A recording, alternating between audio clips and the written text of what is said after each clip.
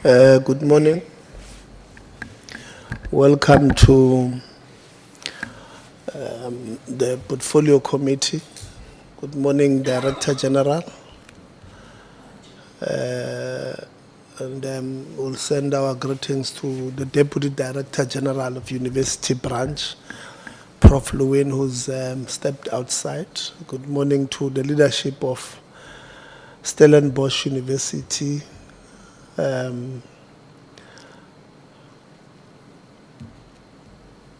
From management,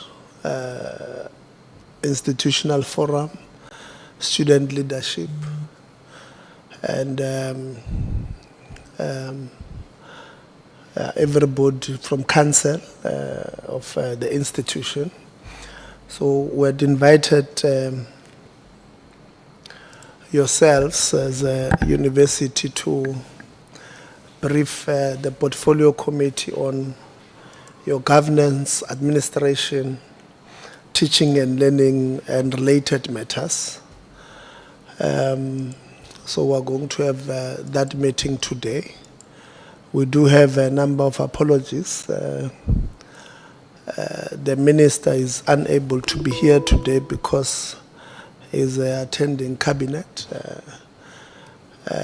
Actually, when we sent, initially we wanted to, today we're supposed to have a meeting where the department present their APPs. And then he wrote to us indicating that today will be very difficult because he must attend cabinet and he would want to be here with the department to lead the APP presentation. So that meeting, we've moved it to tomorrow. Then we swapped with Stellenbosch University, and when we wrote to them, DG, they did not make a fuss about it. Sometimes some institutions, when you asked, we write to you to say the date is this date, and then when we ask to swap things around because of clashes here and there, some of them have become difficult. Stellenbosch did not give us a problem, and we really appreciate that. So we really appreciate that Stellenbosch did agree to come today instead of the initial date, which was scheduled for the 30th. So the presentations, or the minister will not be able to be here. We also have two apologies from the two deputy ministers who are also unable to be here. And then from members' side, we do have, again, a number of apologies from members. We do share members with other committees, and some committees are on oversight outside of the province of the Western Cape.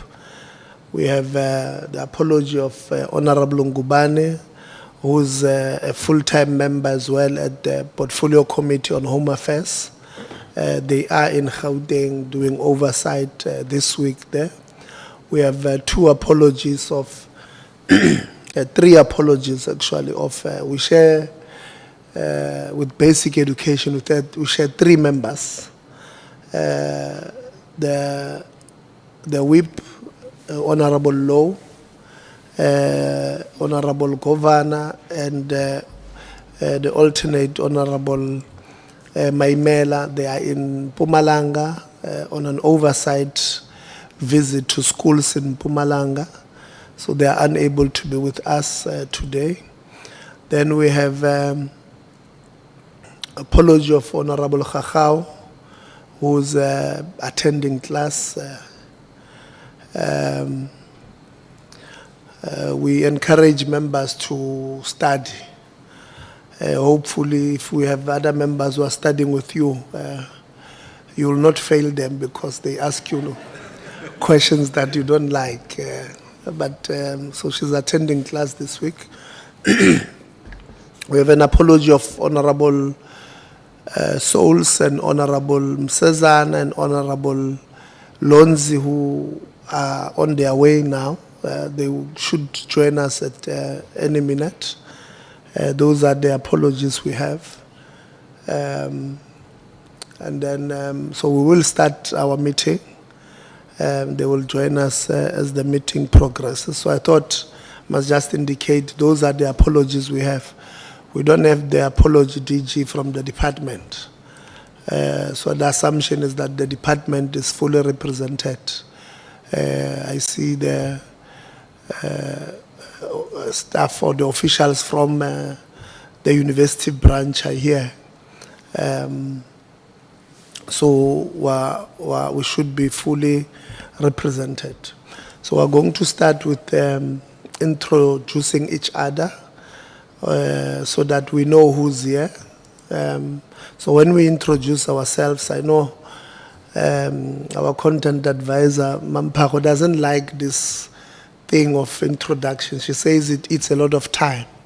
And it forces us to have our meetings to be long, but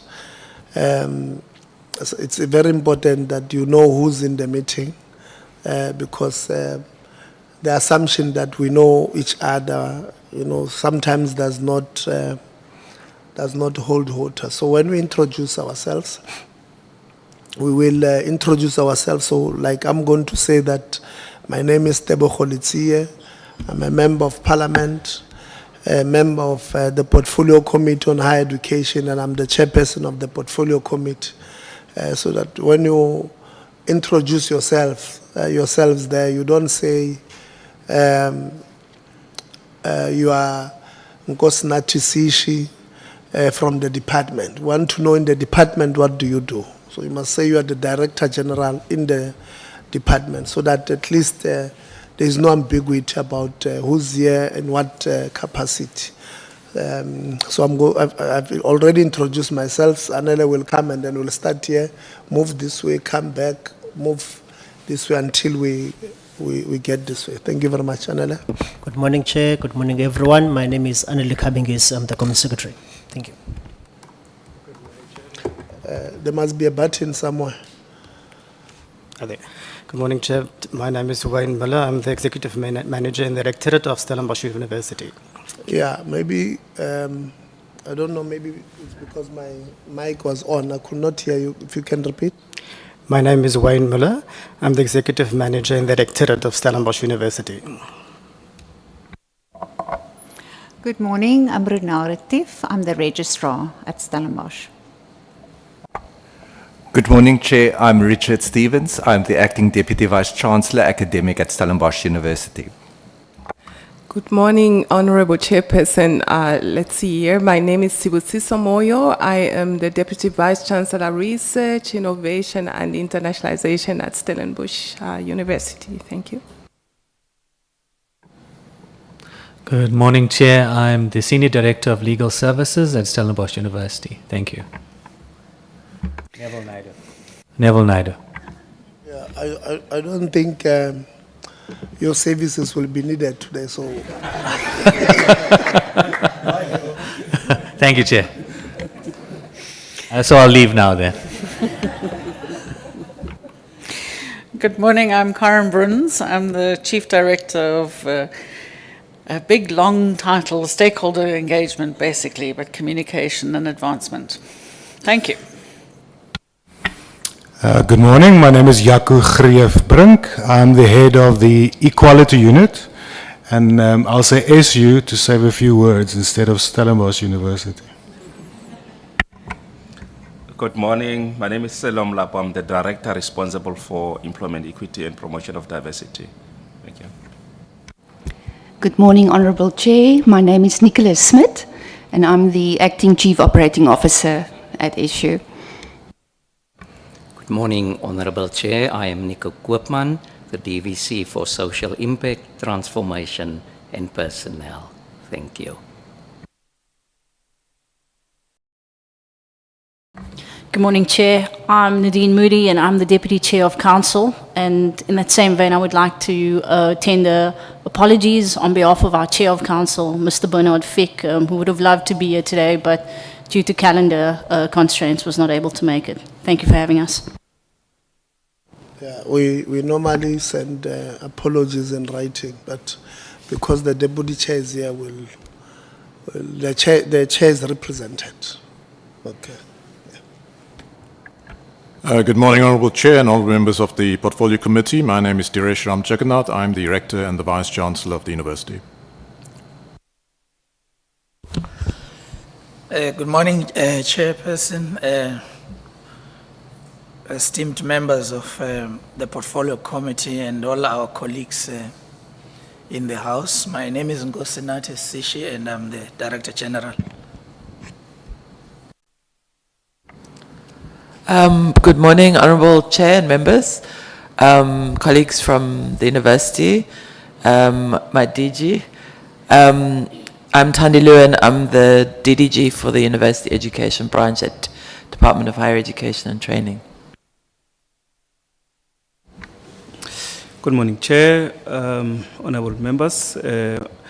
My name is Mnikeni Phakathi, the Head of Office for Deputy Minister Tubengube, who's delegated to the University Branch that is here today. Thank you very much. Morning, Honourable Chair and members. Leslie van Rooyen, Dean of Students at Stellenbosch University. Morning, Honourable Chair and members. I am Cindy Sojamba, Institutional Forum Chair for Stellenbosch University. Good morning, Chair. My name is Brigitte Joubert, and today I represent the Executive Committee of the IF. Good morning, Chair and honourable members. My name is Bulani Mjali. I am the SRC President of Stellenbosch University.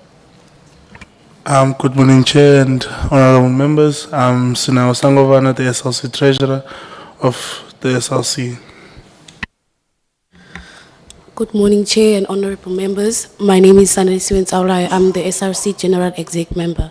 Thank you. Good morning, Chair and all the members of Parliament. My name is Bushim Banza. I am a General Executive Member of the SRC, as well as the Social Impact Portfolio Holder. Thank you. Good morning, Honourable Chair. My name is Nicolette van den Eykel. I'm the Chief Director of Campus Development, Infrastructure and Services at Stellenbosch University. Good morning, Honourable Chair and members. My name is Mani Lombard. I'm the Chief Director Finance at Stellenbosch University. Morning, Chair. Morning, everyone. I am Thando Xolo Potoman. I'm a committee assistant. Good morning, Chair. Morning, honorable members, DG and the DDG colleagues. My name is David Mohlamme, the PLO in the Office of the Director General.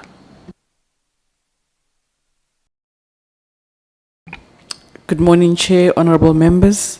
Tabile Lungwani, Parliament and Cabinet Support, Office of the Minister. Good morning, Chair, honourable members, colleagues. My name is Nonja Bolozuma. I'm a Parliament and Cabinet Support intern at the Minister's Office. Thank you. Good morning, Chair. Good morning, members. Celeste Nau, Deputy Registrar, Stellenbosch University. Good morning, honourable members. All protocols reserved. Also, good morning to the DHAT. My name is Penny van der Bank. I'm the Deputy Registrar, Governance, Ethics, Compliance. Good morning, Chair, members, DG, and the rest of the delegation. Agnetha Arends, I'm the researcher for this committee. Thank you. Good morning, everyone. All protocol observed. Mampaho Modiba, Committee Content Advice.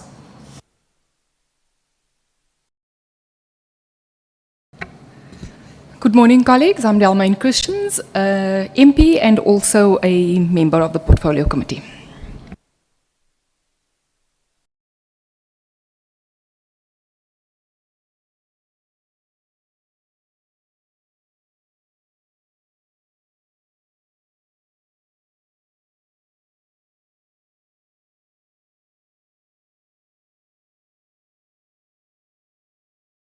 Good morning, Chair. I'm Vanessa Leroux.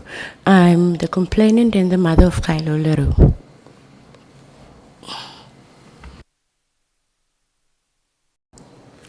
No, thank you very much, colleagues, for the introductions. Now that we know who's here, we can start with our meeting. I think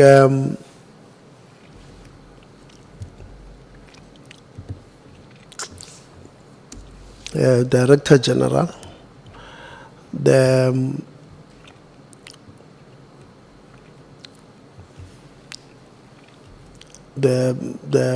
academic year 2026 in terms of academic performance, registration hurdles started fairly well. The whole system. I mean,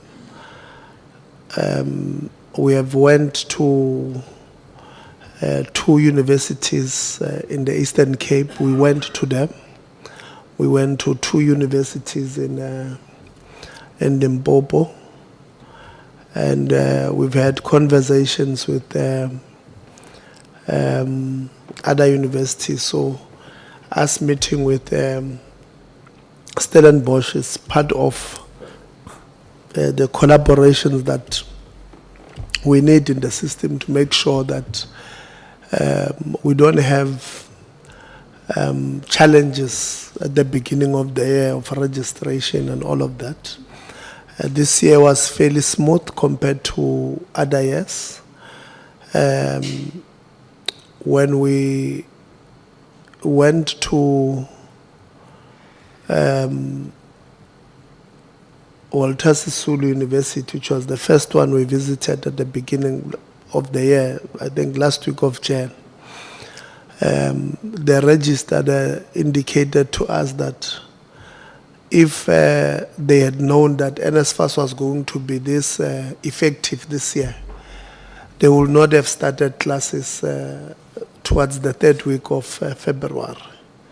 Because at the beginning of the year, normally what causes problems is the back and forth between institutions and NSFAS having data, sometimes not having data, NSFAS not confirming the number of or the recipient of the bursaries from NSFAS, and which makes it impossible or difficult for an institution to commence with the academic program.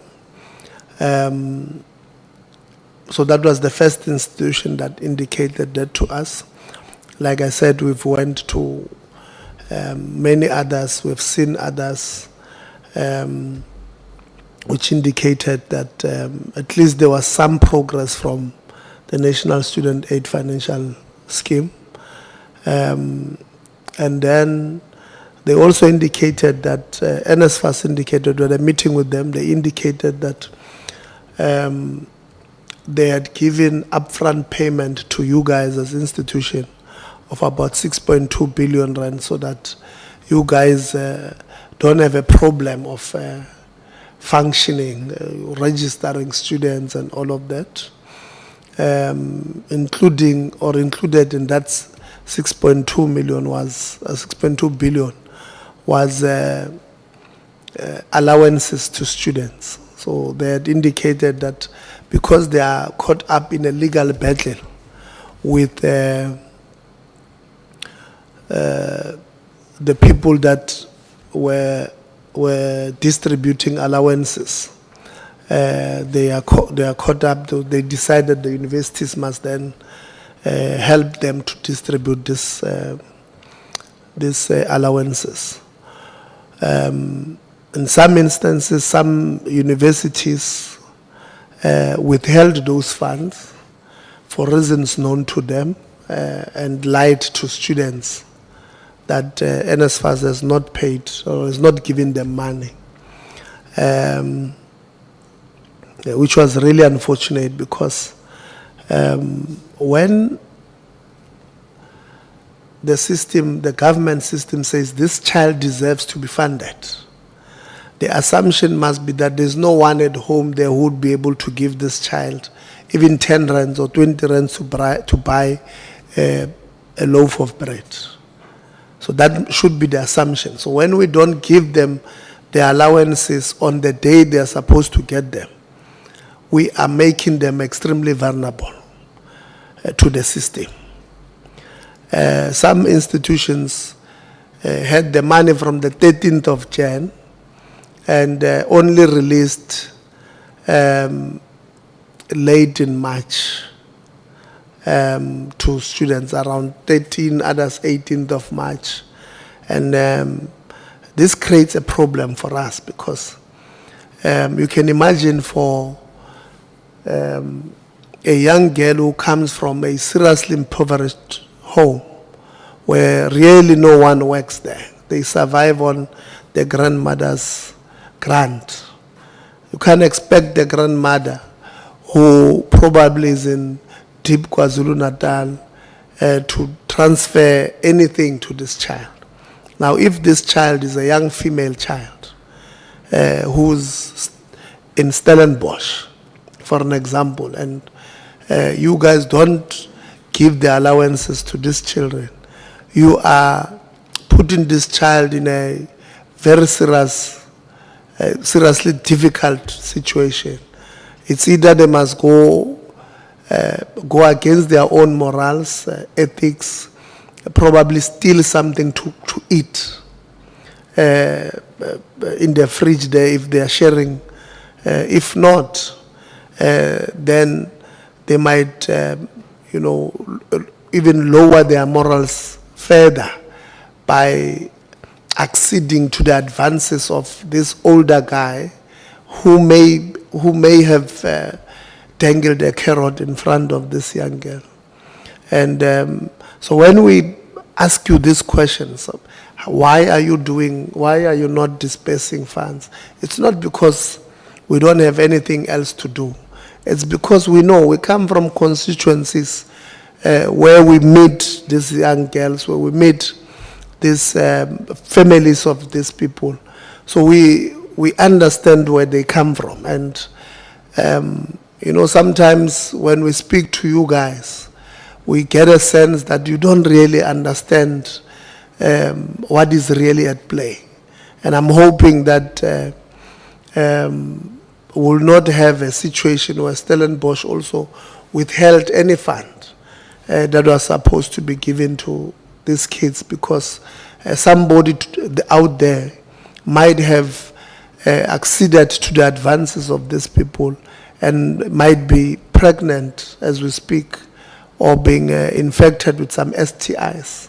Because when you are in that position as a vulnerable person, you don't have a say, so to speak. Those ones with these resources, they hold all the cards, they decide what must happen to you. And we're hoping that we don't have any of this situation as a result of us holding money in our account, possibly in interest bearing, to try and get some interest from this money, whereas it is destroying other children. The second issue is that, as you may be aware, Vice Chancellor, I did write to yourselves on the 3rd of March after we were made aware about a suspected racial incidents at one of your residences. I wrote to you on the 3rd of March after we were informed that the incident happened on the 2nd of March. We did get your response. I'm trying to get your response here. But what I wrote to you was that I said, I'm going to read my letter and I'm going to read your response to the benefit of honorable members who may not have this response, so that you are able to,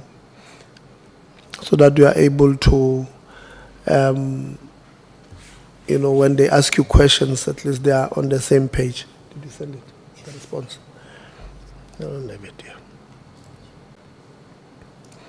So I said, dear Prof, your surname is, it's quite challenging, but I'll try. I said, dear Prof Ramjugenath. Yeah. I said, the request for an urgent response in respect to an alleged racial incident at one of your student residences of the university. One, it has come to the Portfolio Committee's attention that there has been an alleged racial incident that took place at one of your student residences, Majuba House, on 2 March 2026. It is alleged that there were 2 male students, Christian Kutse and Keen Stewart, that broke into the room of Kylo Leroux, and his personal belongings were thrown on the floor and bedding was taken away. Considering the aforementioned, the Portfolio Committee hereby request for an urgent explanation from the university about the veracity of the allegation concerning this alleged racial incident, including the role played by the resident's father, Mr. Jacobus Stewart. The university is requested to submit the response by no later than Friday, 6 March 2026, including corrective measures taken by the institution on this matter. Yours faithfully, that was myself. Let me see if I have your response. Your response did indeed come on the 6th of March, addressed to the Portfolio Committee through the chair. And then it read as follows: Dear Honorable Litsia, response to request for information regarding the incidents at the Majuba residence at Stellenbosch University. As per the request by the Portfolio Committee on Higher Education for Stellenbosch University to provide a response regarding an incident at the Majuba residence, please find information below. Respect for human dignity is a fundamental value at Stellenbosch University, which must always be upheld and by all parties involved. The university therefore takes the matter very seriously. The university has completed a preliminary internal investigation into the incidents on Monday, March the 2nd, 2026 at the Majuba residence.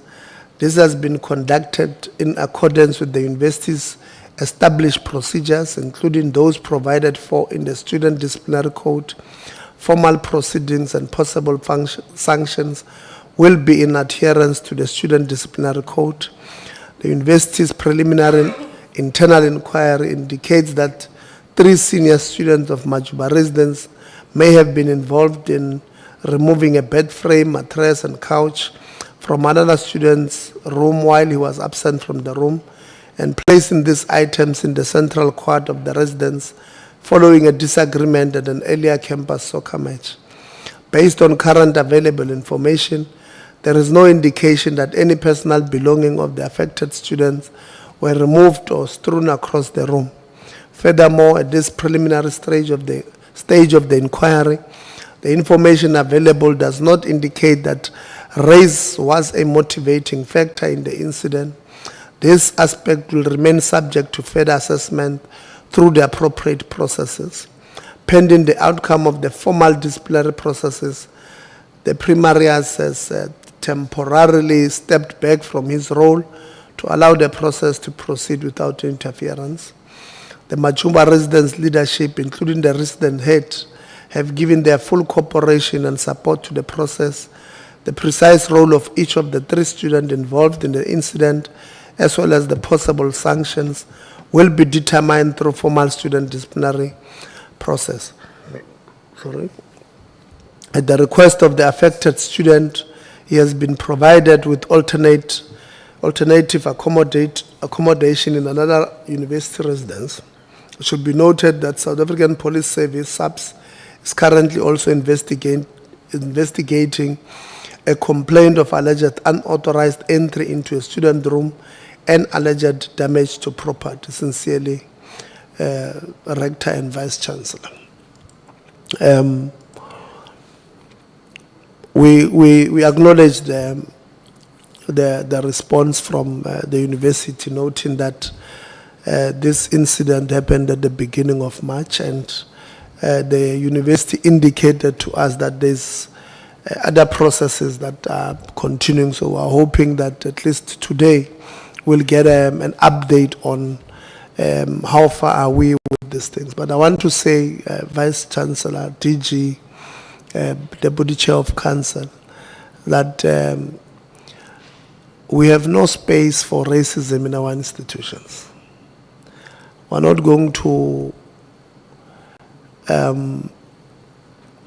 accept racist behavior in our institutions. This country comes way back, has fought very ugly battles of racism. The same way we don't have space for perpetrators of gender-based violence and femicide in our institution. We treat racism the same way. And therefore, at the end of this meeting, we want to get an indication of if indeed, because like I said, we had received complaints about these incidents. Obviously, what we wrote to you is not everything, what we just summarize what was written to us. And therefore, in the course of today's meeting, we will be probing about what have we done to X, Y, and Z allegations, and how far are we with dealing with those. Because if we're seen, Director General, as being soft towards certain aspects of our society that is not progressive, then that might even affect our whole standing as people or as institutions. So, as an institution, it is in your best interest to show that indeed you've got zero tolerance, not only in writing. I know in one of your slides today you are going to take us through the point, I think, where you speak about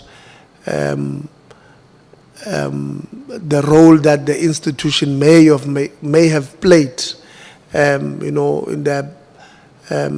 the previous life of South Africa. And you are saying, yes, in some instances, you may not be proud of the role that the institution may have played as far as that is concerned. But it must not only be seen on written on paper, it must be lived through.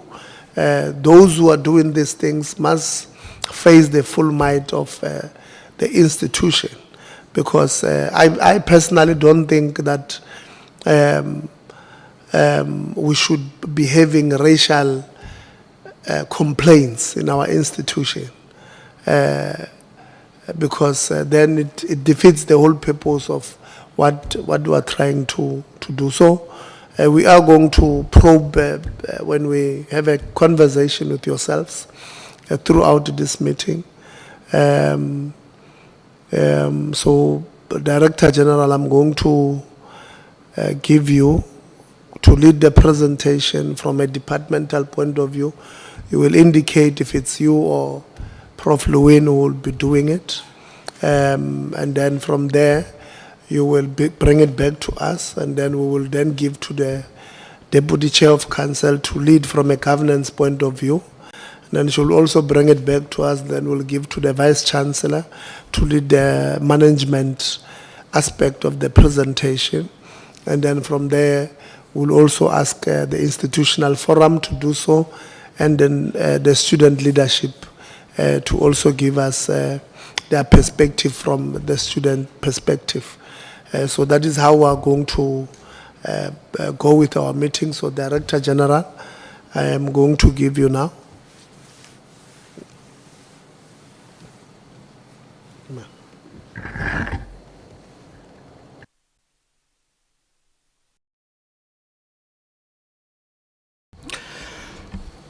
Chairperson, allow me to firstly recognize your remarks. They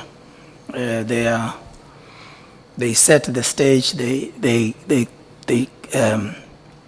frame the conversations for today in a manner that I appreciate, and I think that it's also appreciated by all of us here today. And thank you for that, Chairperson. the context is very important. We would like to thank you for this opportunity, and as a department, discussing the state of governance of this very important university. I was present at the occasion of the installation of Judge Cameron as the Chancellor, and I recall that when Leseja Khanako, the governor of the Reserve Bank, was appointed as to succeed him, when the Vice Chancellor himself was appointed, it was a symbol that is really powerful about the intention to take this institution to a new direction. And I think that all of us would have failed if we did not support this institution in that direction. And supporting means at times coming together and reflecting on our decisions or indecisions, you know, and directing the momentum such that we don't just touch the top layer of the leadership in our transformation agenda, but we also touch the classroom. We touch the residences where students are, and in this way, all South Africa will support this university that has done so many good things. And unfortunately, if we are not able and we're not careful to manage these areas that the chair has raised, it might just undermine everything else that we have done. Stellenbosch remains one of South Africa's leading public institutions with a strong academic reputation, a robust institutional system, and generally a stable governance arrangement. Established in 1918, the institution operates across 5 campuses and offers programs across 10 faculties. A strong research culture at the university. And so our briefing today will focus on 4 areas. Ministerial appointments to support governance. Governance reflected in the annual report and financial statements. Financial health of the institution, and the functionality of the institutional forum. We could go further, but we will focus on those to make the point about where, as a department, we stand on the matters under discussion. We will also briefly discuss developments relating to the Velgenhof residence, which has attracted public and parliamentary attention. And I think in discussing those, we are not suggesting that exhausts the issues, but we think that those will help us to frame the conversation, maybe help us towards the solution. Because I think it's not only about, it's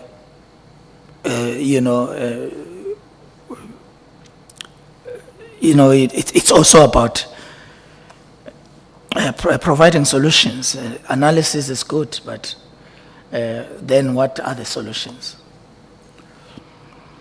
Section 27 of the Higher Education Act and the Institutional Statute provides for the minister to appoint 5 members, of which 4 appointees already serve, and these comprise of African females, 3 of them, and African males, and they serve 4-year terms, and the process of filling the remaining vacancies is also underway.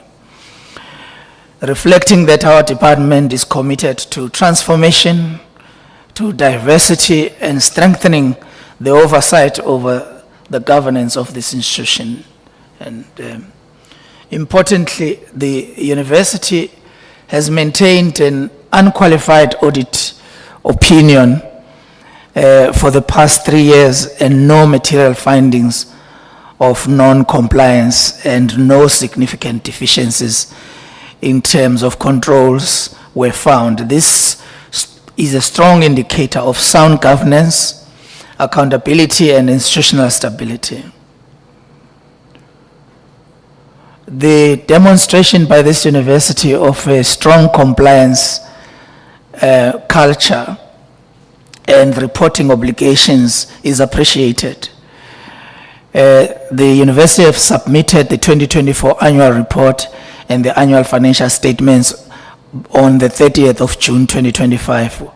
And this was within the prescribed deadlines and consistently complied with the reporting requirements for 2022 to 2024. Stellenbosch remains financially robust and resilient.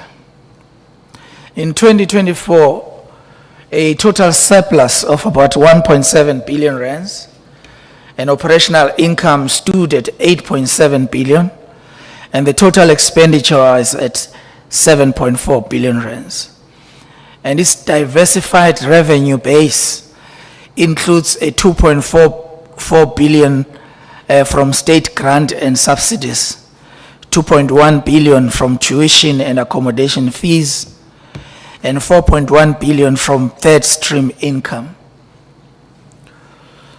The total reserves have increased significantly from 19.4 billion rands in 2023 to 21.4 billion in 2024.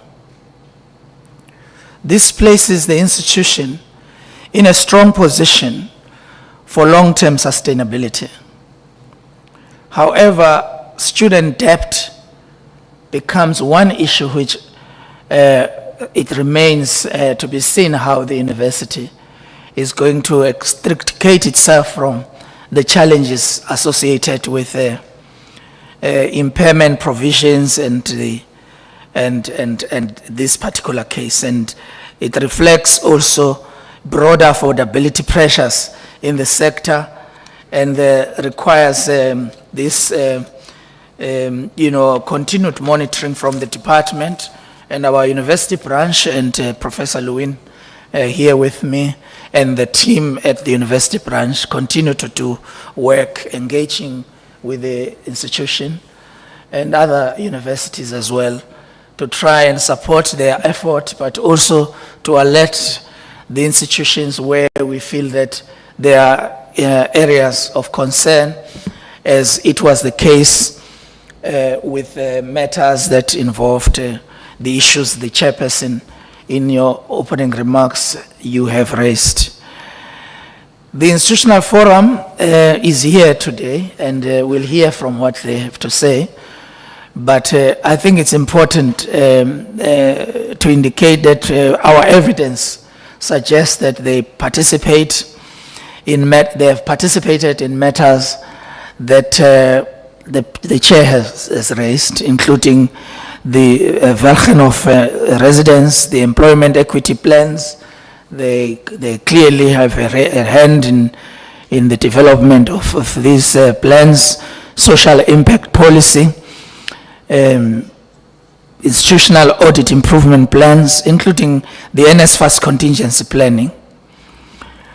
The area of interest for the department is in the transformation policy at the university, and the report from the institutional forum will touch on this, and I think the DDG may also wish to make a comment around that.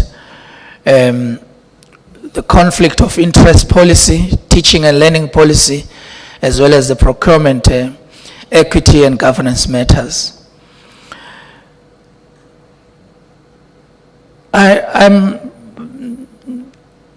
I wish to indicate that Stellenbosch University remains one of the best performing universities regarding infrastructure delivery. Notably, they have delivered a 1 billion infrastructure project during the COVID at a very difficult time. And Chair, that I often come to Parliament and I never reserve my concern about poor expenditure across universities on infrastructure-related projects. And especially at a time when we are confronted with accommodation issues across universities, non-expenditure or poor expenditure on infrastructure becomes a problem. But this university has shown, even at that difficult time, capacity. This is regarded as the single biggest project delivered in the higher education sector. It reflects a strong project governance and institutional capacity.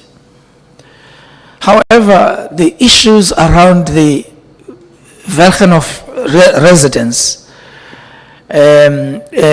still remain a concern. I take into account that the Council has resolved as early as the 16th of September 2024 to close the residence for a year and reopen it following the findings of investigation into contents of 2 rooms in the residence. Subsequently, the Alumni Association had challenged the decision in court, and the litigation concluded on the 26th of February in 2025 through a settlement agreement between the 2 parties. Perhaps the Vice Chancellor may wish to make a few remarks in some of those issues. The agreement, Chair, included restoration of agreed archival material. Secondly, mutual acknowledgements. And lastly, resolutions regarding the naming processes. And the detail will follow on those because they are the key areas. And in my mind, a lot of work still needs to be done, because once you have an incident of this nature, it no longer just is about the university. It becomes a matter of public interest, and it's incumbent upon all of us that even though we can see what has been done, but we continue to work hard to ensure that we send a broader message in society that in our institutions there is no tolerance for racism, there is no tolerance for any form of discrimination, as our constitution clearly stipulates. Renovations are on track, and the naming process remains consultative. And we therefore, Chair, at this point in time, I would like to hand over to DDG to make just a few remarks, taking into account the time constraints, to add in areas where I might have not covered. But I do wish to conclude that overall, the university remains stable and financially healthy, well-governed, while challenges remain, particularly around affordability, transformation, and ensuring inclusive institutional culture. The governance framework is functioning effectively, and there is no indication of systemic instability in the institution. The department will continue through its university branch led by Professor Lewin and capable officials in our department to monitor the developments closely and ensure that governance, accountability, and transformation remain priorities in the institution. Thank you, Chair. Thank you, DG. I think the DG has comprehensively addressed everything that we needed to say as the department. Just to say that we are grateful for this opportunity to engage with the university at this level of depth, and to see such a deep presentation that's going to be given to Parliament. It gives us also an opportunity to touch base on where things are at with the university. I think from our side as the department, we are committed to continuing to support the university in every possible way, raising difficult issues where they need to be raised, keeping an eye on the governance processes, certainly keeping a very close watch on some of the matters that seem to occur now and then in the residence system. I think the university will give us close updates on some of those issues. And really, as the department, our role is to both support the institution through the funding that we transfer and through the advice that we may give, and also to hold the university accountable through the legislative role that we can play. And we are very happy that the university is in a strong financial position. This is not something to take for granted. And we also look forward to hearing more today, Chair, from the university about how they are managing some of the more challenging issues related to the transformation at the university. Thanks, Chair. No, thank you very much, Department. As the DG was talking about the inauguration of the Chancellor, the Vice Chancellor, I then realized that the university did not invite us. So the university treated us like, the us and them was supposed to be one in the sector. So when you have such, invite members so that they are able to come and participate in your activities. But also, I was hoping, Dr. Lewin or Prof. Lewin, you were also going to indicate, because the chronic problem in the department has been that you keep the grants of universities with the department until later on. And at the later stage, you then complain that they can't spend on their infrastructure grant, especially when you only give it to them in the last quarter of the financial year. So I was hoping that you're also going to clarify that part, but the university will clarify that the problems they have is the department gives them money late. And I hope they are going to do so. The person with money, the person who deals with money, maybe will indicate that one of our problems is the department doesn't transfer money on time. It's important. If they do transfer on time, that's good. But with other institutions, they don't transfer on time, and you are unable to, do what you have planned to do, and it creates a big problem. NSFAS, welcome. Our meetings normally starts at 9, but we understand that you are on the news today, so maybe you are busy with PR. Busy with PR. We are told this morning, DG, that the interim chair of NSFAS, of the NSFAS board, has resigned. So maybe that's why our colleagues from NSFAS has arrived late. They were busy doing interviews in that regard. But welcome, NSFAS. Normally when we have our meetings, we invite them so that if there are issues between the university and NSFAS, we are able to resolve them. Sometimes we don't want to have a meeting where you say something and they can't respond, and we write to them, they respond something else. It takes long. Our approach is that we want to have a meeting with solutions. When we take solutions, everybody should be in the room to do so. So they will also respond to other issues where members will ask, or some of the issues that you will raise about them. So, Deputy Chair of Council, let me give you to lead the presentation from a governance point of view, and then from there I will then bring in the management. Yes, okay. Good morning. Thank you, Chairperson, for the opportunity, and thank you to the Portfolio Committee. I was a student at the university many years ago. My first year, I think, was in 2005. And the university looked very different at the time when I was there. And in 2019, I came back to the university where I joined council, and I'm now serving my second term.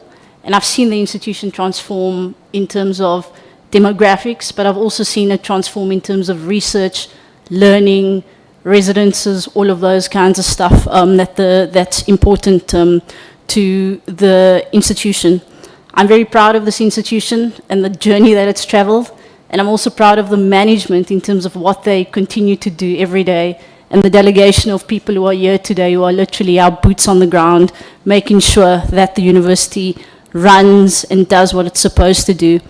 The DG and the DDG both alluded to this as well in terms of our sound governance practices, and this is really thanks to all of these people here today and the others who weren't able to make it, who weren't weren't invited to this occasion.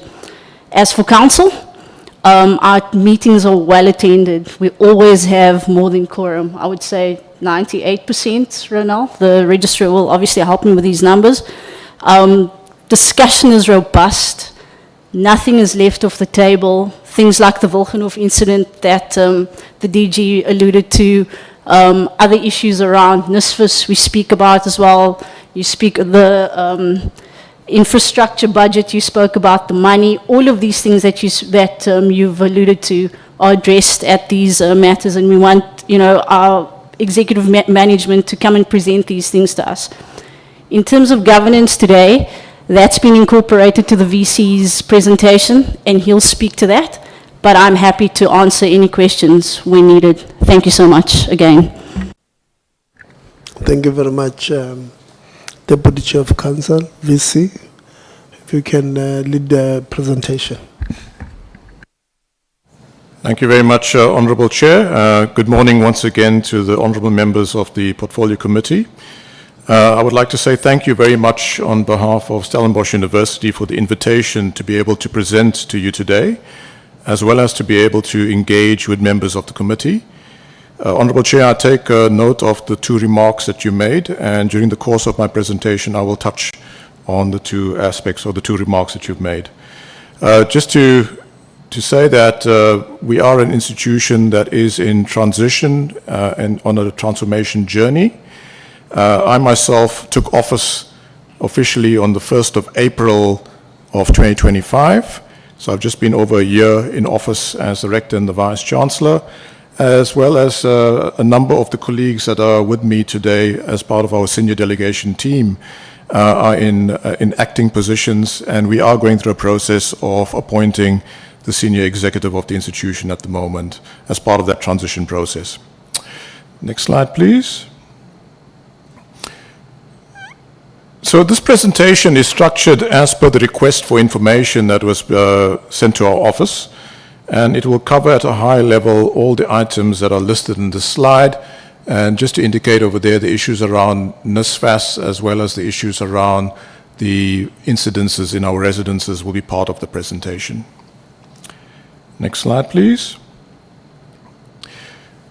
So at Stellenbosch University we have what we call Vision 2040. It is where we would like to see the university in this kind of long-term goal or objective, and it really defines our purpose as an institution. So our Vision 2040 is that Stellenbosch University will be Africa's leading research-intensive university, globally recognized as excellent, inclusive, and innovative. And importantly, it's not just about having the right words, but it's about how do we translate academic excellence at the institution into real societal benefit. And so in that regard, the last four words in Vision 2040 is critical, and what we are working to as an institution, that everything that we do from the academic project point of view at the institution ultimately is how are we as a university in service of society. And there's a strong focus in terms of our Vision 2040, but also in terms of our strategy plans, and typically these are 5-year plans as to achieving that vision, and in particular around the in-service of society. We have gone through a process of developing the next 5-year plan, and that's from 2026 to 2030. And under that we have a strategic framework, and over the next 5 years we also have a lens of enhancement in which we're looking at moving the trajectory of Stellenbosch University. Next slide, please. So in that regard, from a strategy point of view, we have 6 strategic themes: a thriving Stellenbosch University, a transformative student experience, research that we undertake for impact, collaborative learning and teaching, and purposeful partnerships and inclusive networks, and about aspiring to be an employer of choice. However, in terms of achieving Vision 2040 and putting the university on the right trajectory, including from a holistic transformation point of view, we got to look at enhancement. Transformation, some may say, has been slow at the institution. The three lenses at which we are looking at enhancement within the institution is the three foci of academic excellence being one, partnerships and sustainability being the second, and then really focusing as an institution on what we call our people, our processes, and our culture as an organization. So we've got to work on all of those three in order to have enhancement within the institution. So together, these represent holistic transformation and are embedded throughout the 6 core strategic themes. And as we enter this new strategic cycle over the next 5 years, the 3 foci for enhancement will hopefully catapult the university community forward together and with a renewed energy towards achievement of Vision 2040. At Stellenbosch University, we have a set of institutional values. And in this slide over here, you see our 5 key institutional values. Excellence. It's our commitment as an institution to high quality teaching, research, and impact. Compassion.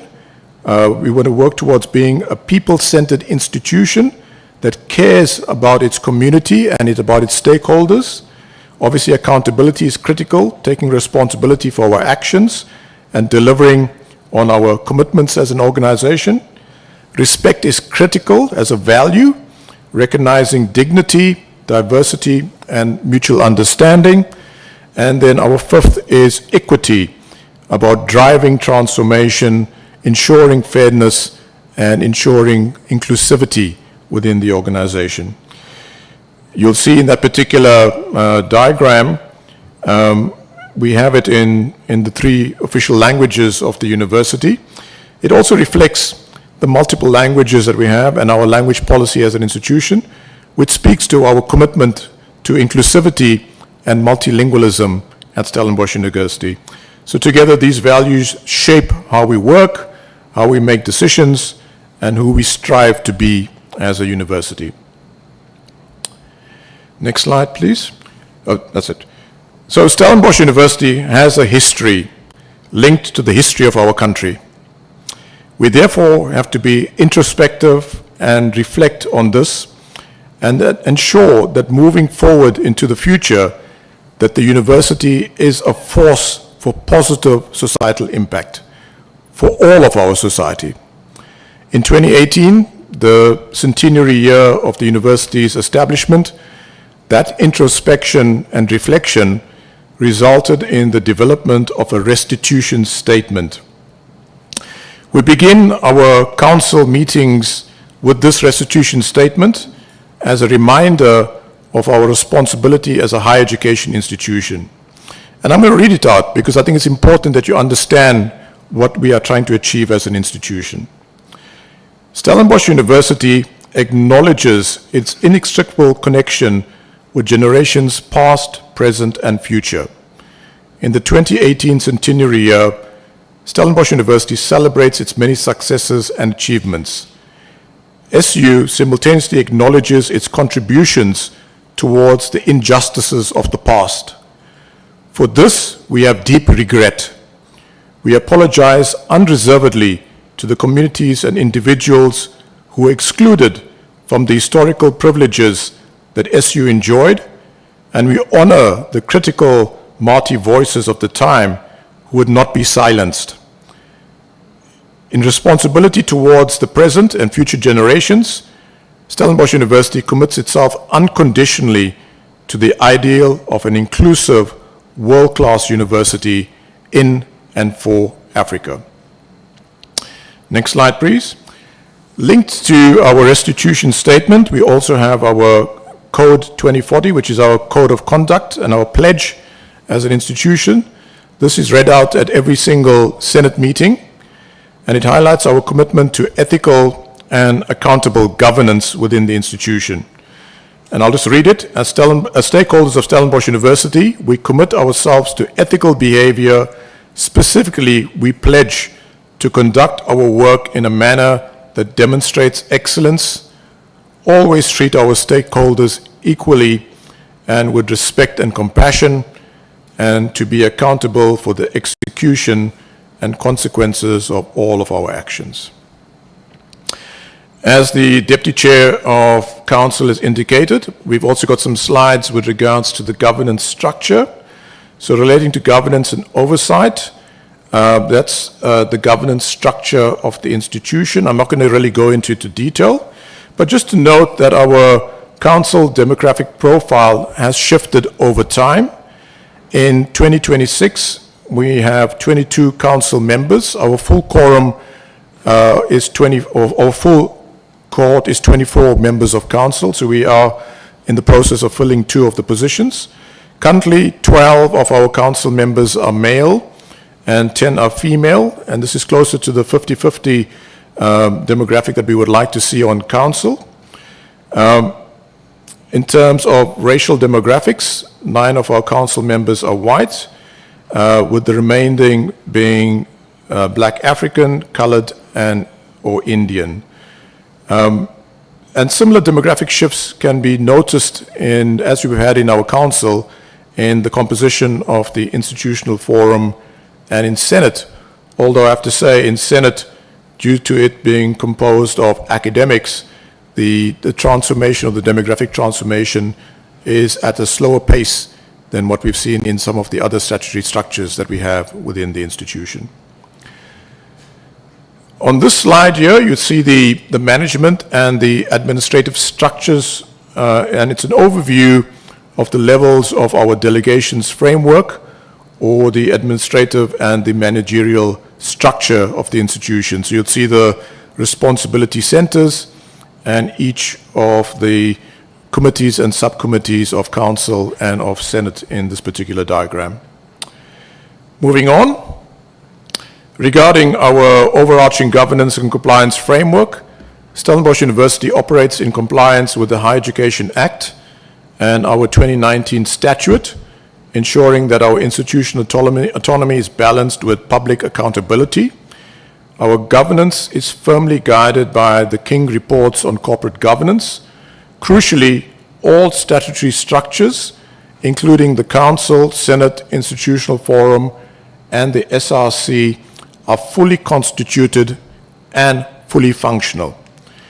To ensure objective oversight and avoid institutional capture, Council maintains a 60% external and independent membership. We also prioritize ethical governance through our Code 2040, an integrated ethics framework approved by Council in 2022 that applies to everyone from management to students and service providers. Oversight is managed by the Social and Business Ethics Committee, and we have bolstered this by establishing a dedicated office for business ethics to proactively manage risks and improve early detection within the organization. Furthermore, institutional compliance is actively coordinated through a mature enterprise risk management framework, handling key regulatory regimes like POPIA and PIA. Ultimately, the assurance signal to the Department of Higher Education and Training is clear.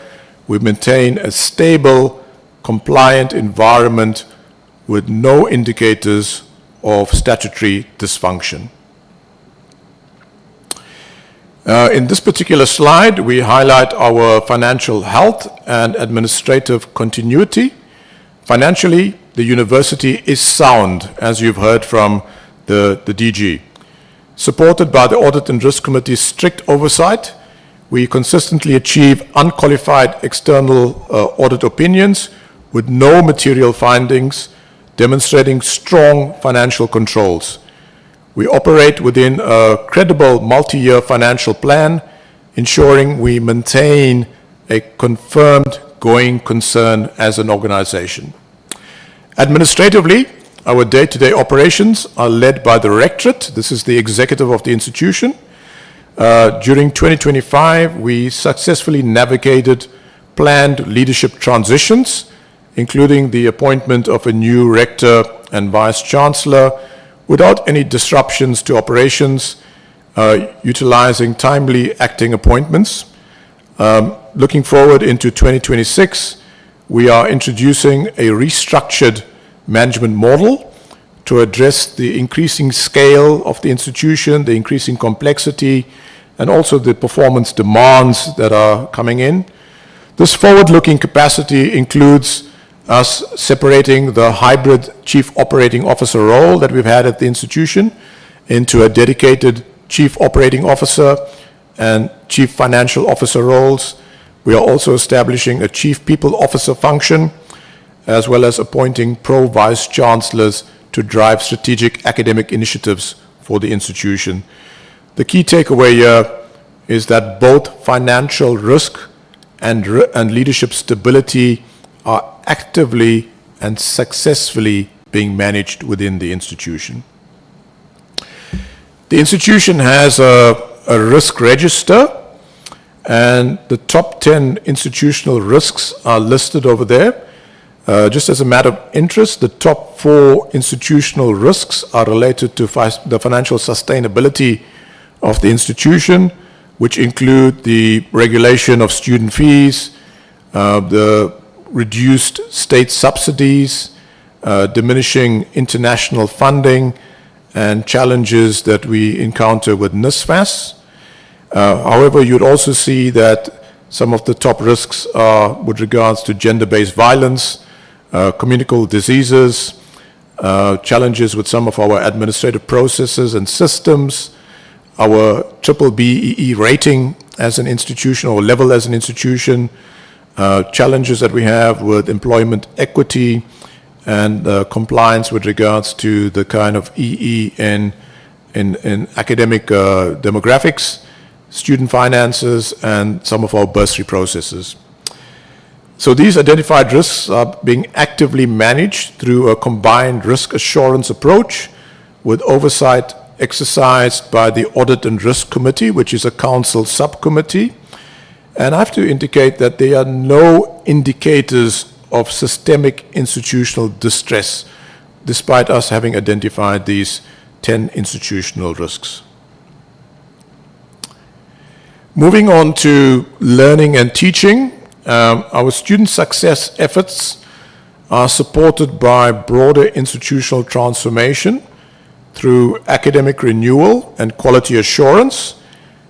Academic renewal is aligned with Vision 2040, and it focuses on 4 key areas: program renewal, rethinking the way we look at assessments within academic assessments within the institution, expanding hybrid and flexible modes of learning and teaching, and building a comprehensive student success system for the institution. At its core, this work ensures that our teaching and learning remain responsive to a diverse and an evolving student body. In 2025, we prioritized program renewal, strengthened academic advising, and established a dedicated student success unit and focus, an important step towards institutionalizing these efforts. A strong example of impact with regards to student success is the Dell Young Leaders Program. This initiative integrates academic support, financial assistance, and career readiness. It has demonstrated excellent retention and graduate outcomes, and the partnership has now been extended to 2029, enabling us to scale its impact to a further 1,500 eligible NSFAS students at Stellenbosch University. Finally, all of this is underpinned by robust quality assurance. Following the Council for Higher Education's institutional audit, we are implementing a structured improvement plan addressing the key recommendations out of that report.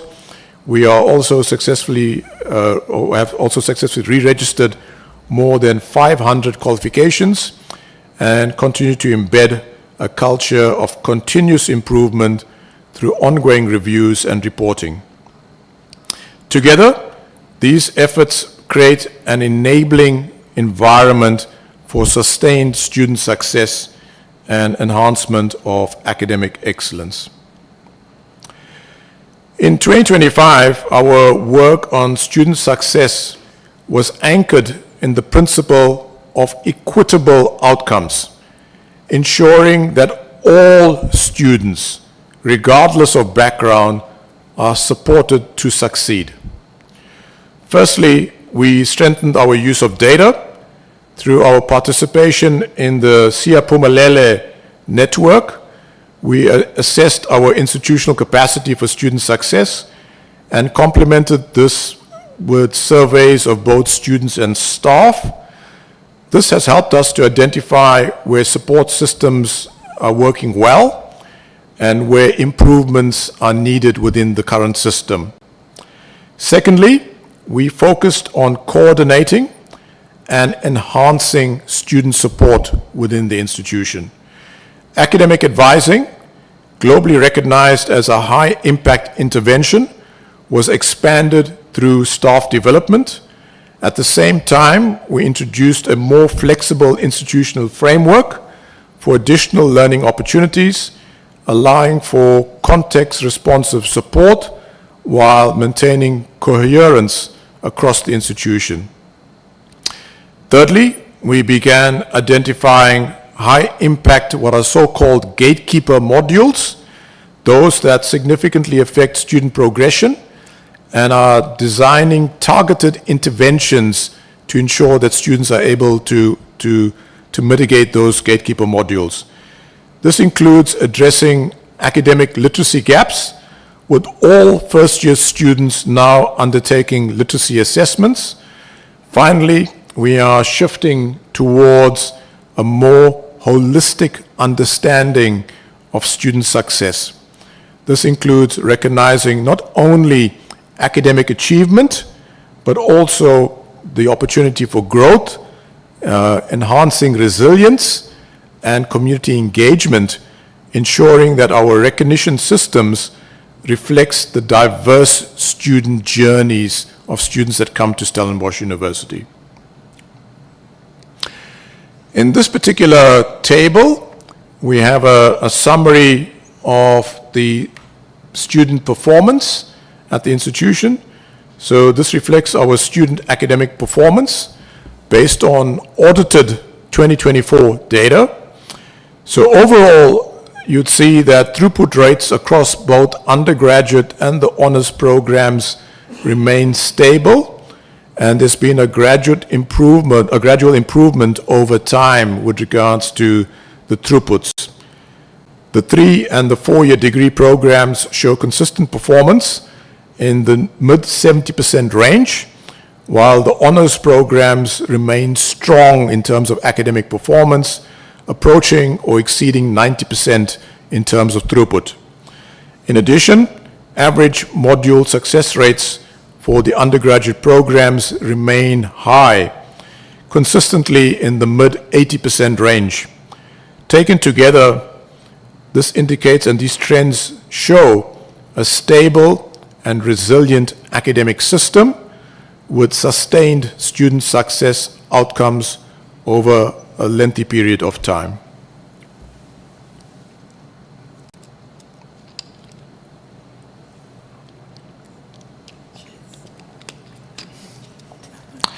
So this particular slide focuses on our student success rates across different program types. You would see that for the 3- and 4-year undergraduate programs, the dropout rates have remained relatively stable over time. There have been some fluctuations. In fact, you can even see that there have been some improvements in terms of reduction of dropout rates. You will also see the 6-year programs perform particularly well, with very high retention and very high completion rates. Overall, the data suggests that dropout remains a challenge, and we are trying to minimize and reduce that within the institution, particularly in the standard undergraduate pathways. To address this, the university has targeted support mechanisms aimed at helping to improve student retention and success over time, along with structured academic support interventions. An analysis of student success and throughput at Stellenbosch University has shown that we need to invest in an institutional wraparound support initiative to enhance these measures across all demographic groups. The Dell Young Leaders Program has a number of practices and platforms, and we've been piloting that over the last 5 years. And we are using the lessons that we've learned from that program to scale institutionally to leverage student success and to enhance the throughput within the organization. Wraparound support programs aim to improve the psychosocial functioning and academic achievement of underprivileged students who frequently encounter many obstacles and hurdles when attempting to pursue higher education. Throughout their academic journey, students can receive academic help from the program through tutoring, learning communities, financial aid, situational support, even support with regards to job placement, workforce preparedness, and an alumni community membership. It seeks to improve academic achievement through frequent check-ins with the students, ensuring that there's support through financial aid and support for necessities like tuition and housing top-ups. In addition, the curriculum emphasizes students' mental and social well-being, career readiness, and preparing them for the employment and the development of their professional networks and their support systems. With regards to the request for information on work-integrated learning, this table summarizes in the main faculties where we do have work-integrated learning. In the Faculty of Education, the faculty follows a structured process for managing school placements and formalizing contractual arrangements with partner schools for the teacher training.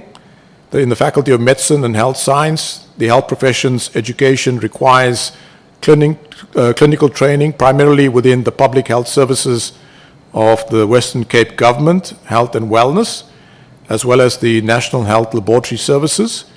To give effect to this, we have formal agreements with both these mentioned entities.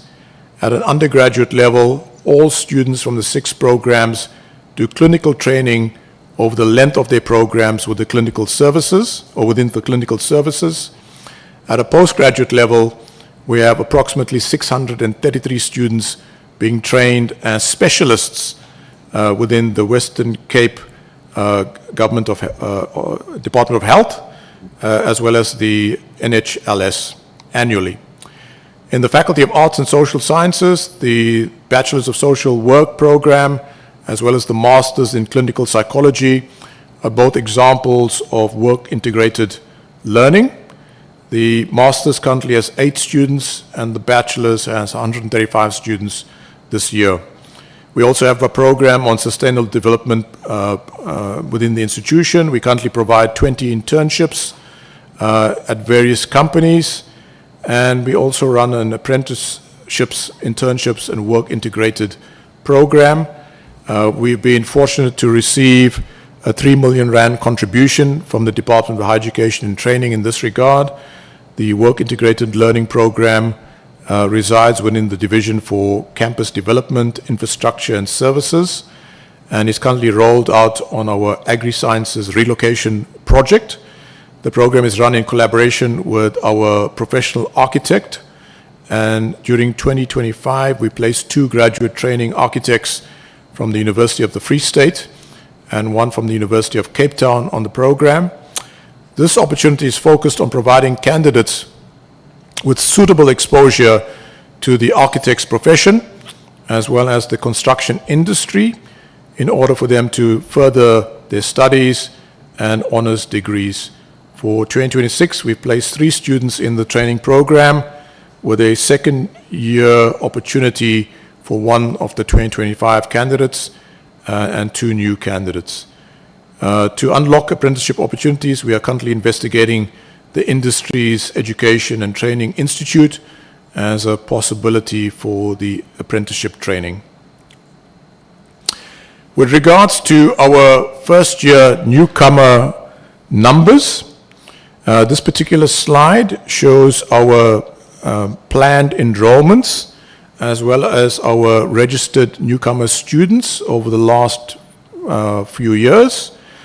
Our newcomer enrollment figures remain strong, and by the end of February this year, when registration closed, we had 6,451 first-year students that had registered.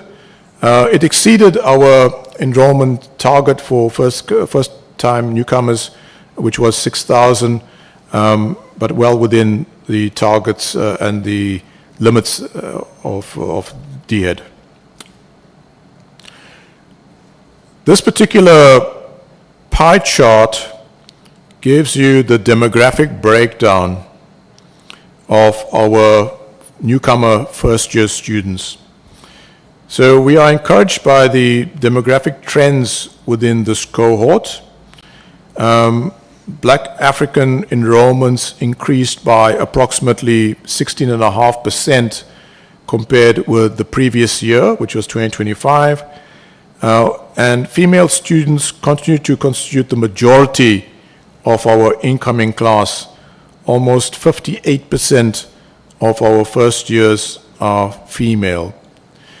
If we look at the data from 2022, we do see an increase in the number of students of color, black students, colored students, Indian and Asian first-year newcomers, with 2,547 enrollments of that demographic group in 2022 and 2,728 in 2026.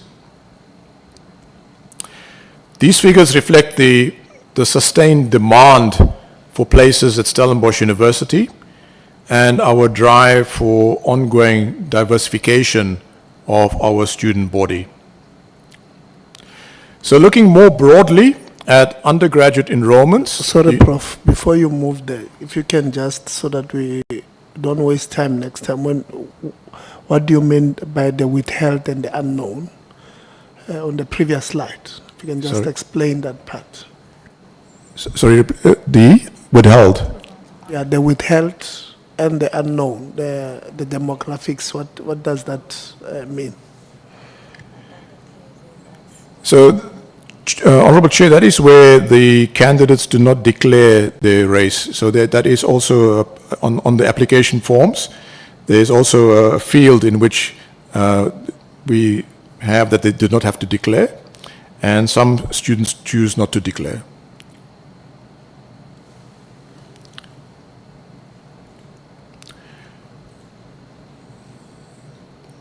Chair, is it fine if I move on? Thank you. So, looking more broadly at our undergraduate enrollments, and this is across all the faculties now, the university continues to experience stable growth.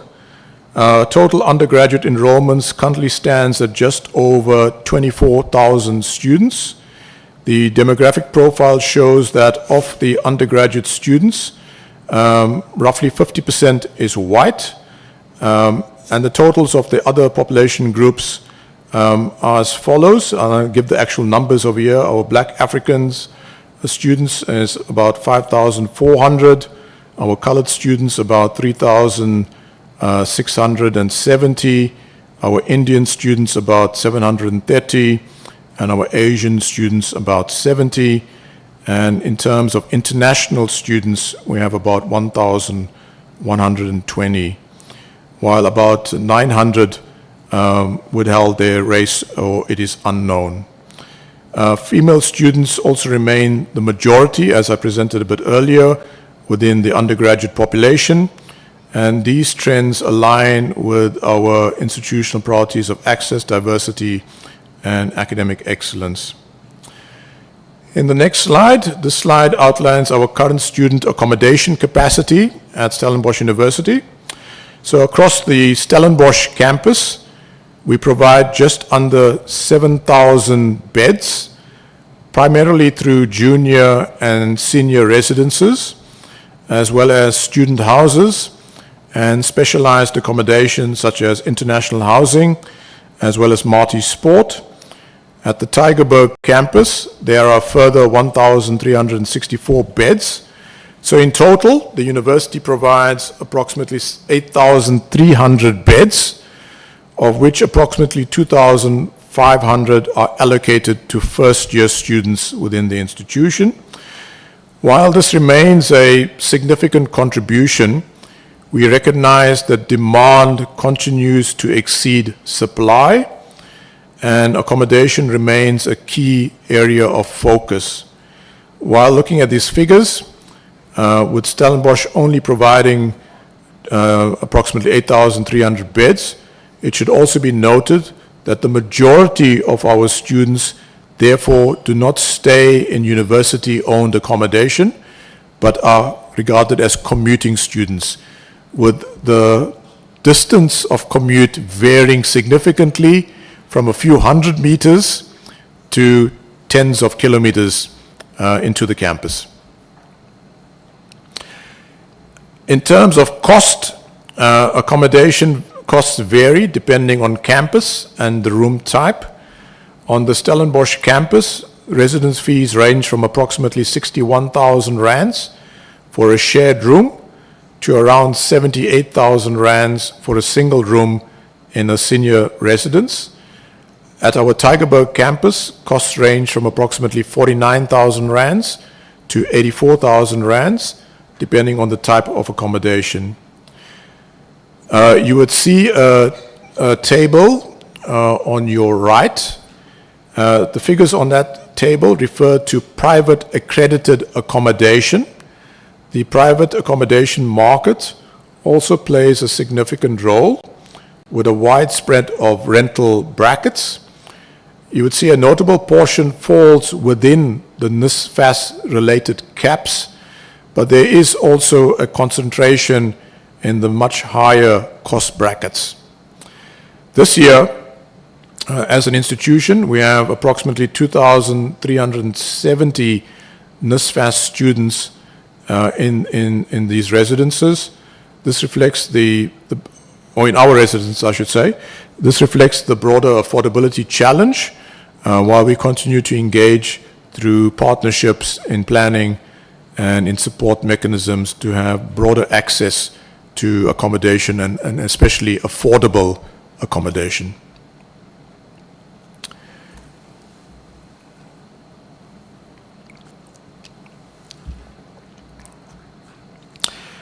As an institution, and I think it was one of the points that the chair remarked on, we are continually striving and working on ensuring that the residence culture aligns to our institutional values, aligns to our code of conduct, and aligns to the constitution of this country. When incidences occur in the residences and are not in keeping with the values of the institution, that infringe on human dignity and are not in keeping with good societal values, we strictly adhere to our institutional policies and ensure that we follow through in fair disciplinary process to ensure that there is fairness and a just process. Now, the Majuba incident was, as was indicated, reported on Monday, the 2nd of March, and has since involved both Stellenbosch University and the South African Police Service. In the response which the Honourable Chair has read out, we provided an update at that point in time as to the process that we had followed. But from the outset, all students involved were identified, and the university has cooperated fully with the ongoing processes, both internally in terms of our disciplinary processes and investigations, but also in terms of the SAPS processes. The incident received notable attention on campus, particularly within residences and the broader student communities. It also drew engagement from the Student Representative Council, as well as the student societies and formations such as SASCO and the EFF Youth Command. Our disciplinary processes start with an initial phase with preliminary findings to determine the rest of the process that needs to be followed. An outcome of this initial process is the preliminary feedback from student discipline, which indicates that 3 items were removed from the room in question: a bed frame, the mattress, and a couch. All of these items are university or residence property. The room itself remained otherwise unchanged, and from the preliminary investigations, there were indications that no personal belongings were removed. Up to, or with the investigations to date, at this stage, there is no evidence of overt racism with regards to this incident. From an institutional perspective, the process is continuing through our student disciplinary processes with a formal hearing that is scheduled for 12 May this year before the university's Central Disciplinary Committee. In parallel, there are residence-level processes that are ongoing, including engagements on unacceptable practices within our residences. These are being guided by the residence head, together with the leadership under the Dean of Students and with colleagues from our Student Affairs. Reports and affidavits have been received from all parties involved, and there has been full cooperation throughout the process. The SAPS investigation remains ongoing, and the university is awaiting feedback from the state prosecutor with regards to the status of this particular matter from a SAPS and a NPA point of view. Moving on, I think as we had indicated, there were other incidences within our residential spaces, and I'm going to refer to 2 of the further most recent incidences which occurred. In 2022, there was the Hays Marais incident. It was a urination incident, and I think in terms of the way we as an institution refer to a zero tolerance in terms of these particular matters, and ensuring that there's a fair disciplinary process that is followed, and it has resulted, and the matter has been dealt with in accordance with our student disciplinary processes. And in that particular case, the sanction was the expulsion of the perpetrator from the university. And that particular student remains expelled from the institution. With regards to the Vilkenhoff matter,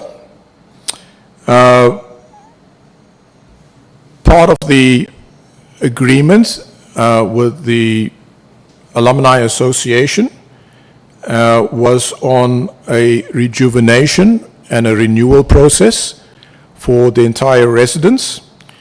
And the renewal committee was led, or is being led, by Professor Pumla Gobodo Madikizela and colleagues from the Center for the Study of the Afterlife of Violence and Reproductive Quest. You would know that, you would recall that Professor Pumla was part of the Truth and Reconciliation Committee of our country, and they've been working over the last year on a renewal process that focuses on the refurbishment of the building, which has been completed to reflect a more inclusive experience, the renaming process of the residence and of other facilities in the building. That is currently ongoing, and we hope to finalize by the second semester of this year. There's work on the renewal of the residence culture. That is being student-led, together with the facilitators, and it's a core group of students from within the residence, as well as from student communities, and inclusive group from the residents and from other student structures within the university. There's also a process that's currently undergoing where we are reviewing the archives and the materials that were found in the 2 rooms, and it's being guided by an inclusive committee representative of internal and external stakeholders. The current situation is that the refurbishments of the residence has been completed with very positive internal and external feedback in terms of the refurbishments, but also about how that transforms the culture within that particular residence. The naming process is well underway, and as I indicated, the final decision in that regard is going to be expected in the 2nd semester. The residence culture renewal, there's ongoing guided facilitation of this with a core group and with student affairs. And in the archival process, at the start of the process, the work should be completed within the next 8 months. Stellenbosch University adopts a zero-tolerance approach to violence, discrimination, harassment, and related misconduct. Sexual and gender-based violence is treated as a formal institutional risk, alongside the broader risk of a respectful, safe, and inclusive workplace and institutional environment. The Equality Unit coordinates the institutional response, including monitoring and assurance. All matters are governed by the university's policy on unfair discrimination, harassment, and sexual and gender-based violence, supported by binding case management regulations that have been introduced in 2026. These ensure a consistent, fair, and a survivor-centered approach. Reporting is designed to be accessible and flexible. Individuals can report via email, in person, at the Equality Unit, or through an online reporting platform. And anonymous reporting is also possible where needed. Importantly, there is no time limit for reporting incidents, although early reporting is encouraged. The Equality Unit serves as the first point of contact and ensures that all cases are handled in a coordinated and confidential manner. The Equality Unit operates a structured case management system covering the full life cycle, from intake and assessment through to outcome and closure. A mandatory risk and safety assessment is conducted in every case. A duty to report protocol and interim protective measures may be implemented where needed. These measures are preventative, proportionate, and non-punitive. Importantly, mediation is not permitted in sexual and gender-based violence cases. All cases are managed through a centralized and secure system with strict access controls. The Equality Unit supports individuals beyond reporting by guiding them through available support options. This includes access to disciplinary processes, counseling, assistance with engaging the South African Police Services, and referrals to specialized services at the Stellenbosch GBV Center, including the Tutuzela Care Center, which opened in 2024. Of note is the Tutuzela Care Center. Stellenbosch University is one of several partners, along with SAPS, Stellenbosch Municipality, and others, involved in the launch of the first support center for victims of gender-based violence that is not on hospital premises and has on-site overnight facilities. The integrated site includes an NPA Tutuzela Care Center and is positioned to support survivor-centered response and prevention through training, capacity building, research, and community engagement. This center is the first of its kind and has been called a national flagship and a symbol of the power of collaboration by the previous National Director of Public Prosecution, Advocate Shimila Batoy.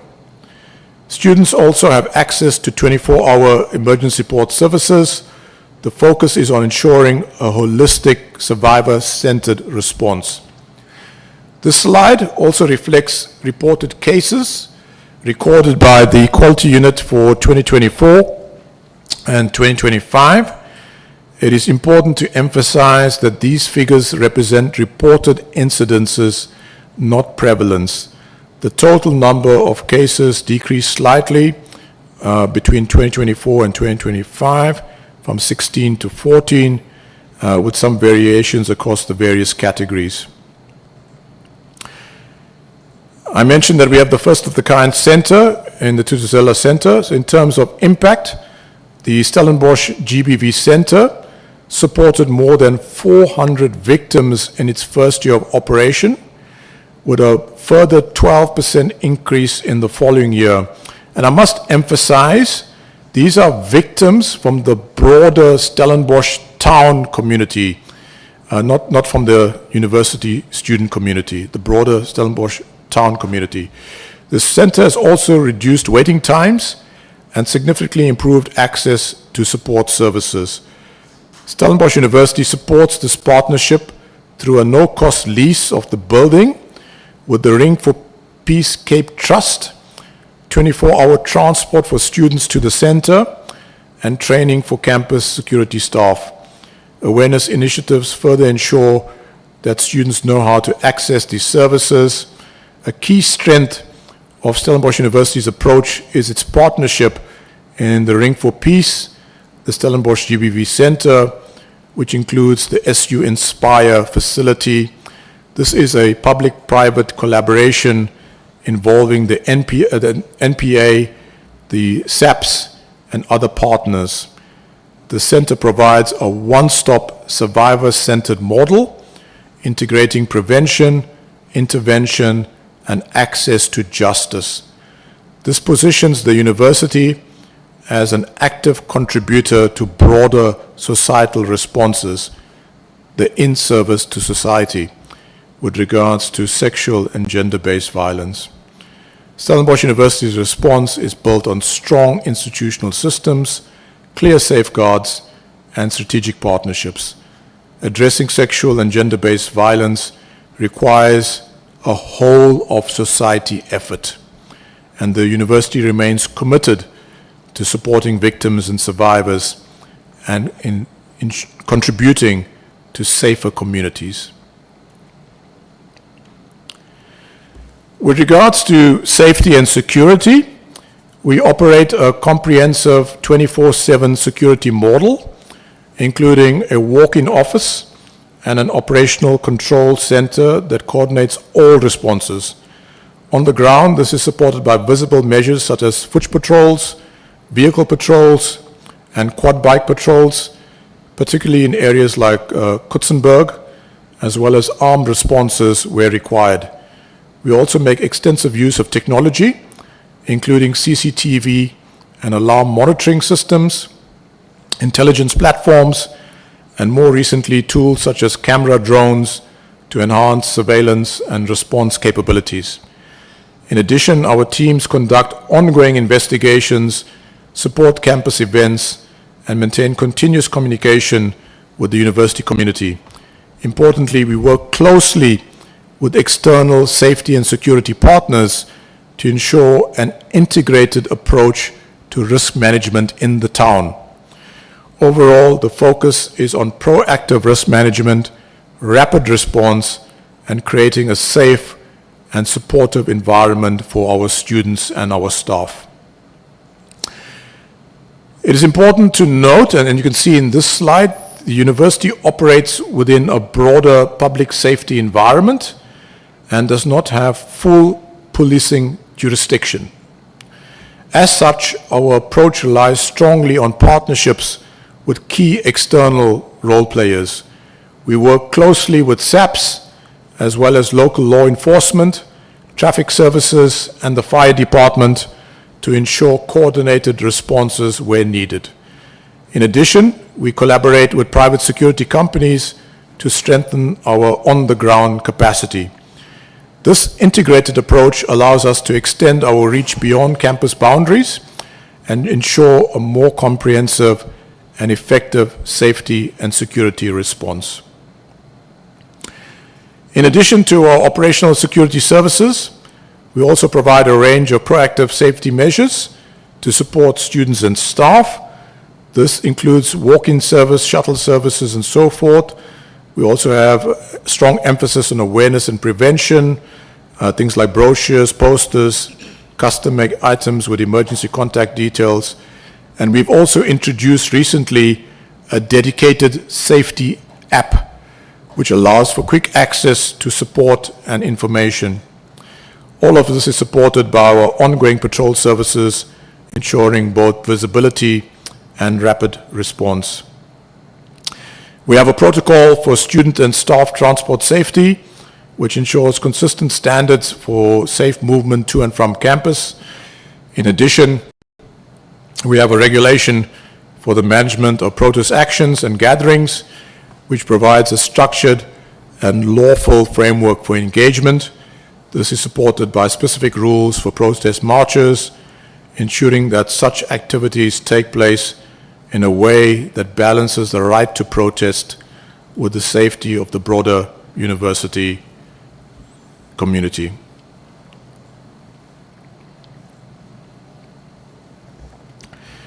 So this particular slide provides an overview of criminal-related incidences reported per quarter from 2016 to 2026. And I must highlight that this covers both campus and the surrounding areas. What is important to note is the overall downward trend over time, particularly when comparing to earlier years like 2016 and 2017.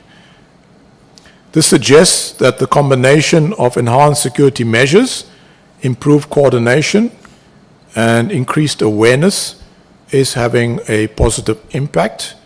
However, we continue to monitor these trends closely to ensure that interventions remain responsive and, importantly, effective. Turning now to research and innovation. As you've heard from the DG, Stellenbosch University is one of the leading research-intensive universities of our country. And Stellenbosch expresses its research, innovation, and internationalization strategy through two key strategic documents, the Research and Innovation Blueprint and the Internationalization Strategy, which is currently under review. The Research and Innovation Strategy is aligned with Stellenbosch University's Vision 2040, our Strategy Plan 2026 to 2030, as well as the South African Decadal Plan for Innovation, as well as with the AU strategies and the EU strategies. These strategic areas are at the heart of our research efforts. They are carefully selected to align with both local imperatives and global grand challenges. Fundamental disciplines as the backbone of future transdisciplinary research, addressing evolving societal challenges, which within the South African context refers to issues around inequality, poverty, and unemployment. Through focused investment and collaboration, we aim to achieve depth, innovation, and broad impact across disciplines.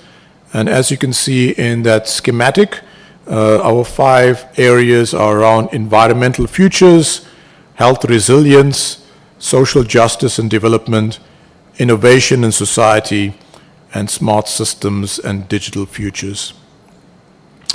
In this particular slide, you can have a summary of our research and innovation impact.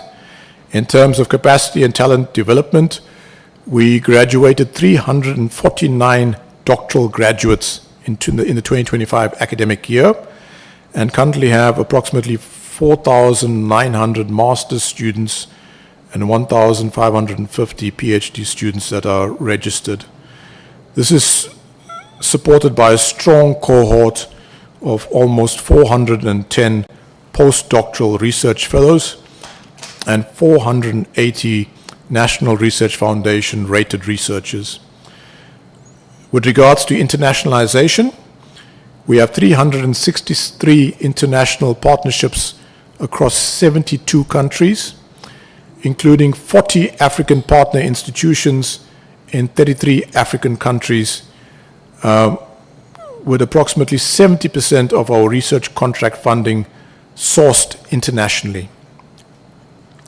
We host 53 research chairs with and in terms of the research impact, an average field-weighted citation impact of 1.74, which is quite high.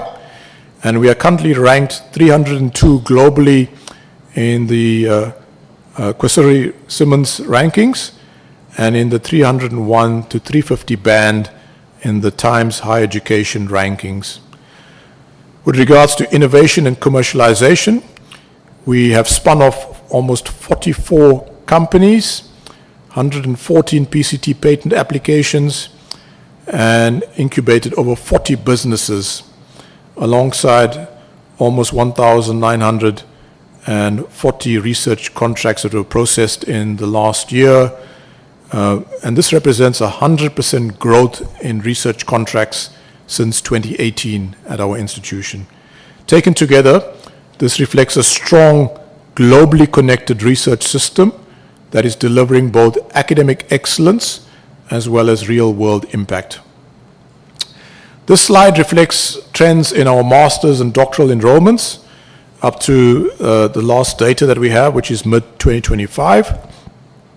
Overall, master's enrollments have remained stable, consistently around the 5,000 mark, with a slight upward trend in recent years.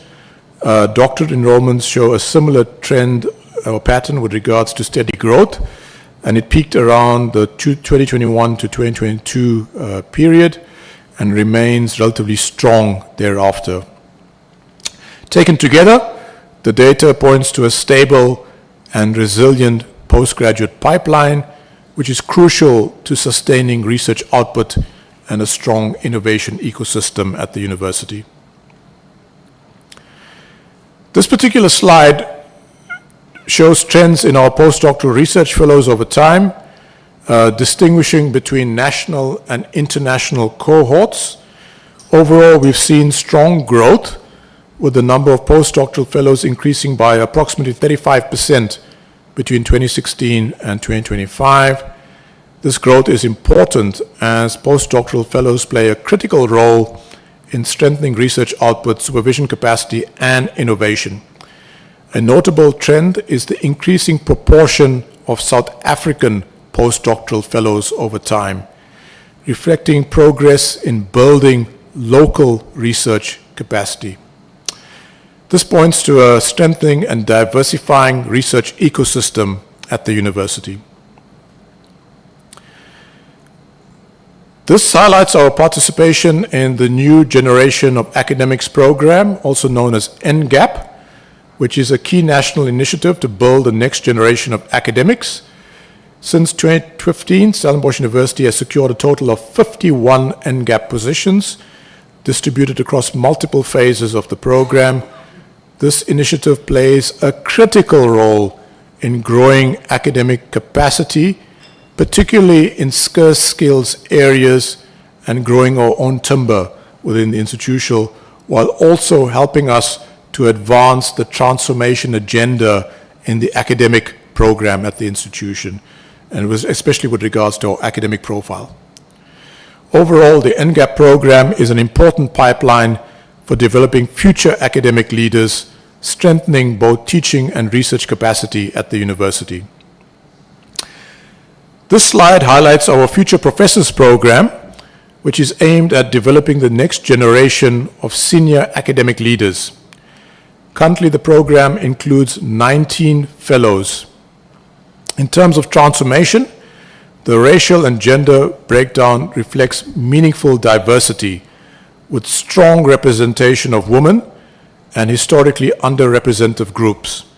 The program is also delivering on career progression, with several fellows already advancing from lecturer to senior lecturer academic ranks, as well as from senior lecturer to associate professor ranks. Overall, the program is strengthening the pipeline of future professors, supporting both transformation and sustained academic excellence within the institution. We have extensive infrastructure. In the interest of time, I'm going to leave the figures up there for you to look at. But the research and infrastructure and the innovation capacity bodes for a very strong ecosystem for the research and academic agenda of the institution. One of the flagships that we have in our libraries at the moment is the innovation facilities, including a makerspace and Africa's first library-based immersive technology lab, just as a matter of interest. Equitable or enabling equitable access to knowledge and research as espoused by the National Open Science Policy is critical for us as a university. And we have a number of open access initiatives, including our 3 institutional Sun Scholar, Sun Journals, and Sun Digital collections, as well repositories, as well as 18 open access journals that we publish as an institution. This slide provides an overview of our international staff profile. Of the approximately 4,660 staff that we have at the university, only 4.4% of university staff are foreign nationals, spread across academic and support categories. The majority of international staff are located within the academic cohort, where they contribute to teaching, research, and global collaboration. We also see representation across both permanent and fixed-term positions, reflecting a mix of longer-term appointments with more flexible project-based roles. We remain committed to localization and developing South African talent, with targeted international appointments playing a complementary role in strengthening scarce skill areas, research excellence, and global collaboration. Honorable Chair, in this slide, we show the countries of origin of our international staff. We see strong representation from across the African continent, including countries such as Zimbabwe, Nigeria, Kenya, Ghana, and Namibia. At the same time, we also attract talent from further afield, including the United Kingdom, Germany, United States, and China. This reflects a balance between regional collaboration and global engagement. And as I mentioned earlier, we got a clear focus on developing local capacity and local talent within the institution. In this particular slide, it's just the majority of our foreign national employees have doctoral degrees, so it just gives you a breakdown of the qualifications. And in the next slide, we provide an outline of the positions that are held by the international staff at the university. And in terms of the types of visas, so there are 53 staff members with work permits, and that's just a breakdown of the type of visas that they have, the foreign national employees. Moving on, you've heard from the DG, the significant infrastructure development that has been undertaken and has been developed at the institution. Stellenbosch University delivers large-scale infrastructure with discipline, compliance, good governance, and high standards. And we've completed 198 projects valued at 3.1 billion rands since 2021. We do not abandon projects. Stellenbosch University's record reflects careful planning, consistent execution, and follow-through. Currently, we have 16 projects under construction worth 636 million rands. 7 are nearing completion with a value of 438 million rands, and 38 are currently in a planning phase. Taken together, these are amongst the largest university-led infrastructure programs in the Western Cape, and across the country. It reflects not only capital investment, but also strong project governance, effective pipeline management, and the ability to deliver at scale. The true impact of Stellenbosch University's infrastructure development strategy lies in what it enables. An example is the Biomedical Research Institute at SU's Tygerberg campus, opened in 2023 at a cost of approximately 1.2 billion rands. The BMRI accommodates over 500 researchers, fellows, and students, and features some of Africa's most advanced biomedical facilities, including the continent's largest 600 square meter biosafety level 3 laboratory and a fully automated biorepository. The BMRI was designed as a platform for research, training, and the public health impact. The BMRI's significance extends beyond campus. It strengthens the Western Cape's health research ecosystem and the nation's ecosystem, supports postgraduate training from across Africa, and provides scientists with advanced ecosystem environment needed to improve disease prevention, diagnosis, and treatment in South Africa. The facility was recognized before completion by visits by our Honorable President, President Ramaphosa, and the World Health Organization representatives. The global impact of this facility is clear. Professor Tula de Oliveira and colleagues at CIRI within this research ecosystem gained international recognition for detecting the Beta and the Omicron variants of COVID and for advancing genomic surveillance that informed public health responses worldwide. It demonstrates the potential of future-ready public research infrastructure for healthcare, epidemic preparedness, and scientific leadership of our nation on the African continent.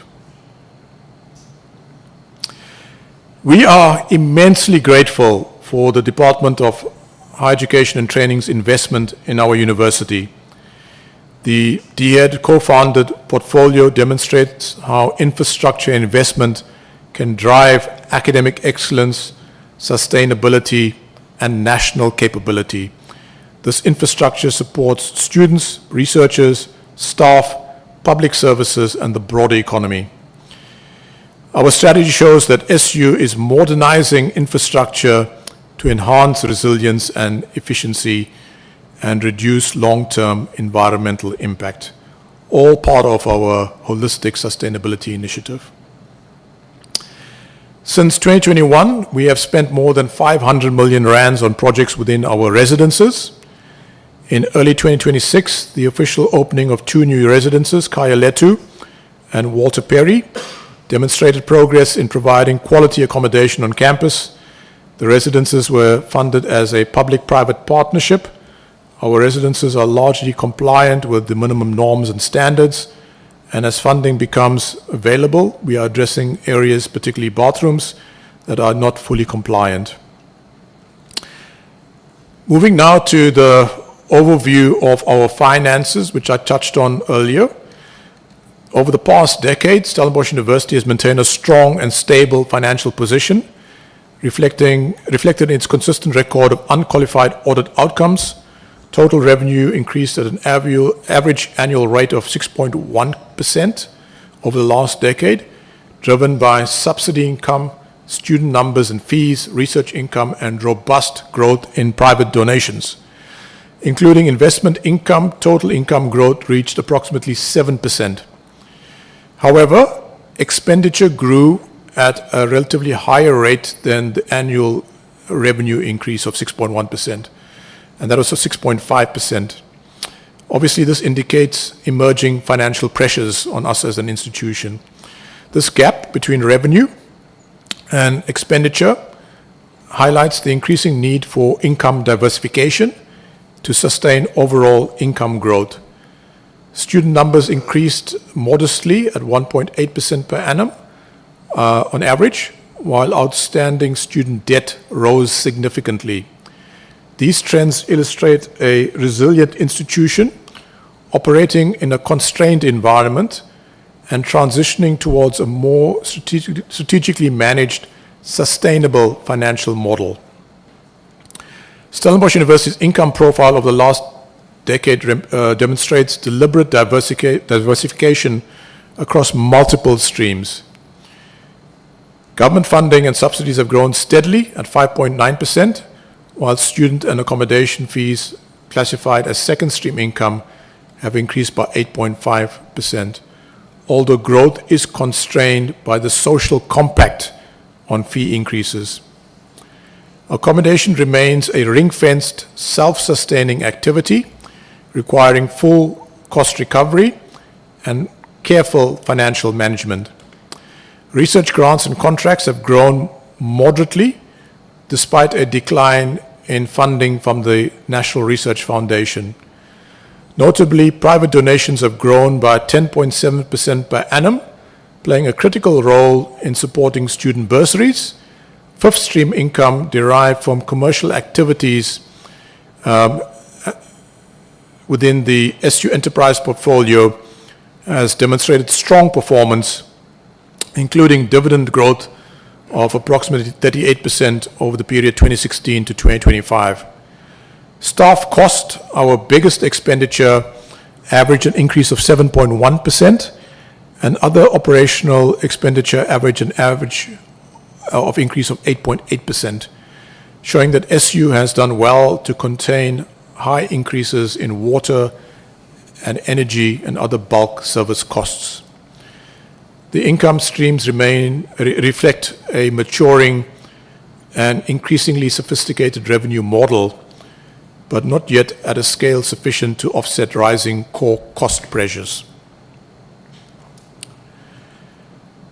Now, Stellenbosch University places a high premium on sound corporate and financial management, and we do everything in our power to ensure that finances are managed in a transparent and judicious manner. Part of our financial management is to manage responsible levels of reserve funds with a view to long-term systemic sustainability. However, contrary to public perception, reserve funds are not a lump sum put aside to earn interest, but take the form of funds intended for various environments to be used only according to specific guidelines and conditions. SU's financial position demonstrates both strength and increasing structural pressure. Total available funds have grown at an average rate of 7%, and reserves have increased significantly by 8.4% of total income in 2015 to 18.1% in 2024. Available funds comprise both restricted and unrestricted funds.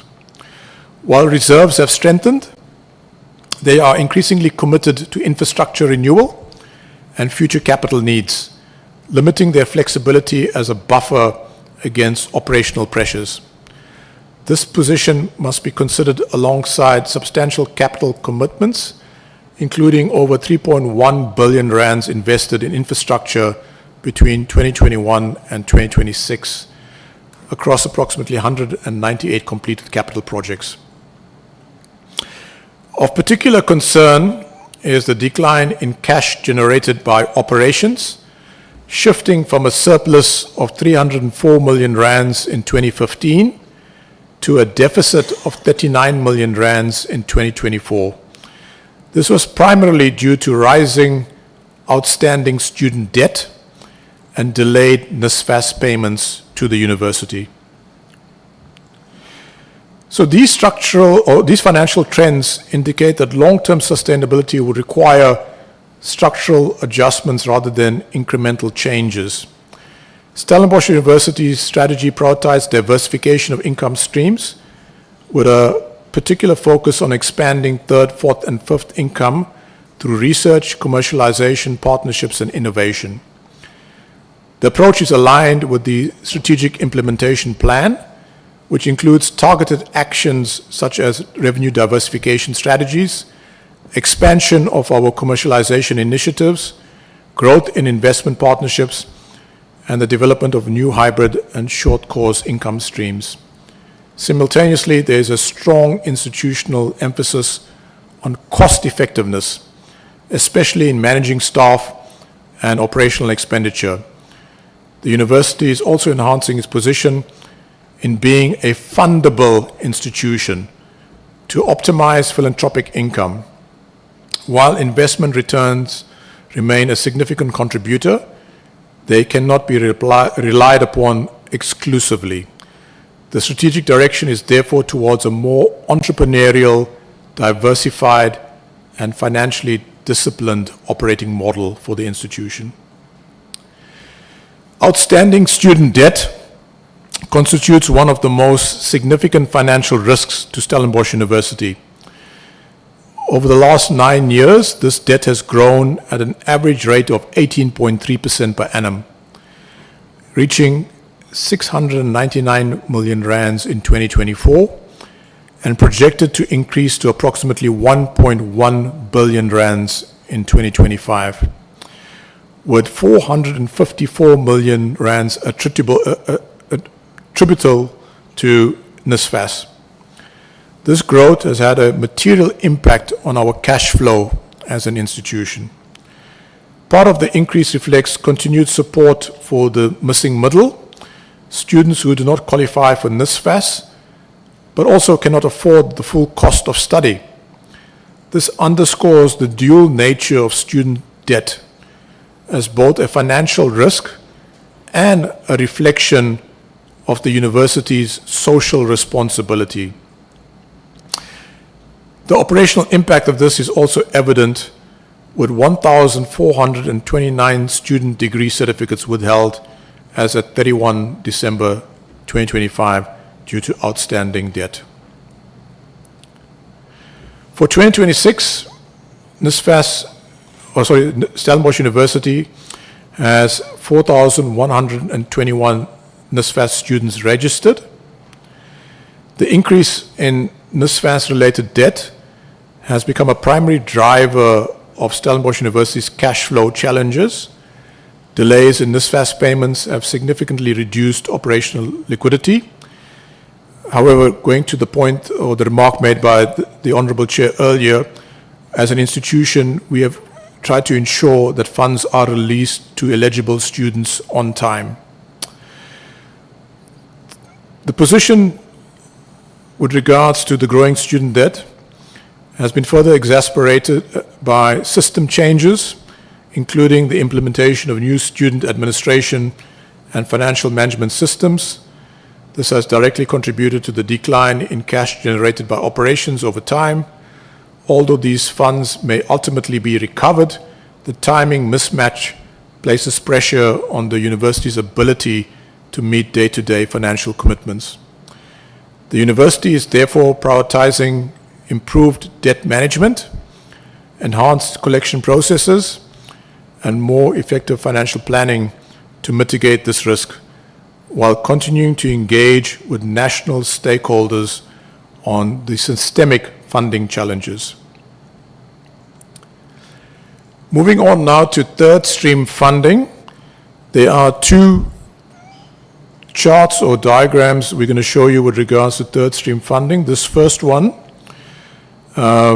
is the third stream income per annum over the past years, meaning that this was the actual income realized in a particular year. This data can only be analyzed retrospectively based on audited information in our financial system. Note that the audited annual income figure for 2025 is not yet available because we are finalizing that. From this graph, the decline seen in national government grants can be seen, and that's the blue line, as well as a steady growth in other local contracts, which is the red line, and particularly the growth in international funding, which is the green line.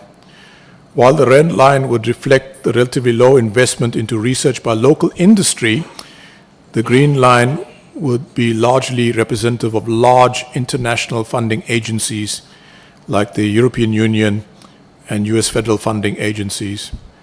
Just bear in mind that with executive orders signed by the President of the United States in 2025, we will see significant changes in these trends in 2026 moving forward.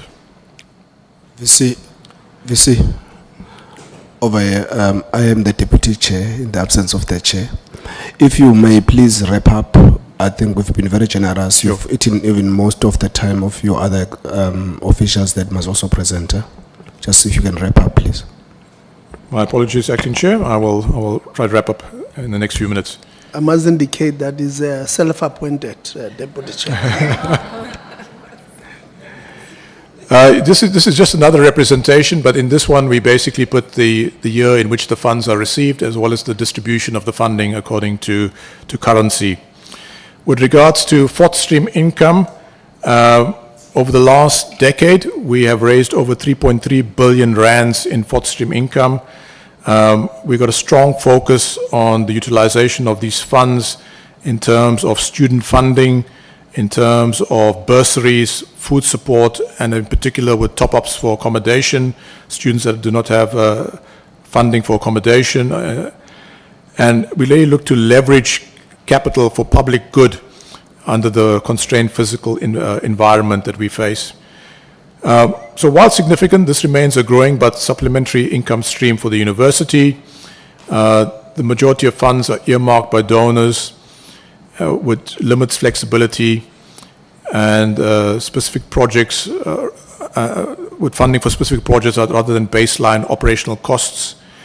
And all such funding is subject to formal gift acceptance policies and ethical review, and we ensure transparent reporting and stewardship to donors, executive management and council.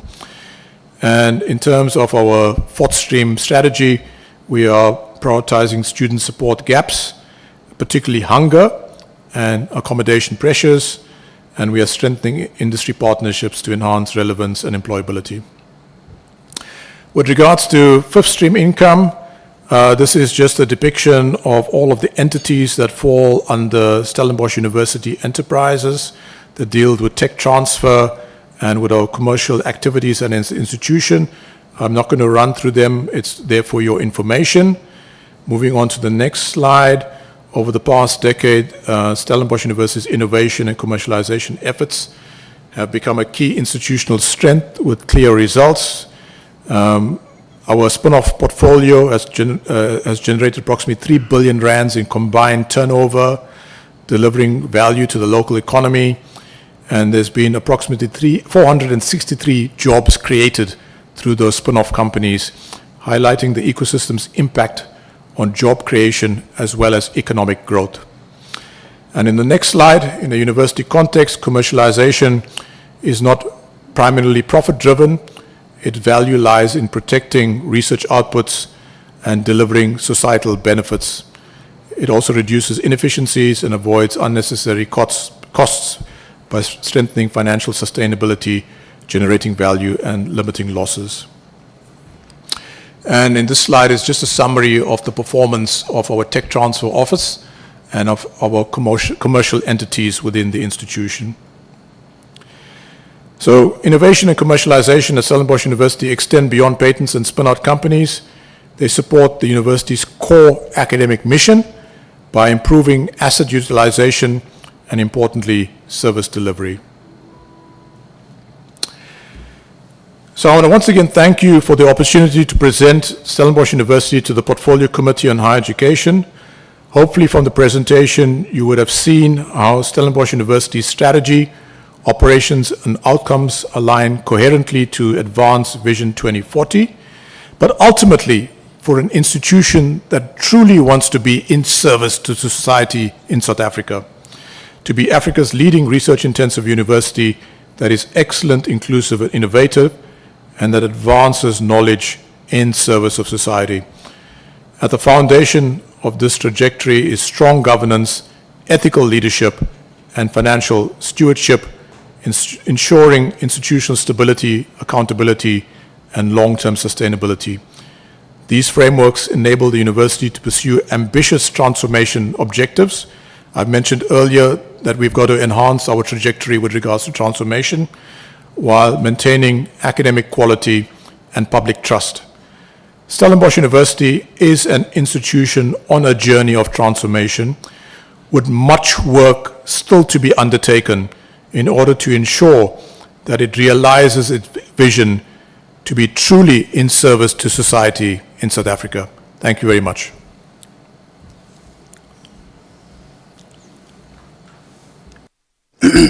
No, thank you, VC. You forgot Nkosi and thank you. So when you were saying thank you, I kept quiet because I thought you are also going to say Nkosi and thank you. But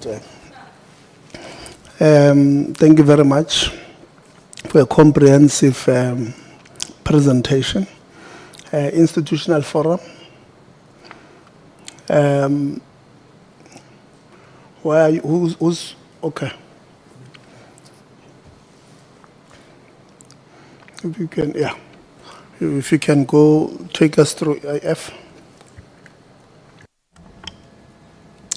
Thank you very much, Chair. And thank you to this portfolio committee for inviting us. We were very much excited to be presenting to the portfolio committee. So our presentation won't be long. We'll just briefly touch on the key matters that we have discussed in the institutional forum. Thank you, Wayne. So we were asked to just discuss on the role of the IF, the state of the affairs of the institution, as well as provide some recommendations. So the IF is obviously mandated by the Higher Education Act, and we also serve the institution within the statute of the university.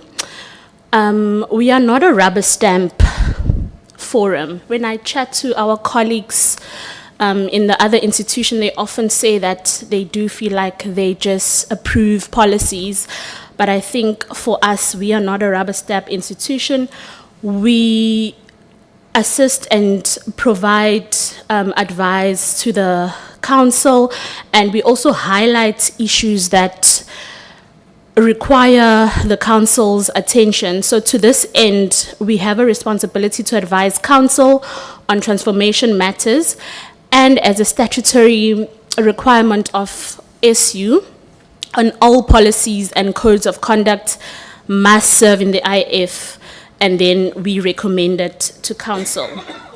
So the IF continuously seeks to focus on specific matters. So you'll see in my presentation that we not only approve the policies, but we also discuss strategic priorities of the university, but also we discuss some of the important matters that do happen at the university, just as the DDG has shared earlier on. So with some of the activities that we do, we meet 4 times a year. That's including the IF exec. So we can convene a meeting if there are matters of urgencies that we need to discuss. Our advice to council is directed to the executive committee of council. However, in a recent meeting, I do know that we will be now directly reporting to council, so not just the council exec. So at each IF executive committee meeting, we set the tone and the agenda for the IF, so we finalize that agenda.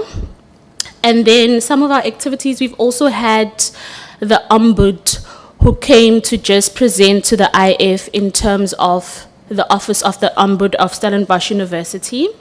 We've also had the Deputy Registrar for Governance, Ethics and Compliance, Ms. Pendi van der Bank, who came to provide an insightful presentation on the role and mandates of the IF.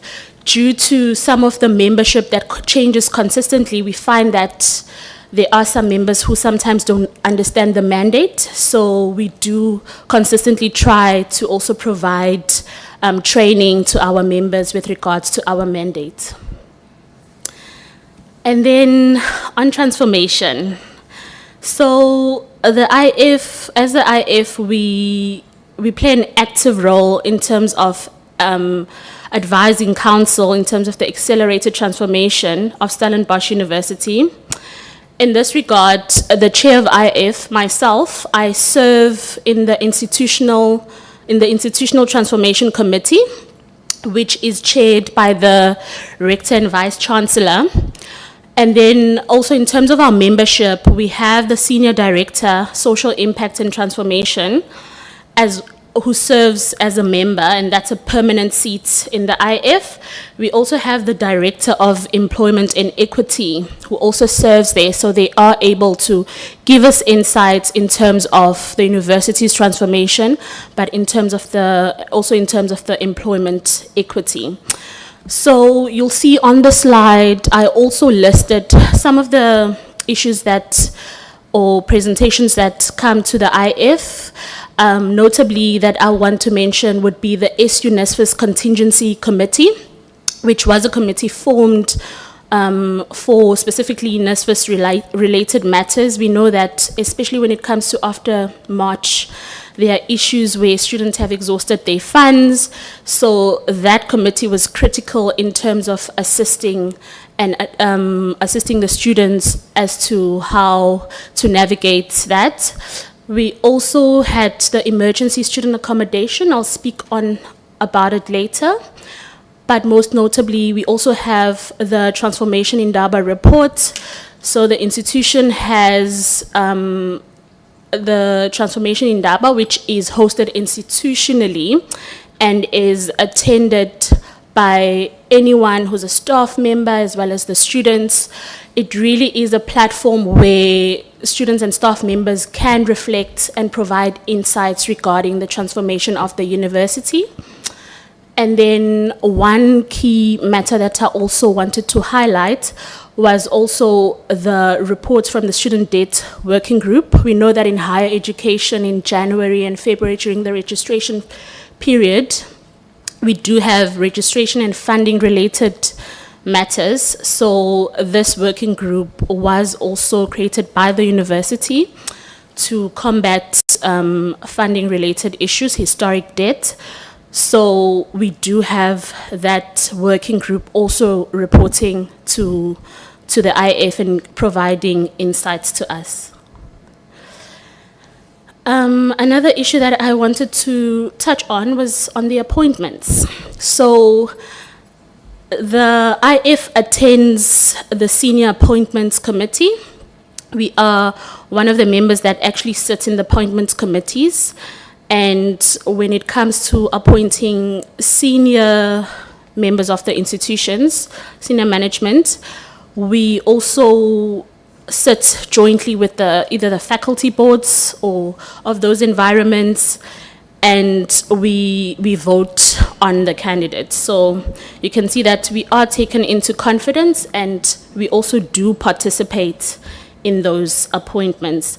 Notably, the most recent ones would be the ones listed on the screen. So the Senior Director Business Management at the Faculty of Medicine and Health Sciences, as well as the Chief Director for Advancement, Stakeholder Engagements and Communications.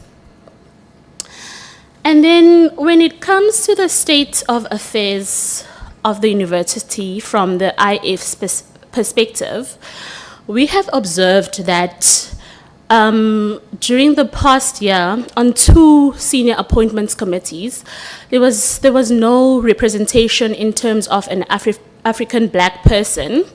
This was something that was a big discussion point in the IF, and the feedback that we received was that the diversity of the selection committee members is identified as an area of development for the institution. So practically how it works is that currently the HR client partner and the employment equity representative are tasked with an oversight role to raise issues where relevant. So currently there's an EE representative that sits in these committees, as well as the HR client partner.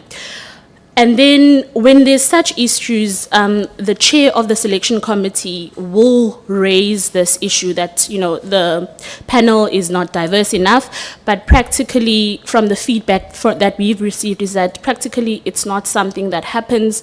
The panels do continue without that representation.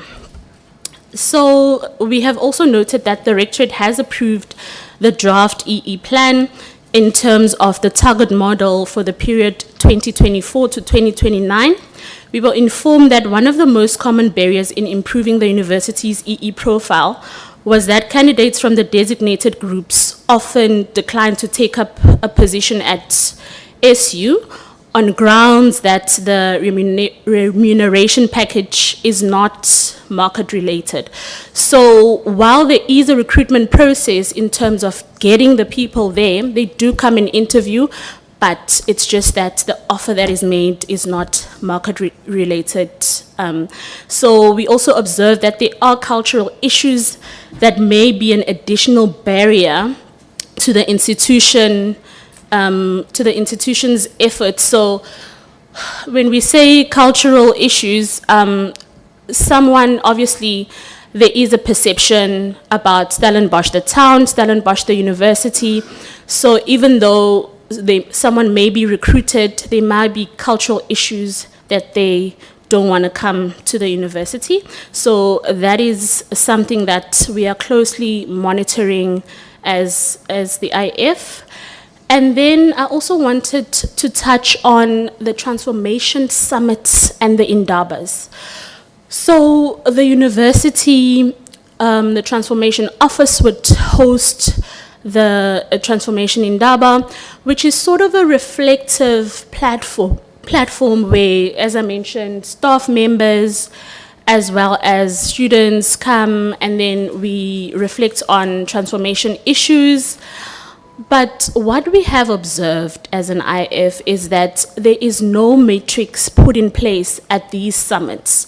So, for example, we had a report presentation from the Student Affairs Transformation Summit, and it's good that there are conversations happening about transformation, but what we did, or what we are curious about, is that is there really a shift after the summit or after the indaba?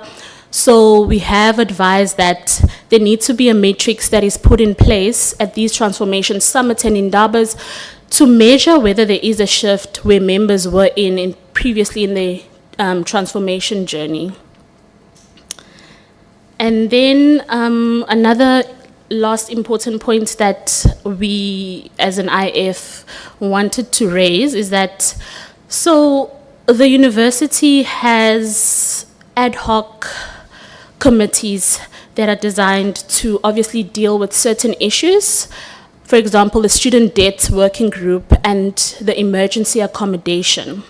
So the student working group is mandated to manage the allocation of historic debt funds in accordance with the criteria set and agreed upon by committee representatives for each year. The overriding objective of the SEWG is to facilitate student registration at Stellenbosch University. That is fine, and that works very well, critically every year. There's also an emergency accommodation task team, which is a response to accommodation challenges faced by first-year students during registration. So each year we see some students arriving on campus without accommodation, so the university has formed a task team that ensures that those students find temporary accommodation. So we welcome these ad hoc approaches, but these issues directly impact transformation. The university must consider a sustainable model in terms of addressing historic debt and also addressing emergency accommodation needs. Both these structures, we are not sure where they currently sit, so the coordination of the student debt working group, and emergency accommodation, they have to be allocated to a specific unit, because on both these working groups, it's a collaborative effort, and I think it has shown very well that collaboration works, and it has given an example for the university within both of these structures that collaboration works well, and it assists and facilitates registration and accommodation, especially in a critical time where students arrive on campus. but we are just currently concerned as to where do these specific units sit, who is accountable, especially when we do invite them to present at the IF, we normally are not sure where exactly they sit and who can we hold accountable in terms of those those groups. And that is it from my side. Thank you, colleagues. Thank you very much, Institutional Forum. If you can just switch the mic off. We'll now give the Student Representative Council, the biggest stakeholder at any of our institutions. So let's hear what is the view of the students on what we've asked them to present to us. President.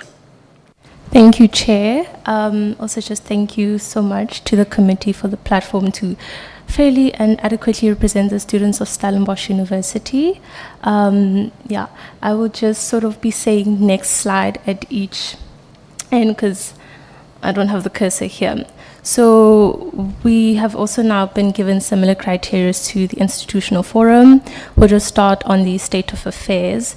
There's currently about 35,000 students registered at Stellenbosch University for the 2026 academic year, and the university just commonly operates on a business model, which we would like to say that as much as effectiveness can be measured on the academic basis, but it must also be measured on student accessibility, affordability, inclusivity, safety, and mental well-being.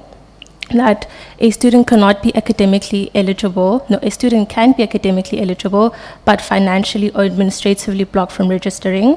A student can be funded on paper, but still lack actual financial access because tuition isn't settled, allowances are delayed, accommodation is unaffordable, or accounts are on hold.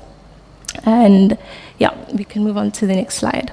So as my colleague has said on the student debt working group, we will now sort of just give feedback on it, that we have 2 SRC members that sit on the group and they're part of the reviewing process.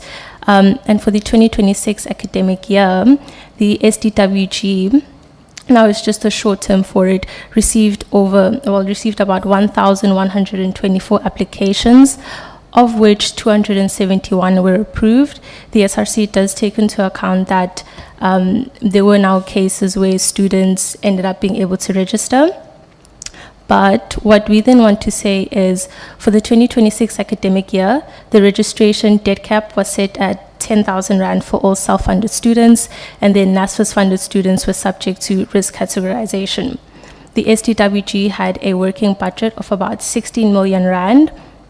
And we also just want to acknowledge that as much as these initiatives are valuable and they provide financial support to students, they also underscore the growing need for expanded student assistance, more sustainable funding mechanisms to ensure their long-term viability, especially when you consider that of these applications, there was still an outstanding debt of 134 million Rand.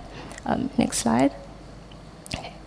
And something that we also just want to give feedback on is the Standard Bank loan agreement. It is an agreement that the university has undertaken with Standard Bank, and the university now signs surety on behalf of qualifying students. The loan agreement is available for final year undergraduate students as well as postgraduate students, excluding students from the theology faculty. And the 2026 academic year marked the first implementation of the agreement. However, its confirmation only came after the registration period had already been concluded, and so its immediate impact was quite limited. Despite this delayed rollout, I think we also just want to give credit and say that we are optimistic that such a measure is in place. However, student debt can't just be solved only by creating new private debt loans. Loans must be accompanied by bursaries. Okay, enough of myself. Sorry about that. Loans must be accompanied by bursaries, grants, donor funding, and strong student protection mechanisms. Okay, next slide. And then on challenges faced by students, we've sort of now grouped it as to funding and historic debt, student safety, and accommodation, which we'll touch on now. The first part is missing middle students. So these are students whose household income exceeds the threshold for government aid, such as NSFAS, yet they remain insufficient to comfortably cover the full cost of university education. There's limited support for these students, and they leave many students vulnerable. The shortages of bursaries, scholarships, and alternative funding mechanisms mean that many students struggle to secure assistance that is needed to continue their studies.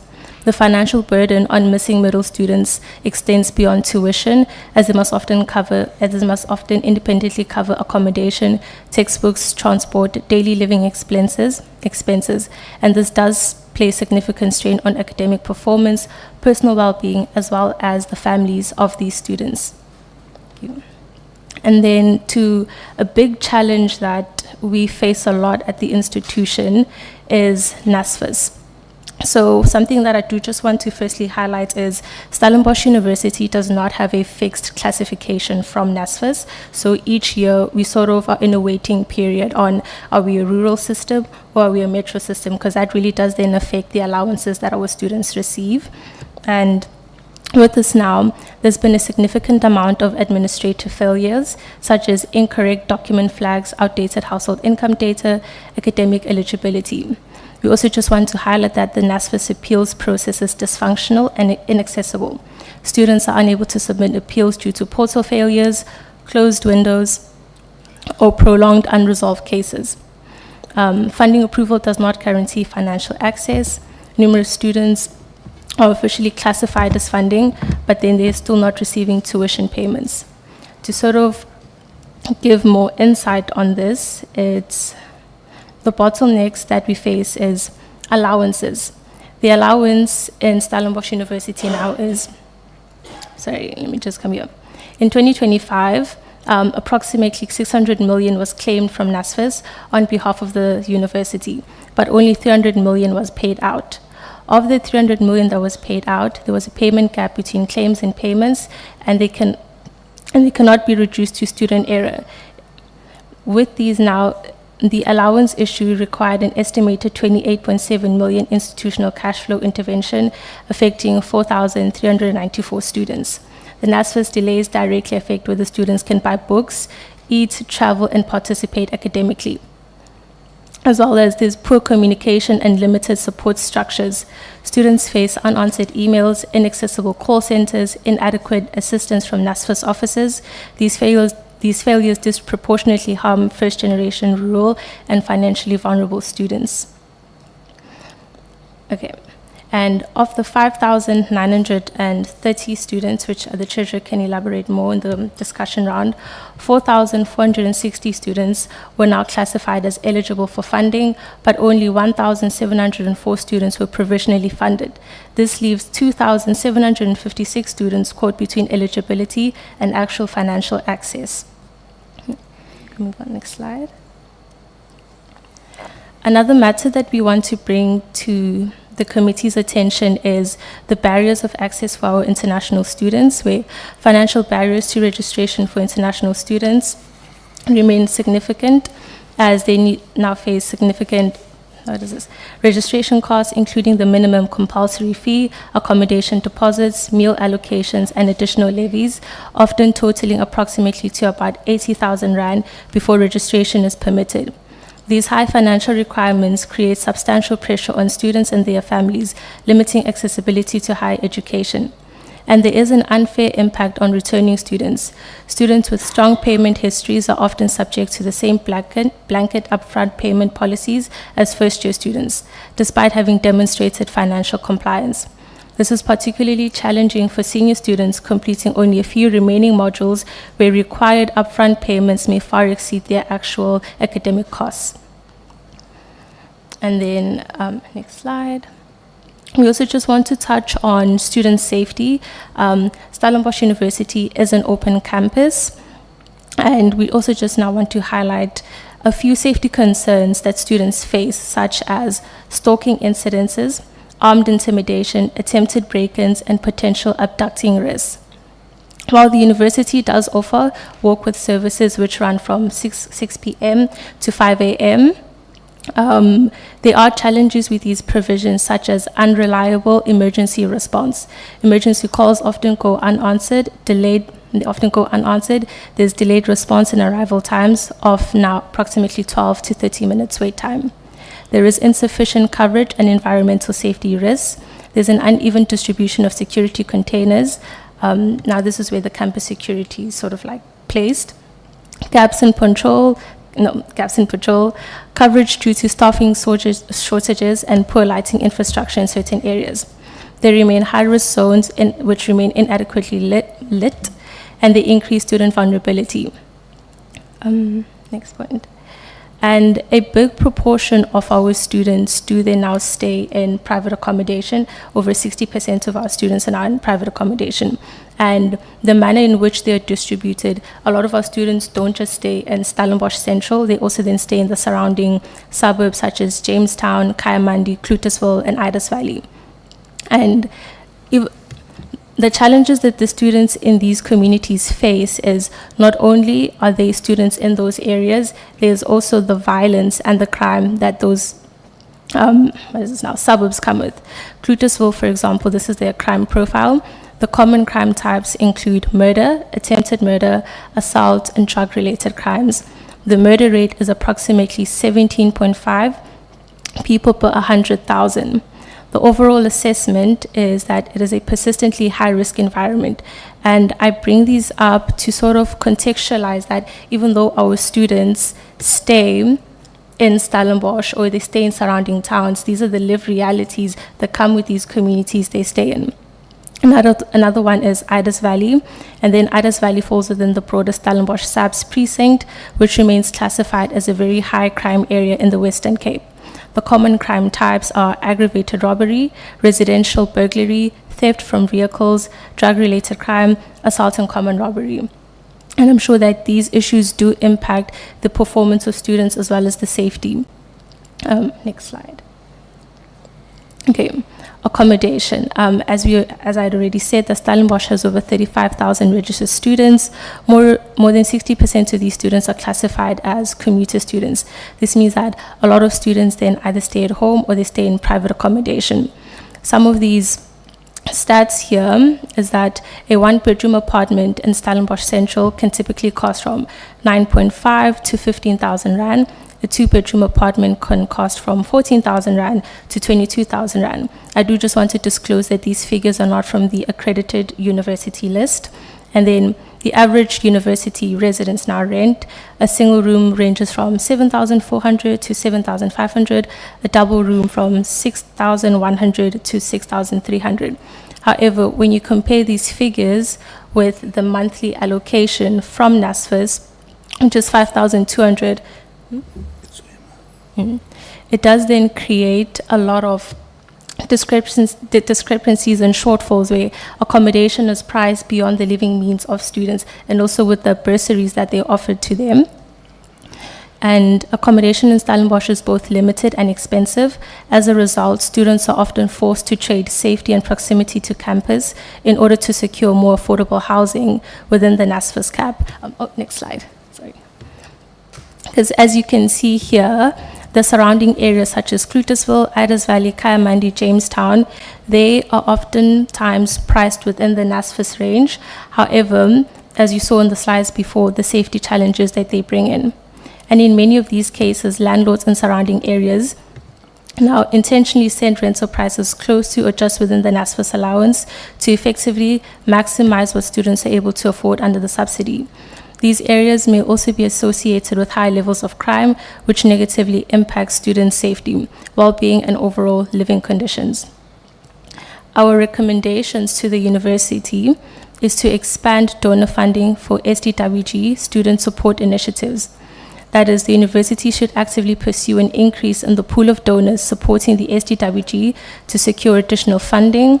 This would improve the university's capacity to provide financial assistance, improve student welfare programs, and expand access to safe and affordable accommodation solutions. The university needs to continue deep, sustainable, and regulated lease agreements with landlords. These agreements should encourage landlords to price accommodation within or close to the NSFAS cap to ensure affordability for students, incentivize structures could be introduced for compliant landlords. Strengthen safety measures around campus and student residential areas. And now this is to enhance existing safety interventions in around campus, particularly in high-density student accommodation zones. This may include increased security patrols, improved lighting, closer collaboration with the public and private security. Another recommendation is to enforce NSFAS accommodation regulations and improve funding mechanisms. The university, in collaboration with NSFAS, should ensure stricter enforcement of accreditation requirements for student accommodation providers, prohibiting landlords from demanding deposits where not permitted under the NSFAS policy, and ensuring compliance with accreditation standards. The university should also introduce flexible registration payment structures for returning international students. They should consider models based on academic progression, financial standing, and remaining modules, rather than requiring the full minimum compulsory fee upfront for all students. And then review and adjust upfront financial requirements for academically progressing students. Develop differentiated financial policies for senior and final year international students who have demonstrated consistent fee payment and academic commitments. And then just now a few recommendations as well, because you have a bit of those. We also want the university to publish regular reports on student debt and financial exclusion, establish a central NSFAS case management dashboard, publish NSFAS allowance disbursement schedules, and provide weekly updates. Assign case owners to unresolved NSFAS cases. Yeah.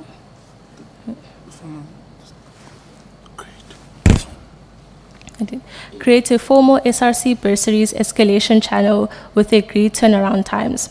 Provide formal financial aid training to relevant SRC members. Include SRC representatives in registration planning structures. Provide unofficial academic records for NSFAS appeals and funding corrections. And yeah, I will conclude here. Thank you, Chair. Thank you very much, President. If you can, you want to add, TJ? So, turn on your mic. So we also had good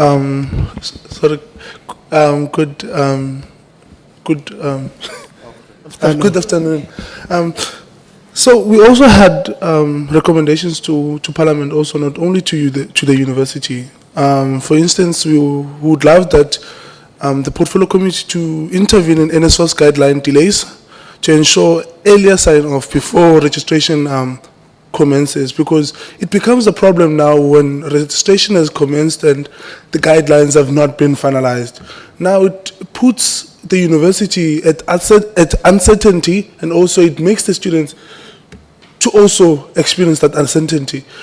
Already students face a lot of mental pressure and also mental stress. Now we find that it becomes difficult for them, and also like NSFAS to publish clearer timelines on funding lists, appeals and allowance disbursements, and monitor the impact of progressive funding lists on student registration and exclusion. Ensure that students are not prejudiced by unsigned guidelines, system errors and qualification code mismatches or delayed funding lists. Request NSFAS to explain the estimated 299 million claim versus paid gap for Stellenbosch University in 2025. So there's been a lot of issues that have not been resolved, and the SRC doesn't have a full picture of what's happening. So we would love that the portfolio committee tries to mediate between the university and NSFAS to make sure that these ongoing issues are resolved, because they are a matter of urgency. No, your wish is our command. NSFAS is here. NSFAS, maybe if you can respond quickly to the 300 million or so that you did not pay from last year, and also the other issues that the students are raising. I think management also raised some issues around the effectiveness of NSFAS. And this was after I spoke so well about NSFAS at the beginning. So if you can just respond quickly to the number of issues that they've raised, NSFAS. And you'll introduce yourself because you arrived after everybody else had introduced themselves.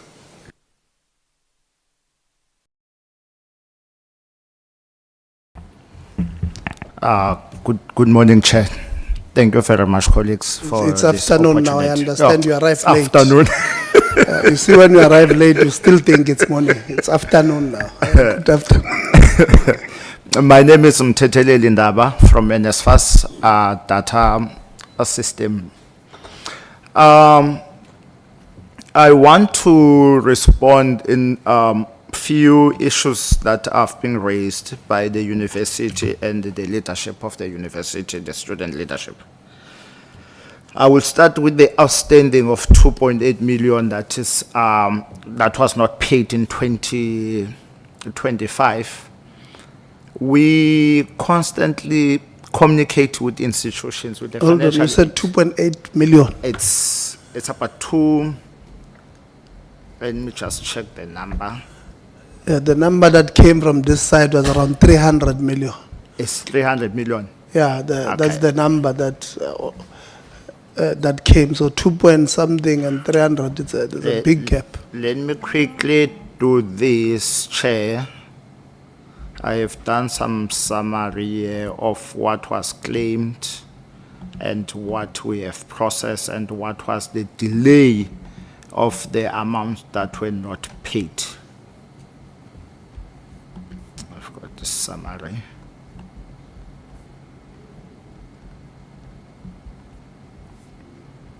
Okay, there we go.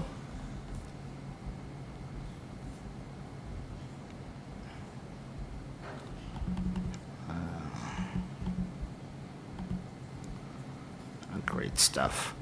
Okay, so this is how it looks like from the claim that we have received in Stellenbosch for 2025. We have received a claim of 4,474 students that had the amount of 5.8.4 million in total. Then we have the different categories of exclusions that we communicated with the institution and the reason that were not paid at the end of 2025 that we needed to correct with the institution in order for us to clear those students. So the first category, it was the accommodation exceeding the cap amount. So this is being affected by what was the SLC leadership mentioned. The Hold on. Yes, Hold sir. on. You said you had a claim of about 4,000. The number of students that they claimed for, it was 4,474. And the money was? The amount was 5.9.400.9. So 5.9 what? Billion? Yes. Million or billion? It's this is million, 5.98 million. No, that can't make sense because if it's 5.8 million, 4,200, it means they've claimed 1,380. That doesn't make sense. There's no tuition fees of 1,380 per annum. So maybe fix your report and then we'll then entertain so what we might need to do is to get in the meantime to have a working session in the meantime between the finance person from are they here? Yeah, the finance person with the NSFAS to sit down so that before we close the meeting, we do get a report so that when we resolve on something that is practicable. Yeah. Thank you, Chair. Yeah. And let me also apologize for this because I had to do this while I'm sitting here by trying to pull the information from the system and see what exactly we have received and what was the reason, because there's some few reports that are being sent by the institution to say this is the number of students that were not paid and not migrated to 2026. So when I check the data, it's telling me that this is the reasons where there was a cap, where there was those late application of 2025 of the student that applied on the process of TVETs. Then we said we'll pay for only 2 months for allowances. Then they have a claim for the whole months. Then we have to stop those students to not pay. So it's kind of those exclusions that they ended up making NSFAS not paying that are now resolved. Then they have to be paid on the final run of 2025. No, I fully understand your frustration. Thank you, Chair. If you can just introduce yourself and then, yeah. Good afternoon, Chair. I'm Michaela Brink. I'm the Institutional Service Practitioner for Stellenbosch University. At NSFAS? At NSFAS. Okay, so yeah, so you'll be able to help us quickly there with the finance person. It's a CFO, or you have different positions. Sometimes I know institutions, you might say this is a financial practice, what, instead of saying CFO. So what is the position at Stellenbosch? Thank you, Chair. So from our figures also indicated in the presentation, the amount claimed for 2025 was 597 million, and the amount received was 301 million. So the outstanding that we're referring to is 296 million.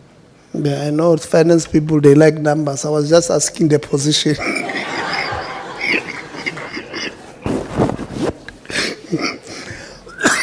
Chief Director. I was just asking about the position. You call it CFO?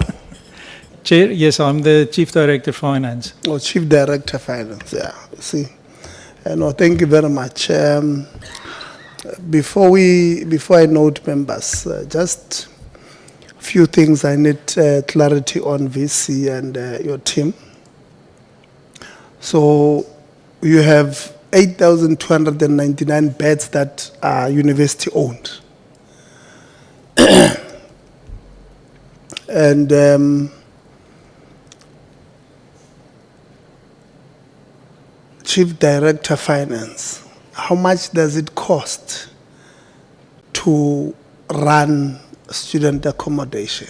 So maintenance, water and lights, electricity, how much do you pay per annum to run this service? Chair, we compile that budget as a ring-fenced budget. So that amounts that we indicated for the different categories, single room, double room, that brings us to that break-even budget. So I'll compound that specific number for you, and then I can give you that information.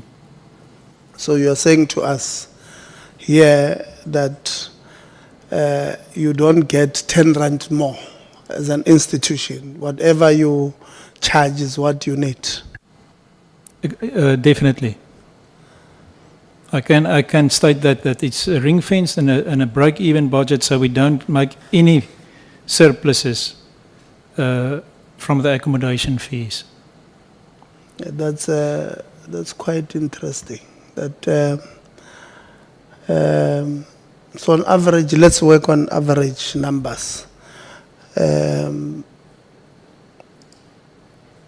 on average, how much is it student accommodation on average?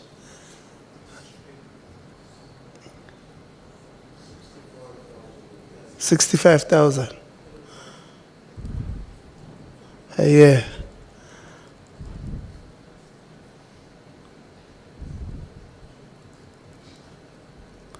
So you are saying to me that to run the student accommodation, you pay plus minus 540 million.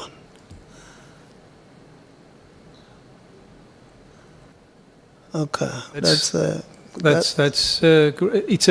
budget is a little bit higher than that. I can confirm that figure for you, because we are also getting from 2016 a small part of the subsidy that we used when they had that zero increase in the fees. So we allocated that amount of about 30 million also. That's the only additional income, and that accounts for the full cost of the accommodation budget. Okay. You know, this is interesting because you have plus minus the same number of beds with the University of Pretoria. They've got the same number of beds, I think 8,200, you're on 8,299. And they told us that to run their student accommodation, they needed about 150 million, including maintenance. And yours is about 4 times more. You know, if it's about 600, it's about 4 times more. That's extremely interesting. We might need to have somebody who deals with this property things to help us. Maybe you are paying the cleaners, the security above the regulated, just to check where are we possibly, because it doesn't make sense. I mean, Pretoria might not be as expensive as Stellenbosch in terms of rates, but I don't think it's that far, because that's a metro there in Tshwane, and the metro rates are slightly higher than other rates. So if they are able to run 8,200 beds, including transporting, I know they transport, at least I know the medical students, they transport them from their residences to the medical campus. With the included, that transport included cost around 150 million. And yours cost 4 times more. It means you might be leaking funds somewhere in the system. Maybe we might need to VC, to speak to the VC there to check how are they able to run it at 150 million, and you run it 4 times more, notwithstanding the geographic differences, which might also add, but 4 times more seems bigger than what we should be doing.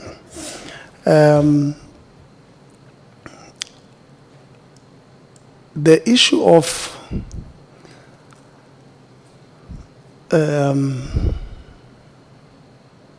our accommodation. Okay, maybe let me make this statement first.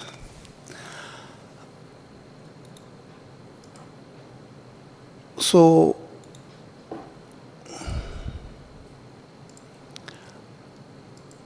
I take exception when government tries to intervene, DG, to create an environment where poor people who ordinarily would not have seen the doors of learning and culture, let alone graduate, accesses institutions of higher learning. And we seem to create an environment that makes it difficult for our people to graduate. And I always make an example about myself, and at least I can make an example about Msezane, that ordinarily, if government had not intervened in making sure that it gives consistent grants to universities to subsidize education, it does not create NSFAS. At least me and him will not be seated here, because we'll not have seen the doors of a tertiary institution. because some, at least us, were products of NSFAS. That time NSFAS understood the difference between 5.9 and 590, but same NSFAS. So we're products of this NSFAS. So we're extremely jealous of it because we've, at least we're products of what a government system, a working government system can produce. That is one. Now, if the conversations between universities and NSFAS, and at least I've been in this portfolio committee, DG, including in the previous parliament, the 6th parliament, when NSFAS in 2022-2023 introduced the cap, the attitude of universities created the problem we're facing now. This is my view. Because NSFAS said, they made an example, which I think I fully agreed with them. Here, what is this place?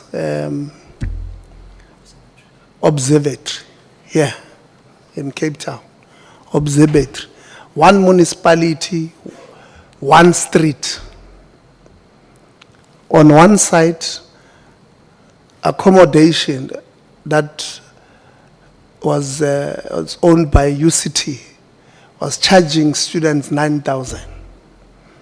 Opposite, same street, same municipality. There you can say it's municipal rates, maybe the lighting, it's the same street, right? This side it's CPUT, they are charging us 3,300. This side they are charging us 9,000. And then ordinarily what would you think? You would think maybe the difference are inside the residences, isn't it? Then you enter the residences, there's no 9,000 there. The bed that you see this side is the same bed. The sizes of the beds are the sizes of the rooms are the same. So we had no choice but to agree with NSFAS to regulate, right?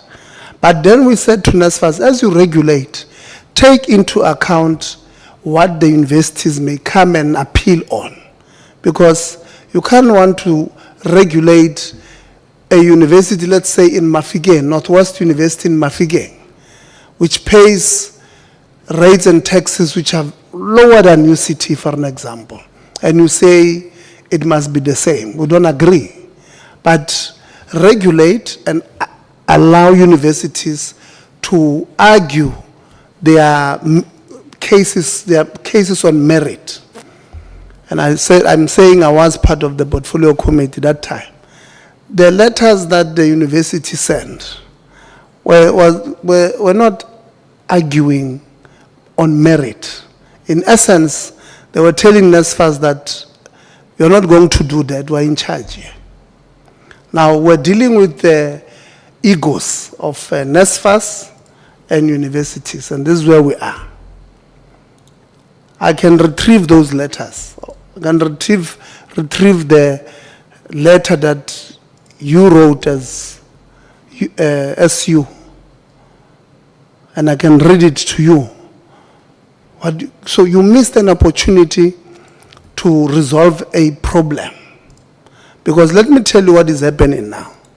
What's happening across the system is that we've got what we call a technical exclusion of poor students.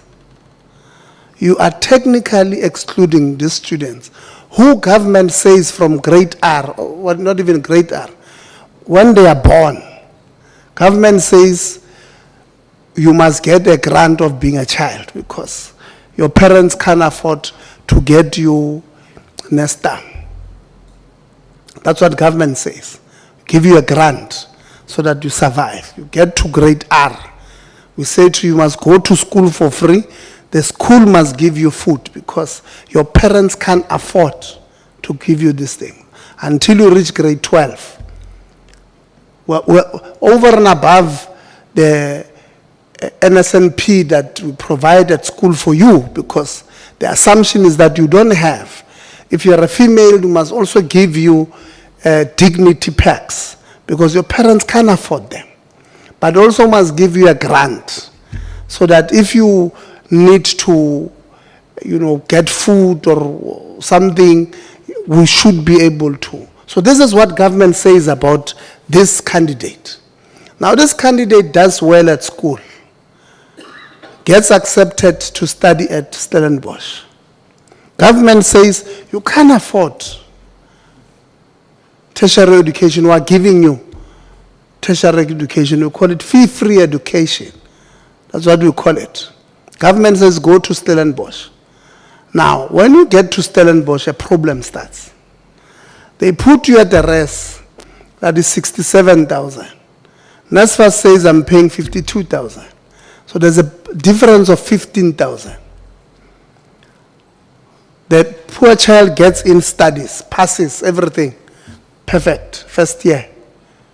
Stellenbosch says second year, no, you can't register because you owe 15,000, but we can make a concession that if you can get 5,000, you owe us 10,000, you can register. The poor child goes and borrows money, or the Magogo goes and borrows money from Bomachonis. They get the 5,000 and the child registers. It's now 25,000 in the second year. Now what is needed? It's now 15,000 for them to do third year. They can't do third year. And this child has been passing with this thing. All you can see, they are destined for great things. But because of this technicality in the system, then this child can't do their third year. What do you call it?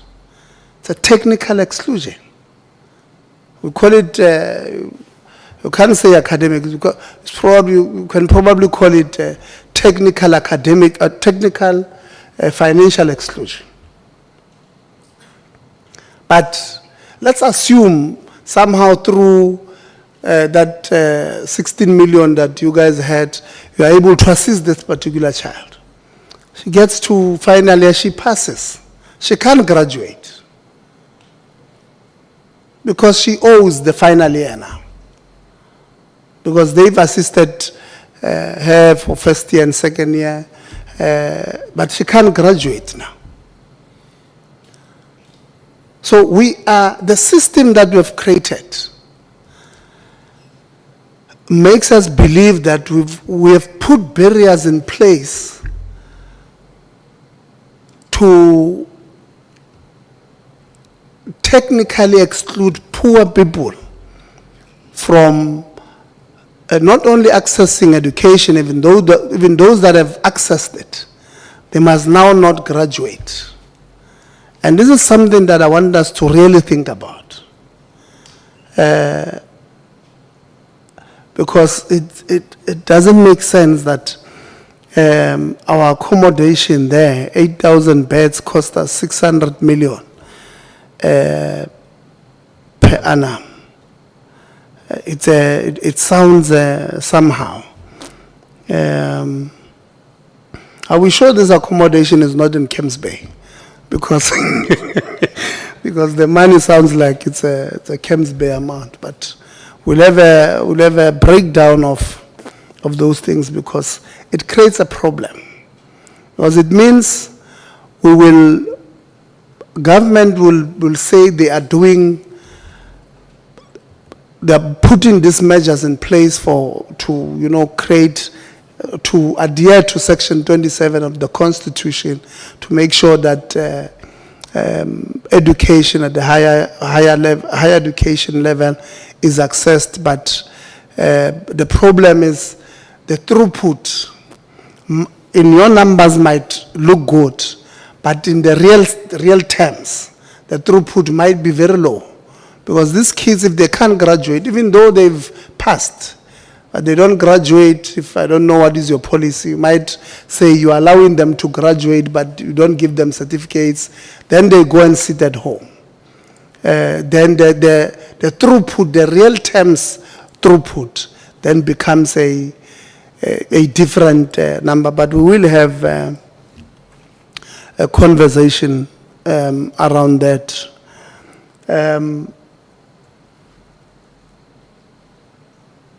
SRC indicated that there's a lot of money that is required from international students to register. This international student, do they include SADC student from Zim, Zambia, Lesotho? Do they include them? Yes, Chair, they do. Yeah, then we might have a problem because we do have a SADC protocol on education and employment and labor that suggests that students from SADC, from the 16-member SADC, should pay the same amount as South Africans. I mean, we've signed that treaty ourselves. So Zimbabweans, Zambians, Angola, Mauritius, Lesotho, Botswana, Swaziland, and these surrounding SADC countries should be, the students there should be treated, at least from a fee point of view, as South Africa. We do have the protocol says 5% of our population at least should cover those people. So if the SRC says including them, then we might have a problem, because it means we might be, I mean, I went to a SADC meeting. I was very proud to the MP saying, no, we are implementing SADC protocols. Now, if I'm hearing here that we might not, it means I might have lied there, not aware. So you guys might have put me in big trouble.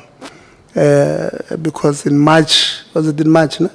Yeah, in March we went to a SADC meeting on education in Botswana, and I spoke very highly of South African universities, respecting the SADC protocol. So if we're not doing it, I might need to write in an apology and say my statement remains, except I'm making this, if you can come in so that we clarify this point. Thank you, Chair. I'm just going to look up, but there's different rules for SADC students. They have smaller amounts, and the international tuition fee is also different. So I will come back to you in a couple of minutes.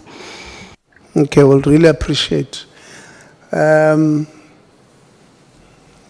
SRC. Thank you, Chair. I just want to also add on to the accommodation issue. One thing they did not point out is the fact that, so I'll speak for my residence. My residence costs 77,000, and it's a senior raise. And it's owned by a private contractor. So it's not owned by the university, even though it is a university resident.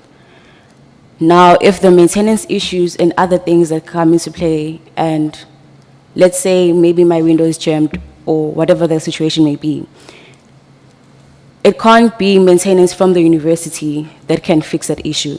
It has to be, the complaint has to be filed with the private contractors. So with some residences, that's another issue. And most of the debts that students accumulate comes from residence expenses. Thank you. Welcome, SRC members. We were informed that you will join. So we're going to take lunch soon before we engage. I don't want you to ask my guests questions when they've not eaten. I'd asked them to take breakfast earlier, but they decided not to do so. So maybe let's allow the two SRC colleagues to introduce themselves. Just on the mic there. Hi everyone. My name is Ofentele Dwawa, and I'm the Secretary General and Communications Officer of the SRC in Stellenbosch University. Thank you. Good afternoon, everyone. My name is Asanda Kwabe, and I was the former Vice Chair, Interim Vice Chair of the SRC, and I hold the Student Leadership Development portfolio as well. Thank you. You said was. Okay. I don't want us, the lunch is not yet here. I don't know, I want to give who, okay, maybe let me ask this one. In your presentation, SRC, and I'll come to IF, in your presentation, SRC, you spoke about the, what do you call it, the IDAS Valley, or what is that? IDAS Valley. Yeah, so, and then you spoke about the crime in the area and all of that. So do we have student accommodation there, or students are renting out in private homes? We do have student accommodation there. The way that it works is it's sort of now like classified as private accommodation, but what the university will do is they'll give accreditation to the landlords in those areas. And yeah, that's sort of how it works. I don't know if I need to provide more clarity. No, it makes sense. So they are accredited accommodation by the university. Yes, by the university, and the university now, they provide accreditation according to the NSFAS guidelines. Yeah, and then do they transport, who transports students from residences to campus? There is no day shuttle, so I think during the day then students have to find means to come to campus. Typically they walk the distances, and then there is a shuttle from 6 p.m. to 5 a.m. to now transport students throughout the night, but during the day there's nothing other than the means that students provide for themselves.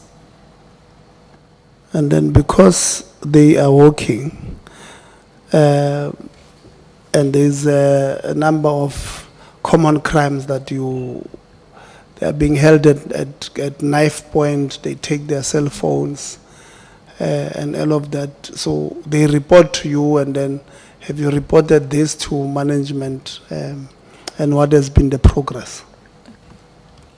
Hello, everyone. So the issue of crime and safety during the day for commuter students or private accommodation student has been an issue that we have discussed with the management also. That I also did specify that there is big problems with not having a day shuttle. For instance, I'm a student and I'm not feeling okay, and I'm not feeling okay mentally. Now I'm in a space where I don't want to be, and I'm around people, even though I don't want to. I may cause danger to those students that are around me. I may find danger while I'm walking towards my residence. So it has been something that has been discussed, and there's discussion that are ongoing with the university management. We are hoping that it will be resolved after deliberations.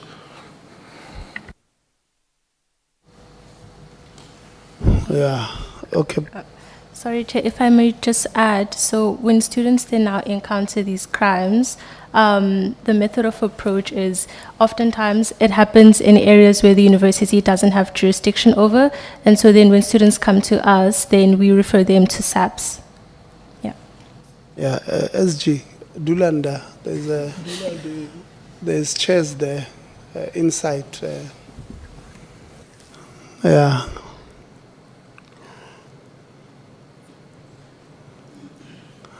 IF, okay, yeah, before you can come through. Sorry, Chair, I just thought I will add to the comments of the students regarding the shuttles. So this has been an ongoing discussion point between the SRC and previous SRCs and the issue management. And at the moment we have the night shuttles, as we've described in our presentation. For the 2025-2026 budgeting process, we actually did extend our shuttle services. We added additional shuttles in the evening, and we've also introduced an inter-campus shuttle between Tygerberg, where our medical campus is, and Stellenbosch.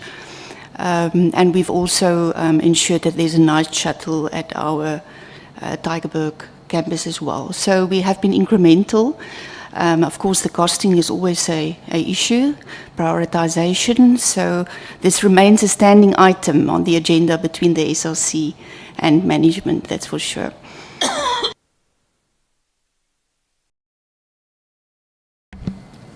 No, thanks, Chair. Maybe just more clarity on this matter. I am Honorable Msezan. Chair, I'm starting to be confused. Initially, I thought the SRC was saying that there is no shuttle services for private accommodation providers. But now the official of the institution did not get their title, is indicating that in actual fact it's an issue of the institution. The institution does not provide shuttle for its students. Just trying to gather that as which is which, so that we're able to deal with it at that level, because Chair, the NSFAS provides transport funds together with the funds that they provide to private accommodation. So I'm not certain if the institution does not get funds that is allocated strictly for transportation. I think then if the case is that the institution does not provide transport for its students, then we're going to deal with a very big matter today as well. Thanks, Chair. Just clarity on that. Thank you, Chair. If I may just provide clarity. Okay, I hope you can hear me. The institution does offer shuttle services to students now staying in the surrounding towns, such as Jamestown, Kayamandi, Clutusville, Idas Valley. So the way that the shuttle services operate is in a 9-kilometer radius. However, it is only offered in the evening. So I think the shuttle times run from 6 p.m. to, I don't know now if this figure is right, if it to 2. Yes, so from 6 p.m. to 5 a.m. in the morning. The issue now is that there's no shuttles from 5 a.m. in the morning to 6 p.m. So there's no day shuttles, but there is an evening shuttle. Chair, through you. Then, Chair, I think we have a serious problem. Well, it's the first that I hear of such, and I think the Vice Chancellor comes from an institution where we are alumni of me and you, Chair, and the Vice Chancellor knows that the shuttle service starts there from, if I'm not mistaken, back in our time, 7 a.m., where it transports students to lectures.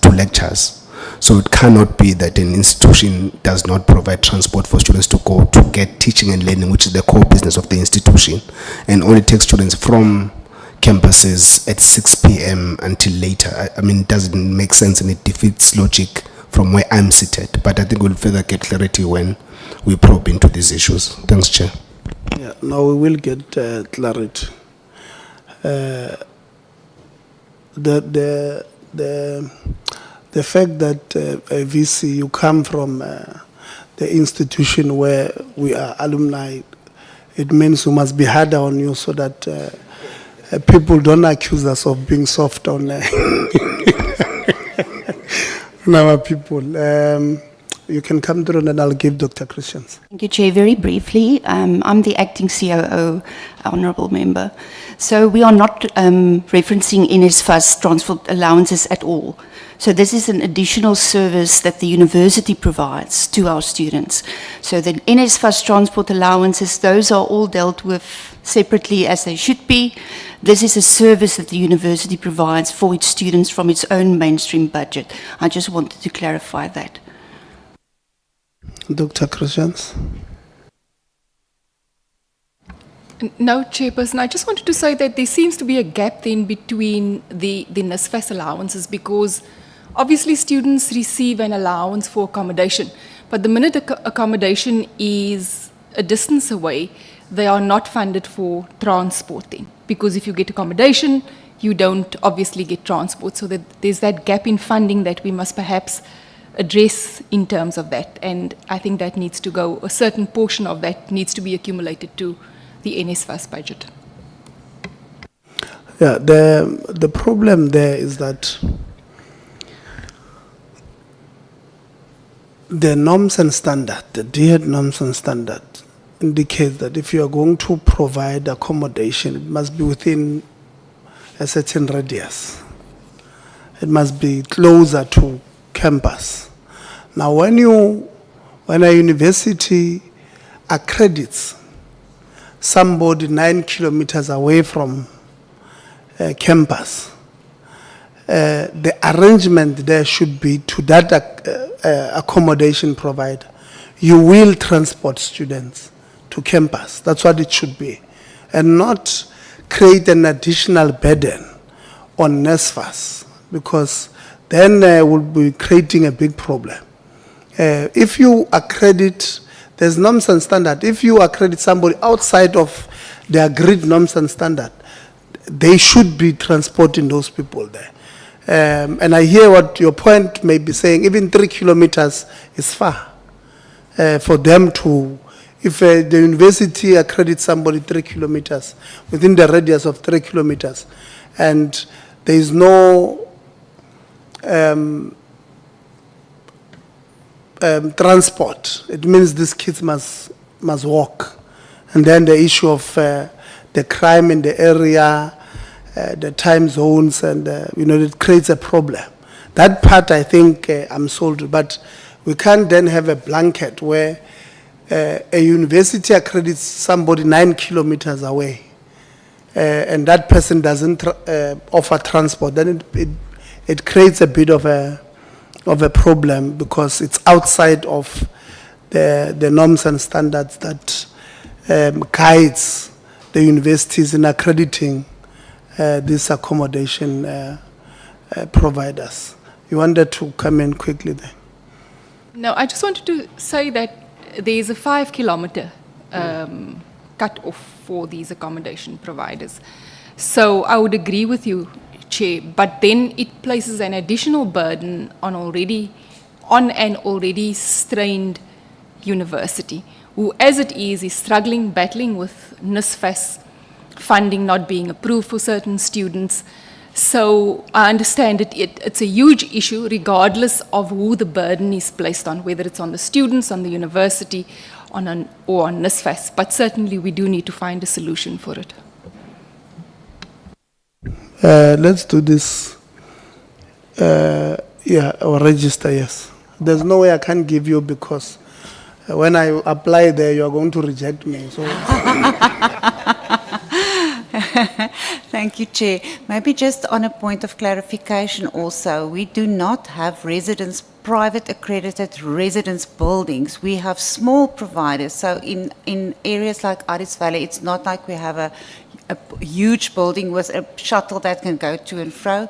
We have very small providers across the neighborhood, which also complicates that notion of having a shuttle from one point to another. It's actually spread through an entire neighborhood. So, yes, Honorable Msaza. No, Chair, I thought the clarity was already provided. On private accommodation providers, NSFAS caters for transport, whether for them to run it or through sending money straight to the students for transportation. So we're not saying the institution must provide transport for private accommodation students, because the funding for that is catered for by NSFAS. That's why I wanted the clarity from the institution providing transport for its students that reside in the leased accommodation and university-owned accommodation. That is what I was referring to, not necessarily the small houses that are private providers.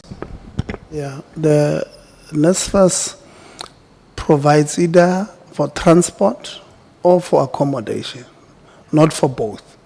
So NSFAS does not provide for accommodation and then transport for that child or for that student. I always call student children, and they always fight with me when I say for that child, for that student. So, but I hear your point was that there's two separate matters. TG, I'm going to give you 1 minute. We're going to take lunch, then we'll come back. Let's hear what's the point. As per my knowledge of, my general knowledge of how NSFAS works. So in our university, we have different types of students. For instance, I'm a student who lives at home.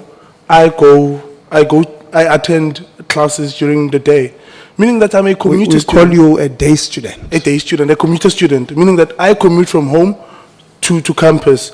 And then there's a private accommodation student who stays close to the university, also uses the shuttle system of the university. And then a resident student, which stays within the residence of the university, meaning on campus. Then a commuter student, I think they do not get the accommodation funding, meaning that because since they're already staying at home, they get travel allowance. And then a private accommodation student gets private allowance for the rent that they pay, and then they get allowance for the food, because it's different. When I stay in res, also in reses, it's different, because you stay in a senior res or in a catered res or in a non-catered res. When you stay in a catered res, you get paid differently. You get 300, close to 400 a month, and then when you stay in an uncatered res, you get 1.7, approximately 1.7. So there is differences. So in the issue, in the matter of shuttles, it's used by the private accommodation students who commute to places that are around the university in these residences that they stay in. So those are the main people that actually use the shuttle system. And then the commuter students, the students that actually get allowance to travel to the university, meaning that they have money to actually pay for them to commute to classes, yeah. Okay. Let's do this. Earlier on, VC, when you were presenting, I was going in and out because of these people of NSFAS. I was doing a number of interviews, radio interviews. It was not out of disrespect of, I have read your presentations, but I would also like to be here to hear certain things when the presentation is done. But I was going out because I had a number of interviews. I still have a few more now. But we'll take lunch. We'll eat from the same pot, so there's no need for you to think that we've poisoned. There is no poison. Earlier on, I felt like you were saying maybe you don't want our food because you don't trust us.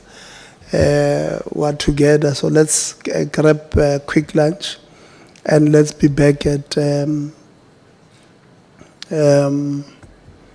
I'm trying to see, we're many here, so it might take longer. So maybe at 20 to 2. Let's be back at 20 to 2.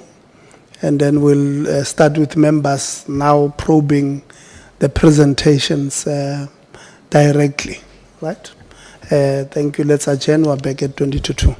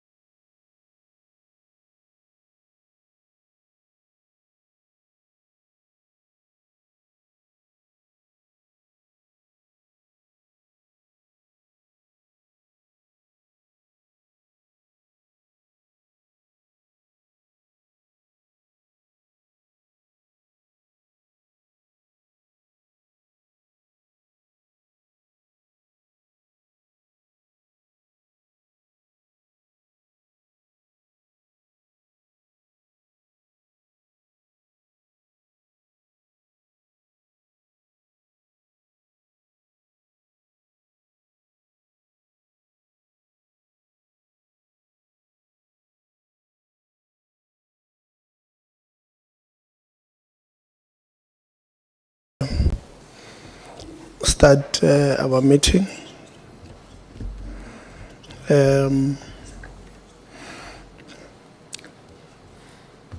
DG, last week when we had ETDP CETA, or last week Thursday, the finance manager of the institution, these members, the reason I wanted us to first have our guest eating before we ask questions is I allowed them to ask questions before lunch. And there were two members who asked questions, and almost all the questions went to the financial manager. And during lunch, I realized he was not eating. So I went to him and I asked him, why are you not eating? And then he said, no, I've already lost appetite. Because members said, even after lunch, they are coming for me. So, so I thought it is important that to protect our guests here must first eat lunch. And I hope everybody ate. Because we don't want our members asking questions and you are unable to answer questions. As I said earlier on, I am going to do probably in the middle of our meeting 2 interviews. The first one will be at 3:15. But because it's a newsroom one, I'll need to go out and settle in the office and then come back, and then the other one, hopefully the meeting will be done.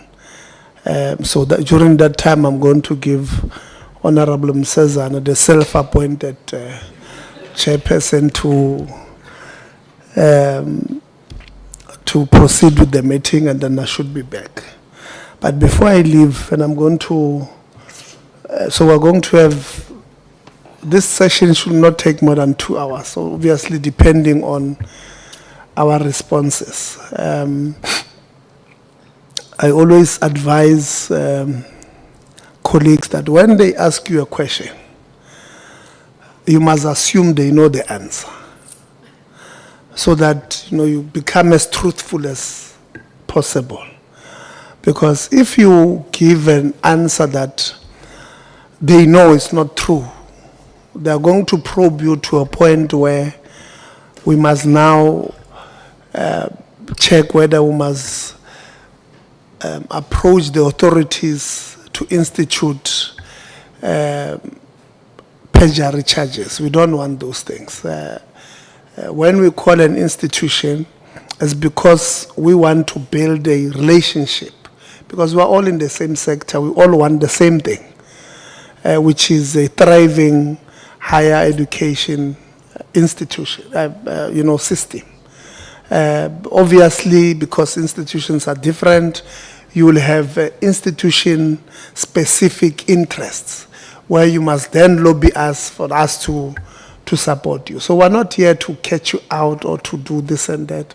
But obviously, if there are things that we believe are wrong, we will raise them. It does not mean that if we want one system that works for everybody, it does not mean that we're not going to disagree. I'm sure even internally, Vice Chancellor and your management team, even though you agree with your vision and your mission, you do disagree at some point. But the reality is you must then concentrate more on what you agree on, because sometimes, you out of 10 things, you agree on 9 and disagree on 1. Those who are not smart, they will concentrate on the one that they're not agreeing on and forget the 9, which does not make sense. So we must concentrate, firstly build the relationship based on what we agree on. When I'm older, DG, I'm going to become a psychologist. And I'm going to advise people, including about marriage. I'm going to tell them that in marriage, you get married to somebody you don't always agree with. But because you concentrate on the 70-80% where you agree on, you are able to build a foundation of a family from that 70, 80%, and then work on the 20% or 30% which you don't agree on. So when I'm old, I'm going to advise people about that. So even here, it will be the same thing, that there are certain things that you may not agree with, or we may not agree with. It does not make us enemies, Prof. Lewin. It strengthens the contradiction and cooperation relationships that we must have between ourselves and yourselves. So when we ask questions, please assume that they know what they're asking, and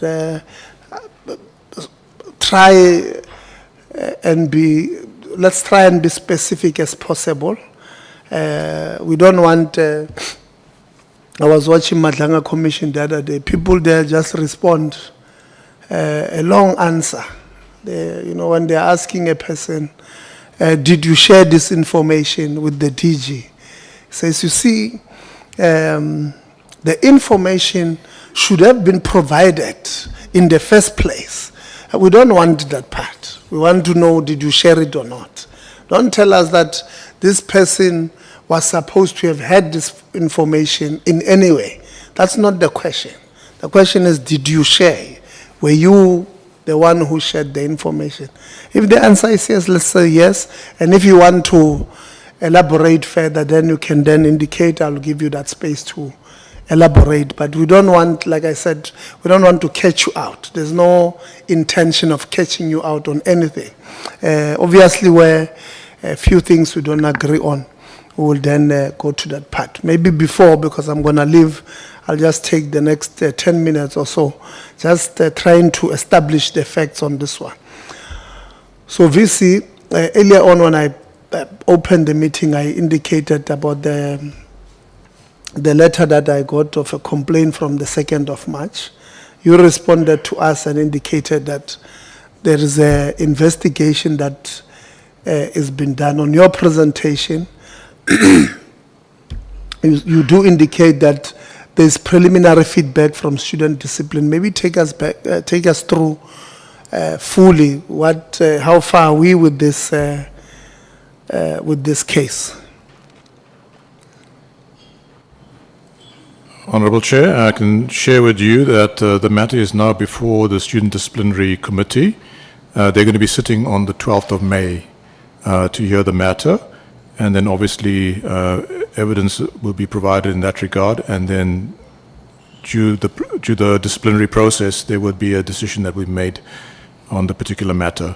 What I can ask is our Dean of Students that is present here, Dr. Leslie van Roy, is up to date with the day-to-day kind of aspects with regards to that particular matter, and I'm going to ask him to provide more information. Yeah, maybe the Dean. Chair, thank you very much. I must say it is a very unfortunate incident, and it's an incident that to me becomes more and more complex by the day. So the rector referred to the Central Disciplinary Committee that will meet on the 12th of May.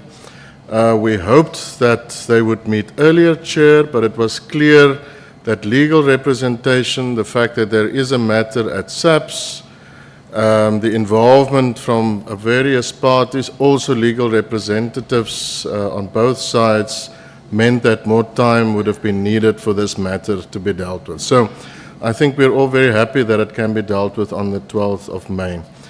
We have been challenged on a number of these student disciplinary processes, Chair. The VC referred to Huismurray and Wilgenhof, and you know that it became very public legal debates, agreements that had to be signed, etc. So for us it is really important that due process is followed, and I'm quite satisfied that all parties involved from the beginning indicated that they want to be as open as possible. But now it is in the hands of student discipline to determine what the facts at hand is, and if indeed if disciplinary actions and sanctions must be installed. And we should know that relatively soon after the 12th of May. Yeah, so what is the policy saying? So when we have an incident like this, we should be guided by policy. The policy on student governance or whatever the case may be should guide us. What does it say? Because I hear that you are saying we delayed because of different processes elsewhere. Aren't we supposed to be guided by the student Yes. policy? Yeah, that is indeed part of the guidance, Chair, and the Registrar and the Senior Director for Legal Services can add. So what we do as soon as possible is a preliminary investigation, and that determines if there is cause for an immediate sanction or whether this must be investigated further and if it should go to the Central Disciplinary Committee. The evidence that we had a week and a half, 2 weeks later indicated that this matter must go to the Central Disciplinary Committee. It meant that affidavits had to be finalized by the students. They finalized affidavits on the university side and affidavits also on the sub side. So it took time. Then the code allows for some time for the students to receive either feedback and or input on the matter from external parties. And in this case, they were clear that they want legal advice on the matter as well, Chair. That complicates matters, as you can imagine. But I'm sure Neville or Ronel would like to add on the matter. I must, however, say, Chair, that there was no sense that the students did not want to participate or that they were not open to engage in the process. In fact, they were quite upfront. But as you know, Chair, it is a public matter, it is a sensitive matter, and I think they indicated that they want to be absolutely sure about their position before going into a disciplinary matter.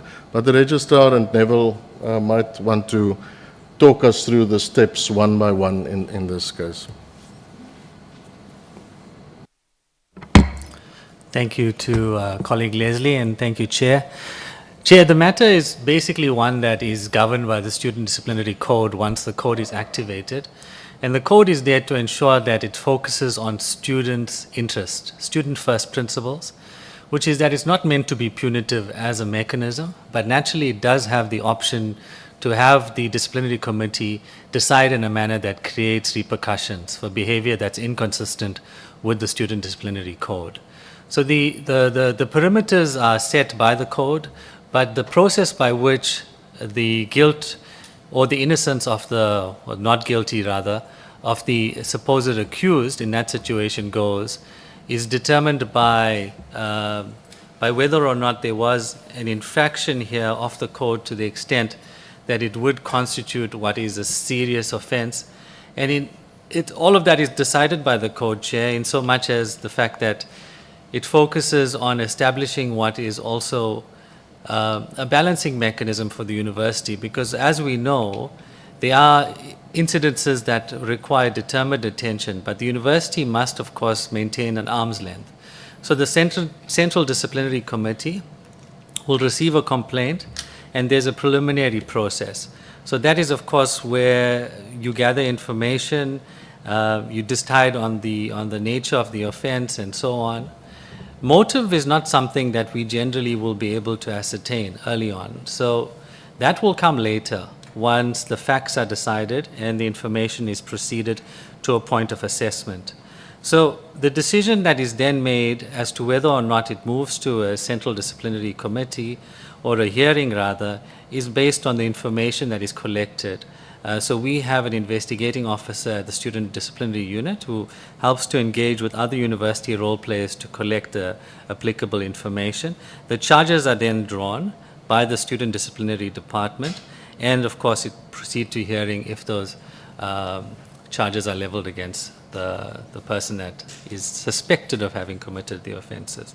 So the principle that we work on is very similar to the natural justice principles that guide us in being able to ensure that there's a balanced approach. Again, you know, it's also that disciplinary matters as they are ongoing do have an extent of sensitivity, and also we need to ensure that information that is disclosed does not compromise the integrity of the process, because all parties have certain rights in those processes. And as mentioned by Dr. Van Roy, you have to also ensure that the outcomes are communicated, but we do so in a manner that's conversant with what the university considers appropriate. And in essence then the process is allowed to carry itself through, and as mentioned earlier, if representation is required and it is seen to be required on application, it is granted, thus granting, an equity when it comes to the availability of legal representations to those that are accused. And there's also an assistive mechanisms within, so we have a evidence leader who works for the university who assists the complainants to lead evidence in that matter, and of course plays a role in maintaining what is the process flow of those hearings. So that's more or less where we are, Chair, with the process, and once it's finalized, we would be able to then decide on an effective communication of the outcome as is appropriate at the time. Thank you, Chair. No, thank you. So this student code that we're talking about is the one that was adopted in 2016? Yes. Okay. So in that student code... Sorry, Chair. The later code in 2019. 2019? Yeah, because Okay. we are at the moment reviewing that code, which is a 5-yearly period for review. Okay. So in this code that we are reviewing now, because you are saying the purpose is not to be punitive, it's to be corrective, not to be punitive, right? So what does it say when, let's say, last year you reported on your presentation that you had 2 cases of rape? What are the immediate steps that you take if a student is accused of raping another student? What is the first thing that the code or whatever directs you to do? Thank you, Chair. In that situation, Chair, there are immediate options when it's imminent risk or imminent harm at play, and the university can then act to activate processes to have the person that's accused removed from a residence. But this is, of course, a serious step, so it would require authorizations from management. And then, of course, to have the student suspended by the rector on application. So those are also processes that are capable. But to say that the code is not punitive is to say that that's not its foremost intent, but it can have punitive effect. No, I agree. I'm just establishing few facts so that when members come to ask questions, at least we're on the same page. Thank you, Chair. So, Chairperson? yes, sir. Please switch off the mic so that... It's Jaco again from the Equality Unit, perhaps to support Neville. So at the Equality Unit, we serve as a central port of call for unfair discrimination, harassment, sexual and gender-based violence matters in terms of institutional policies. So we have a current policy approved by Council from 2025 that includes not just sexual harassment, but intimate partner violence, sexual-based and gender-based violence, interim measures, immediate trauma, psychological support measures, but also institutional processes to potentially activate a disciplinary process. So we are kind of that entry point, and we have case officers and case coordinators, are trained social workers with significant experience. Some of them used to be at social development previously. That's really focused on trauma-informed responses. And then we, of course, have this partnership in terms of the immediate medical, forensic, or psychological needs a survivor might have with the GBV Center in Ida's Valley. So just perhaps that could assist. No, thank you very much. Dean, you wanted to... Yeah, Chair, I think based on your point and what Neville referred to, I think it is important to say that given the preliminary evidence collected by the case officer, there was no temporary sanction. There was no temporary decision to expel pending the further investigation, etc., except that through the engagements with the head student, the primarius in this case, he indicated that given his involvement through evidence, that he should stand back from that role as to make sure that interference is minimal. Now, of course, he stays in the residence, students stay. As you can imagine, Chair, there is interaction, but the decision was to make sure that at least the process is handled as fairly and openly as possible, but no temporary sanction was implemented. There are other cases, as you know, where there was a temporary sanction, and you referred to particular section of cases, etc., Chair, but this is based on the preliminary evidence that we received. No. Thank you, Dean.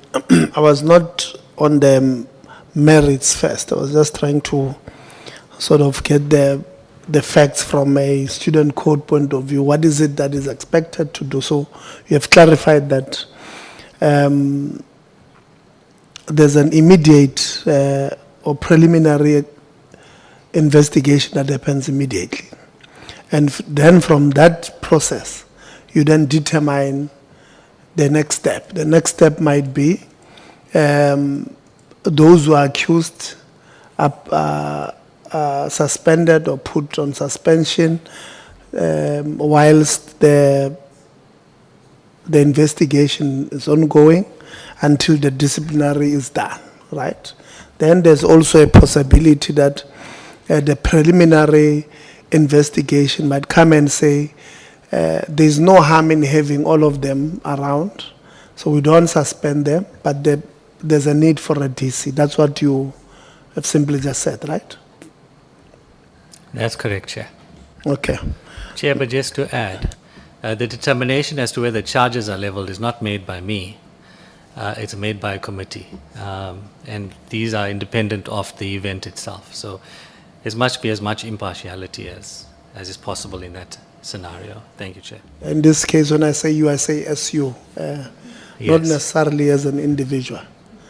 It's so a power trip, Chair. Yes. Thank you. Members, we've had, we're establishing what the student code requires the institution to do in an instance where there is a complaint against anybody. What does it mean? What are the steps that the university is expected to take when any matter is brought before? So they've indicated that the student code indicates that there must be preliminary investigation, and immediately after it, they may take a decision to immediately suspend the perpetrators or alleged perpetrators, or they can keep them on campus whilst a full-on investigation continues, which in this case, that is what would have happened, and they've indicated that the primary, so this is the guy who's, the arrest person, decided to stand back from his role as the head there, pending the outcome of the investigation, I'm assuming the DC. And then the university indicates, maybe explain this part. You said there's no overt racism on your presentation. What do you mean there when you say there was no overt racism? Who's going to take us? I'll give you President Oldo. Let's see if the institution, when you say there's no overt racism, what do you mean? So Chair, if I may, part of... I was saying switch it off, President, I'll bring you later. Yes, Dean? Great, Chair. So part of what we wanted to determine as soon as possible is if there were obvious signs of racist behavior, i.e. if there were signs of discrimination found in the evidence and actions, because that, of course, also impacts on what the temporary measures might be, etc. And in the interviews conducted with the students on the floor, the friends, the student leaders, we could not preliminarily find an indication that it was an absolutely meant racist act. That is what we mean. It might, of course, be that in the ongoing affidavits and investigation and through the Central Disciplinary Committee they find otherwise, but that was what we had through the evidence, and that helped us to determine what the immediate way forward was. But that was, of course, given the dynamics and the complaints, the first thing, part of the first set of matters that we had to determine through the preliminary evidence. Okay. President, you raised your hand. You wanted to put in a student voice into this discussion. Thank you so much, Chair. The feedback that I mostly have is now concerning the equality unit. I think concerns with the department is not just limited to our term, specifically from my predecessor as well, where I know that in their term, there was a lot of concerns concerning the number of case officers that are available at the equality unit. Where such offences now happen, it then now is first reported at the equality unit, but then many students then now feel that they have taken these cases to the equality unit, but the number of responses, this is something that I can't be corrected on. I think from last year, the last that I heard, it was there was only one case officer. And so now when you also then consider the amount of complaints that get lodged with only one case officer available, I think the issues that actually then now get tabled and filtered through to management with these incidences, what we're actually seeing is not a reflection of what's actually happening because of a lack of communication and I believe also efficiency in that department as well. Thank you. Okay. Well, thank you very much, Honorable Souls. Honorable Msazana already has a follow-up on your question. So after your one question, I'm going to give because he's raising his hand when I'm noting you. So maybe as a follow-up, but come in first. Or you want to come in first? Okay, let me give Honorable Msazana. No, thanks, Chair. I'm trying to not be tempted into getting into the submissions made by the SRCs yet until I get my time. But Chair, my concern is the approach that is used by the university, especially as it concludes on saying that it was not a racist act, as it were, based on quote and unquote interviews that would have been made by a person assessing. I think primarily from where I'm seated, I think that's what I was going to ask in terms of that conclusion, if the perpetrators or alleged perpetrators and the victim would have been from different races. That's the first basis of this engagement. That's where I'm going to start, I think, when I get my time. Then the conclusion that is made by the institution, because with the history of the racism that has been reported in that institution, it becomes very concerning for the university to, at this early stage, conclude that it was not a racist act that was conducted in this current or this particular incident. But I think, Chair, I wanted to really get into that, but obviously I'll wait until I get an opportunity to get into this matter. But I am concerned, Chair, with that conclusion that is made by the presentation. Okay. You will ask the questions when your time arrives. Honorable Souls. Thank you very much, Chair. VC, or you can refer responses to anybody that you deem necessary. Does SU view colored South Africans and Indian South Africans as African? VC. So at Stellenbosch University, we follow the kind of demographic categories as is laid out by the country in terms of all reporting. And so the categories that we have is Black African, Indian, colored, and Asian. Yes, I understand that, but how do you view colored South Africans and Indian South Africans? Do you view them as Africans? there's no prescript in our law that says you should or should not. So I'm asking, what is the stance of SU? Is colored South Africans, Indian South Africans, considered Africans? Well, I think in that regard, I think all of us are African in terms of being on the continent. And in terms of racial demographics, I think we would regard all of them as black South Africans. Is black South Africans and black Africans the same thing? Well, in terms of the way we actually consider it, the black African refers to African people in South Africa. African people in South Africa. Is coloreds and Indians African people in South Africa?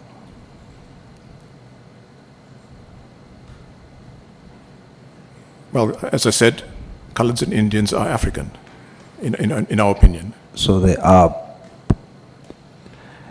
just like black Africans.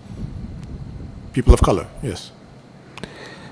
In your presentation, you took time to tell us about the increase of enrollments of black Africans. You didn't do the same for Indians and coloreds. Why? So, honorable member, we got the data is available, and there were also increases in Indian and colored students. And it's Indian students and colored students, I think there may have been a steady number over the years. I understand, but you did not report on it. But you took time to specifically tell us black African students, which is a good thing, because we want to know whether there is a change in the demographic. It's a good thing. So let's be clear. You did the proper thing to tell us the increase of black African enrollments. Then I say, in your presentation, nowhere do you do the same for Indian South Africans and colored South Africans. And I want to know why isn't there the same emphasis? Chair, can I refer this to the registrar? The data is obtained from the registrar's office. Yes, thank you. Thank you, Honourable Member. I think for us it is at Stellenbosch. We are in the Western Cape, as you know, and we typically get the majority of our students from the Western Cape area. And so for us it is, and given our history, it is for us really important to be a national asset that also draws black African students from the rest of the country, and who in the past, due to our history and our connections with the previous regime, would not have come to Stellenbosch. So for us it's really important to see that increase of student applicants to start out with, and to then also see those converted to registrations. So I think you are correct that we would highlight that, because we do get the coloured community being in the Western Cape. We do get white and coloured students specifically, traditionally more so, also Afrikaans-speaking students, as you can imagine, given our history. But for us it is really important to see that increase, that we're drawing black African, South Africans from the rest of the country that traditionally would not have chosen Stellenbosch University. I hope that helps. Thank you, Chair. It actually doesn't help. The VC just explained that you view colored South Africans and Indian South Africans as Africans. That's your position. In other words, the comparison then should have been drawn with the fact that we know, based on our history, that white Afrikaner population for students is still high. it's according to your stats, 48, it's almost 50%, almost half is still white students. And then, of course, you say you want to attract black African students. Now, the VC says you consider coloreds and Indians as African. So my issue is, you should then have come to us and tell us as one block, because I consider Indians and coloreds as African, here's the increase amongst all three. You left out coloreds and Indians. And so the same emphasis is not placed on coloreds and Indians. So it's either you concede and say it will be corrected, or you have a proper justification for that. Yeah. Who's the chair at the moment? Chairperson. The chairperson? Are you acting? If I may, we report according to the Department of Higher Education classification. So we always disaggregate the data, and our most marked increase over the last few years were in the Black African category. That does not mean that we are not happy if we see an increase in the other categories as well, but we always distinguish because that is how we have to report. And we've seen a marked increase in the Black African category, more so than for our colored and Indian students, and our white students have actually decreased. So, yeah, so in certain circumstances we do make a distinction, but that's according to the department. But in other instances we might report on everybody who's not white as a group. Yes. Your response again is dealing with the wrong argument. I'm not arguing about the distinction. I first wanted to establish, how do you view? So you do view Indians and coloreds as African. So now what you should have done, if you do view them like that, is also show that you find it very important that the number should also increase there, and then reported it. You didn't do that in your presentation today. Do you see what I mean? Chair, can I respond over here? So, Honourable Member, if you recall, yes, I did emphasize that increase in Black African, but I also said if we look at the data for 2022, we do see an increase in the figure for Black, Coloured, Indian and Asian first-year newcomers, with 2,547 enrollments in 2022 and 2,728 in 2026. So I did emphasize that increase that we've seen in the collective black students at Stellenbosch University. When you look at the colored number that you put here, you say 893 colored students,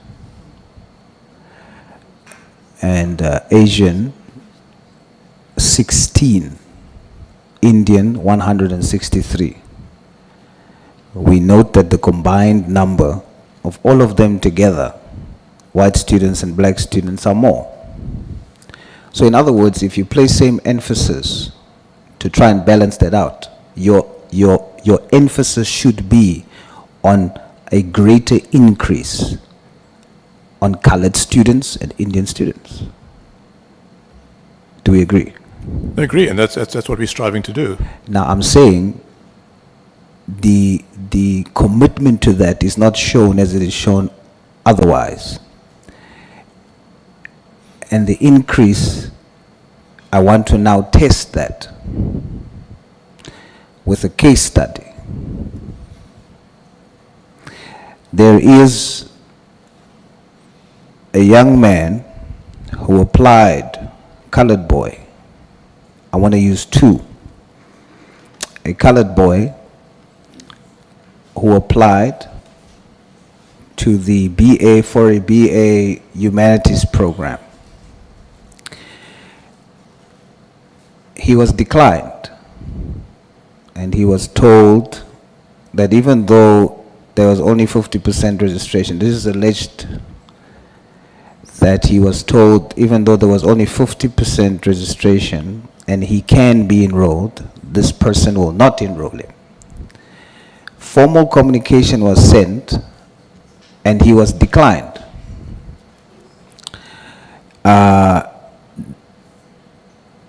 Mr. Leroux, he was declined,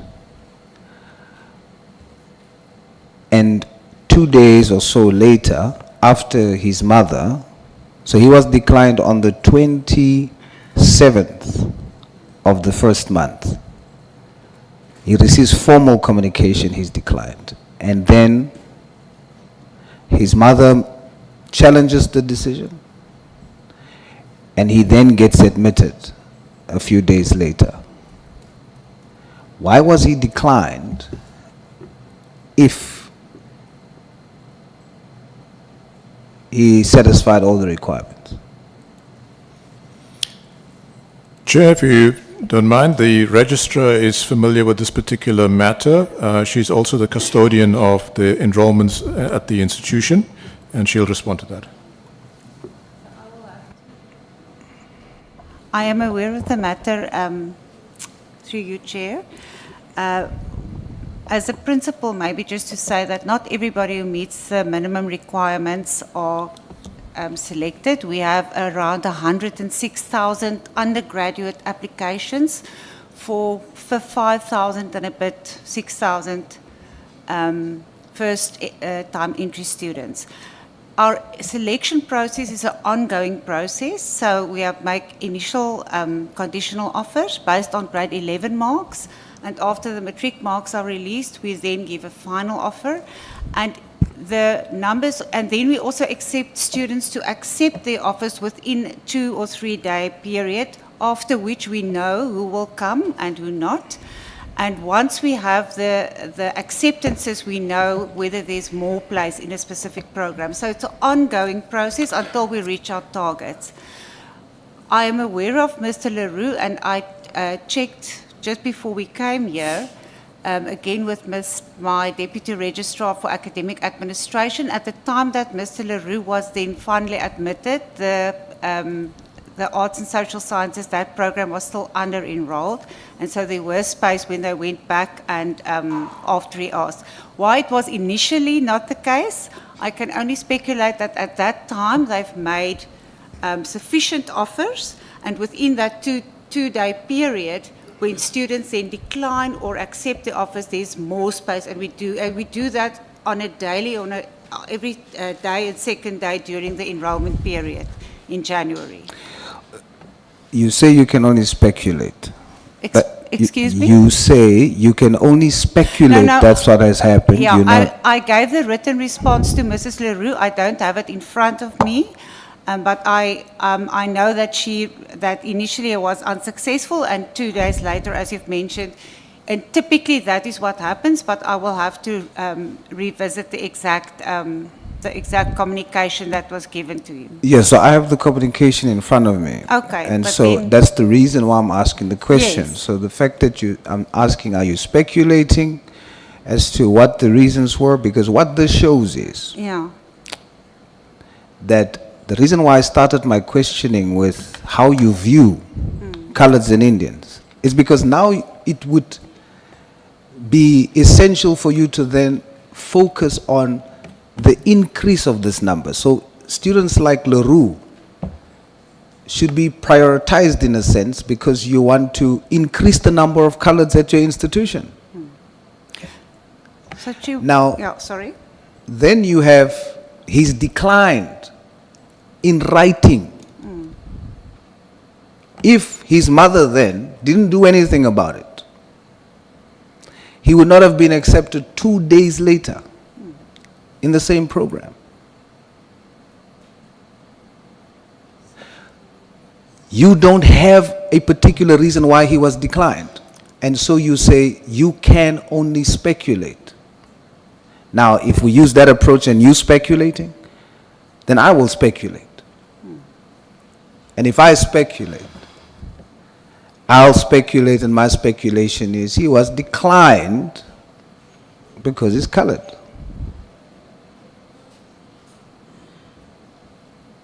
And when his mother raised her voice, 2 days later, he was accepted. So, Chair, may I respond? I can only then, I have to differ from you. We do admit coloured and Indian and black and white students on the academic merit. There are many, many coloured students that were selected to that program before Mr. LaRue based on the academic merit. As I've explained, we initially make offers, but we also send decline letters. And if there are room available, we will reconsider people who ask for reconsideration. And I would have been worried if we have parents that query a process and we find that there's merit in changing that outcome, we will do so. We've had other appeals. Every year, as you all know, we have appeals from parents where we revisit, and if there's no room in a program, then we do not admit that student. So the mere fact of asking does not necessarily lead to an admission, but we will go back and look, do we now have place in the program? And we might then make a offer to such a student, even though they were unsuccessful initially. But do you agree that if the attempt is to increase the number of colored students, Yes? there wouldn't be need for appeal, especially if they qualify? No, there will always be a need because we have 106,000 applicants of all races and we only select 6,000. There will always be people from all races that are not admitted. You're missing the point. I'm not saying that there wouldn't be a large number. Yeah. I'm saying given that your commitment to transformation is that you want to increase the low number. Yeah. So if someone like a colored applies from the low number, it will be much easier because your attempt is to include. Because you already have 50% white students. We are doing better with black African students. The number for colored students is low, but yet there has to be an appeal process for them to be admitted. You understand what I'm saying? It's like I do, but there are appeal processes for all races. you're still missing the point. I am not saying there shouldn't be appeal processes. Yeah. I'm saying that it is now contrary to when you say to me, you are committed to ensure an increase of colored students. Yeah. When a colored student comes, qualifies, can access the program, gets declined officially, then only gets accepted after appeal. Yes. I'm saying such should not be the situation because the approach is, oh wow, here's a colored child, qualifies, we want to increase the number, come in. Do you get what I'm saying? I understand what you're saying. I do think there are many colored students that will make the grades, but that are not admitted. It's not that we only take colored students. And the colored population is also You much should smaller than our African black population in the country. So we also want to reflect the demographics of the country. That does not mean that the colored student has a poorer chance. What's your name, eh? Narrative. Mrs. Retief. If you're going to go to reflecting the demographics of the country, Stellenbosch University fails miserably. I know. So don't use that as a justification because even in the Western Cape, if you're committed to that, then colored students should be more at Stellenbosch University. We are striving towards that. We are definitely Now, not there. So I'm questioning how you're striving. What I'm questioning now is how you are striving. If you're striving, colored students wouldn't have to appeal.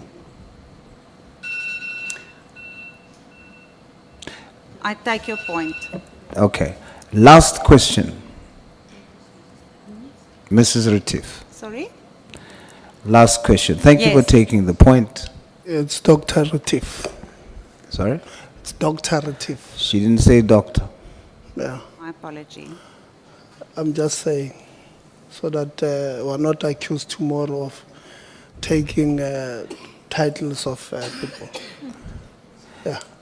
Do you have a problem with me saying Mrs. Retief? I don't, you can call me by my name. I only mentioned my name because I'm not hung up on my title. You are very welcome. Thank you, Mrs. Retief. The last one. There's another student who is named Haley Jacobs. Yes, Haley Jacobs, a colored student from Belleville, yes, worked extremely hard, yes, graduated in her matric year in the top 10 of her class, applied to SU. She qualifies. She's done her best at school under difficult circumstances. Haley Jacobs is also rejected from SCU. Mrs. Retief, wat moet 'n Boesman kind nog doen? ja. Wat moet 'n Boesman kind nog doen? Should I answer or is it a rhetoric? No, it's a A question. direct question. Okay. I don't know the last part. I did not hear the last part, so. So, Chair, thank you for that. Yes, I'm aware of Ms. Jacob. She's the niece of Mr. LaRue that you referenced. So in this case, there was also appeals, but it was not adhered to. The faculty has, all the faculties apply the admissions policy. And in that faculty, at that point, there were a few thousand students ahead of her that was also not selected due to the huge applicant numbers for that program. You will know that we are also capped. So we cannot simply admit everybody that meets the criteria. And in that case, the appeal was unsuccessful. Do you know why I hate your responses?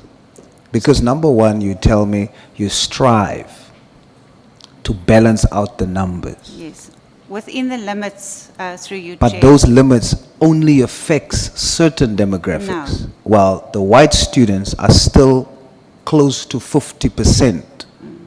You cannot expect me to believe they are going through the same thing. And I don't want to make it about white, black, colored, and Indian. That's not my attempt. But if I look at the numbers, and white student access and enrollments is more than coloreds, Indians combined. And you telling me you cannot accept colored students who qualify Yes. because of space. Then my next question is, then who occupies the space? It would be that 50%. You see? Yeah. Chair, I can give you the numbers within a few minutes of how many thousands of white students were also not admitted to that specific program, and black students and colored students. That is not the argument. I am not arguing, are you rejecting white or black students or white students? That's not what I'm arguing. I'm arguing with you That I should first transformation Yes. that you say you are striving for. Then I'm saying to you, you can't use the word striving because we don't see the commitment in your numbers. Even though you reject all races, based on what you're saying to us, that you want to have more colored and Indian students, it stands logically to reason that you would make space, you would prioritize, you would make it easier, increase the number of these enrollments from coloreds and Indians. The sad part is that the number combined, coloreds and Indians together is lower, not even 2 lower, 3 lower, close to 50% lower than the other demographics.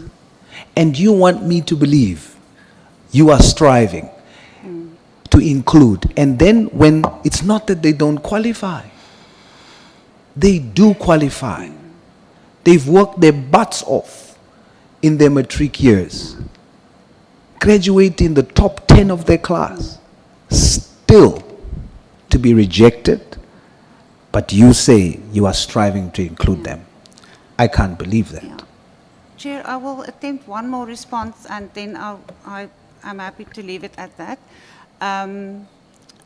Maybe just to reflect on our applicant pool. So the proportionality of the applicant pool is reflected in there are a much smaller group of qualifying colored students in our applicant pool. So in the scenario that you are proposing where we give the colored students priority or applicants, there would be African and Indian and white students with much higher marks that would not be admitted, which might be perceived as unfair in a society where we also value academic merit. So our policy is to select students on academic merit. We give preference to students from the designated groups at a certain point. So after we've selected the top performing students purely on academic merit, we look at our racial demographics. And then our third category is for socioeconomic status, where we give preference to students, high performing students from previously and currently disadvantaged backgrounds. The applicant pool does not render more colored students than African, black or white students at the moment. And so from a fairness perspective, we select the top students from all of those groups, and it will mean that in every group, even in the colored groups, there will be students in our classes that are not selected, even if they meet the minimum requirements. That is all I can offer. Thank you, Chair. This is very, very important. As your last attempt, this should be my last attempt to make you understand. No, that's fair. What about what you just explained in terms of the criteria did Haley Jacobs not fulfill? The academic merit, Chair. Can't be. I have her matric certificate in front of me, and she graduated in the top 10 of her class. Yes. She has the percentages that your policy requires for access. She was still declined, and you know what your letters says to her? Yes, I know. Do you? Yes. Let's see if you know, because I have read it. Okay, my Your letter indulgence, said, Chair. Yeah, my letter said that in the Faculty of Arts and Social Sciences, the conditional offers are made on the grade 11 results. At that point, she had 63% for grade 11, and she was not selected.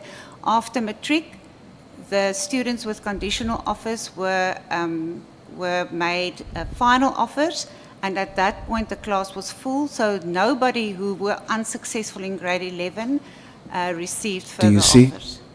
You see? You just said it was on qualification. Now you are saying it was on space. And that was your response to her. Your response to her was that she's declined because there's no space. Yes, and relative to the other students who are higher performance. The You spaces know, are I'm filled working from very, top- very hard Okay. to remain composed. Okay. Very, very hard.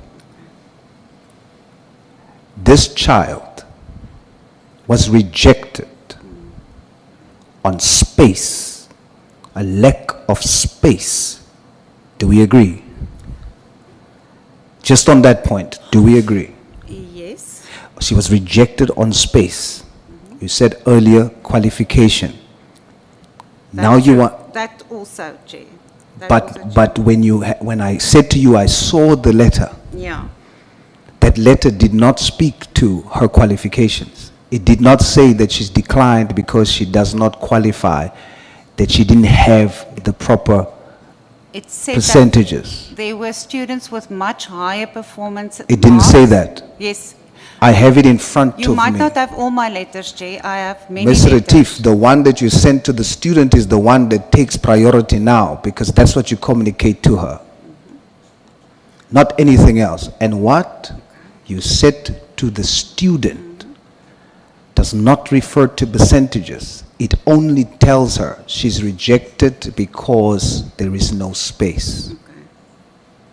Now, because it's only on space, I'm saying it is contrary now to you striving to include, and that is wrong. because you should now have gone on the matter of space. That's not a reason why the ones you want to have included should be declined, not on space. Thank you, Chair. Don't say thank you, Chair. Please say you acknowledge. Honorable Souls, you are 16 minutes above. I apologize, Chair, Yeah, but your second. can that response be to the student? Yeah. And say that the SU acknowledges and will correct it. She says, thank you, Chair. But I pose I require a response. And that's all I'm asking. The school acknowledges and says they will correct. Chair, I cannot speak on behalf of the faculty where the selections are made. They will not at this stage admit a student with so many other students from the same population group who have not met, who have also not had place in the program because of the caps. And we can also not admit her at this stage because the academic year is far gone.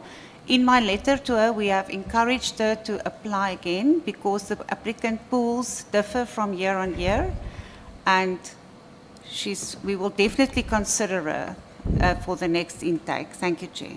Yeah, maybe let's do this. I think the point Honorable Souls is trying to drive is that you have a transformation agenda that you must achieve. Yes. But this transformation agenda is not supported by practical programs that you are putting in place. That's the point is making, that if you want to, for an example, now in your presentation today, this year you have only 893 colored students who you have accepted. You have 1,651 black Africans and 163 Indians. Actually, all those three combined don't make up the 3,160 white students you have. So these three categories are still below the white students that you have. And we're not saying you must discriminate against the white student, but we're saying you have a transformative agenda, which if you are going to look at admitting students on merit alone, you are not going to have any transformative agenda, because this colored child who comes from the Cape Flats or this black child who comes from Kukuletu do not have the same resources as this child who goes, who attends school in Camps Bay, who has 5 tutors. There are 15 only in class. So they are likely not going to be accepted at SU if the only category you take is on merit. So that's the point that we must first agree on. I'll give you. I'm just wanting to bring you guys together. Okay. Right? So you are then saying, no, we've got 3 categories. The first one is on merit. But the one on merit, the numbers might be probably 90 or 80%. Now, this is where the problem, it's a structural problem. Then if you say 90% of admissions should be on merit, then you are only going to make an impact on 10%, right? This 10%, by the way, might not even be the 600 if you are taking 6,000. It might not even be 600. It might be 500 or so students. So you are only going to make an impact on 500, or only 600 students will then be put in to address the historical injustices of the past, which your own presentation says before every council, you read it out loud to say, we accept that we may have participated in this program, but practically does not refer to that. Now, maybe council, you may need to sit down as a council now to say, listen,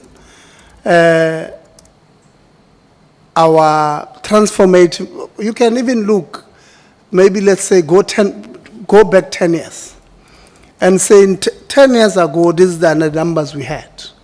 What are the differences that we have made in terms of changing at least the outlook?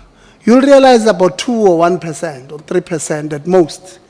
So the number of students that were colored and black, and they are now about, probably combined, about 40-something%, if you exclude international students, about 40-something%.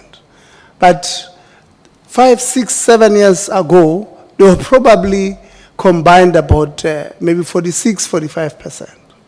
So the transformative agenda with what we have currently will not be reached. And we're not saying, it's like in your staff. Like I said previously, I was part of the previous portfolio committee that visited Stellenbosch. And we had a conversation about the staff complement.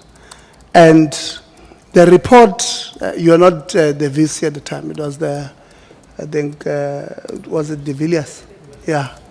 And the presentation of the report you gave us was that it takes a while. And I understood what the presentation said. To say, yes, we have, let's make an example, 70% of the staff being white. The plan is to get it probably in the next 10 years to 60%. I'm making an example. You might not get there if in 10 years you don't have a white staff member retiring because age is not allowed. So you are likely not to get it. Or anybody passing away, or anybody getting a job elsewhere, because they're not going to leave. So your target, unless you grow the employment numbers. But if you don't grow the employment numbers, and there are no staff members who retire or resign, the numbers are going to remain the same, right? So the answer register remains on the council sitting down and saying, in the past 10 years, we've been stuck. We've been saying we want to transform. Instead of us having 80% or 90% on merits, maybe let's put it to 70. Let's make sure that on the previously disadvantaged, because we're struggling with Indians and coloreds, we then target those people. Why? Because coloreds in the Western Cape are actually in majority. And therefore, those numbers should reflect at an institution like SU. Is that something that, does it make sense? You know, sometimes we speak VC. Yeah. We do it like that. Chair, thank you very much for that. I think we hear the inputs in this regard. It's something that we will take into consideration in the revision of our admissions policy. And then I'll give you now. And then maybe also in the spirit of fairness, when the register said a student is rejected because of space, what they normally do is that they look at how many people, how many spaces they have in a program. So the program will say 250. Then, based on their criteria, they will then say, because we have 200 and our numbers is 80%, so it will mean what? 160 students will be on merit. So the first 160 will be filled according to the average of their metric certificate, whatever their numbers. So the first 160 will go to those who with higher averages, they then put them there.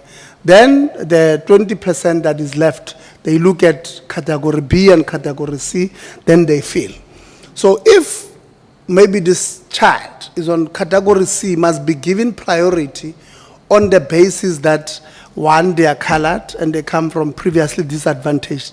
They still compete with other colors who come from those disadvantaged communities. So they are ranked firstly on category A, then they are ranked on category B, and they are ranked on category C. So if on category C they've got only spaces for 10 out of the 200, which is what we're saying they must look into, they will not be wrong if they say the child is rejected because of space. They will be right, because on the category where they are competing, they will also not be in the top 10 where they are supposed to be. So when they say space, that's what normally they refer to.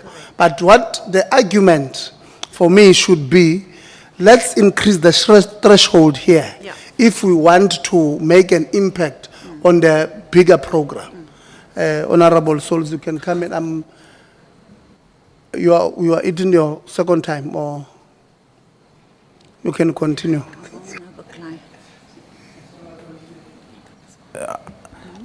I vehemently disagree with your position, Chair. SU is wrong. They're not right. The issue of space, even in the apartheid regime, they could explain with graphs and law why we are marginalized. So to have a professional explanation doesn't justify the fact, because that would then assume that all 3,160 white students is on merit, because they don't have, by assumption, the same social issues, which can't be true. It can't be true. There are academically poor white Afrikaner children too. They are our children. We are not asking SU not to enroll our white South African children. We are saying the colored Indian children are also our children. And there should be more effort put in to increase that number and not find reasons why they are rejected. A Haley is rejected not because she doesn't qualify to enter. Despite the circumstances, she's worked extremely hard. She passed. She graduated in the top 10 of her class. She's rejected. And we are saying here, we understand why it's done on space. She is rejected from entering the institution not because she doesn't qualify, because there's no space. It's wrong. And I'm saying SU should do much better. No, thank you. We'll have this discussion because Prof. Lewin, the department, you give this institution what you call enrollment targets. So you tell them they can only take this much. Where I disagree with the format that you are using is on the threshold. That says, because if your threshold was saying 50% merit, the numbers will be way different. And possibly Haley could be in. And that's why I'm saying council must then give the direction here. The deputy chair must go and present to council that we were questioned on this issue. Is there any way that we can, in order for us to accelerate transformation, to change the thresholds that we are using? Honorable Msazan, once we start, I'm going to go do my interview, and then I'm going to come back. So, you know, you are supposed to have 20 minutes, but Honorable Souls took 35 minutes. Now, I don't want you to accuse me of genuine arrangement.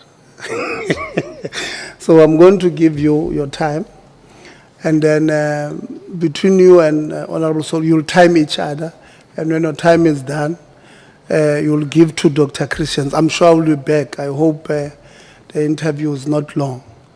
So I'm going to give you now to proceed with the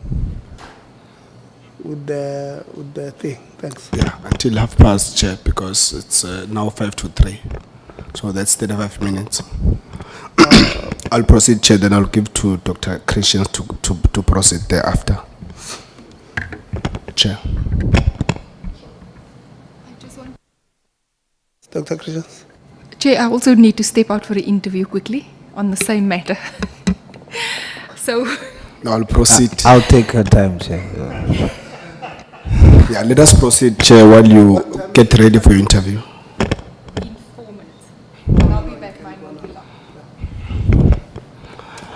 No, thanks, Chair. Let me proceed. Maybe I'm going to start with the student leadership first so that I put their matters to rest, then I deal with the institution. Perhaps if I could just first get clarity from the Vice Chancellor or the Deputy Chair of Council. I have learned that there was at some point not so long ago an interim SRC. I want to understand why was there an interim SRC, how long were they in office for, and then I think we can take it from there after I get that response, Vice Chancellor. Honourable Member, the issue of student governance is dealt with under the Dean of Students, and the Dean of Students will respond to that. Sure. Dean. Chair, thank you very much, Honourable Member. Yes, we had an interim SRC until recently. There was a student electoral matter that was challenged. That was with regards to a sanction by the Student Electoral Commission against a member.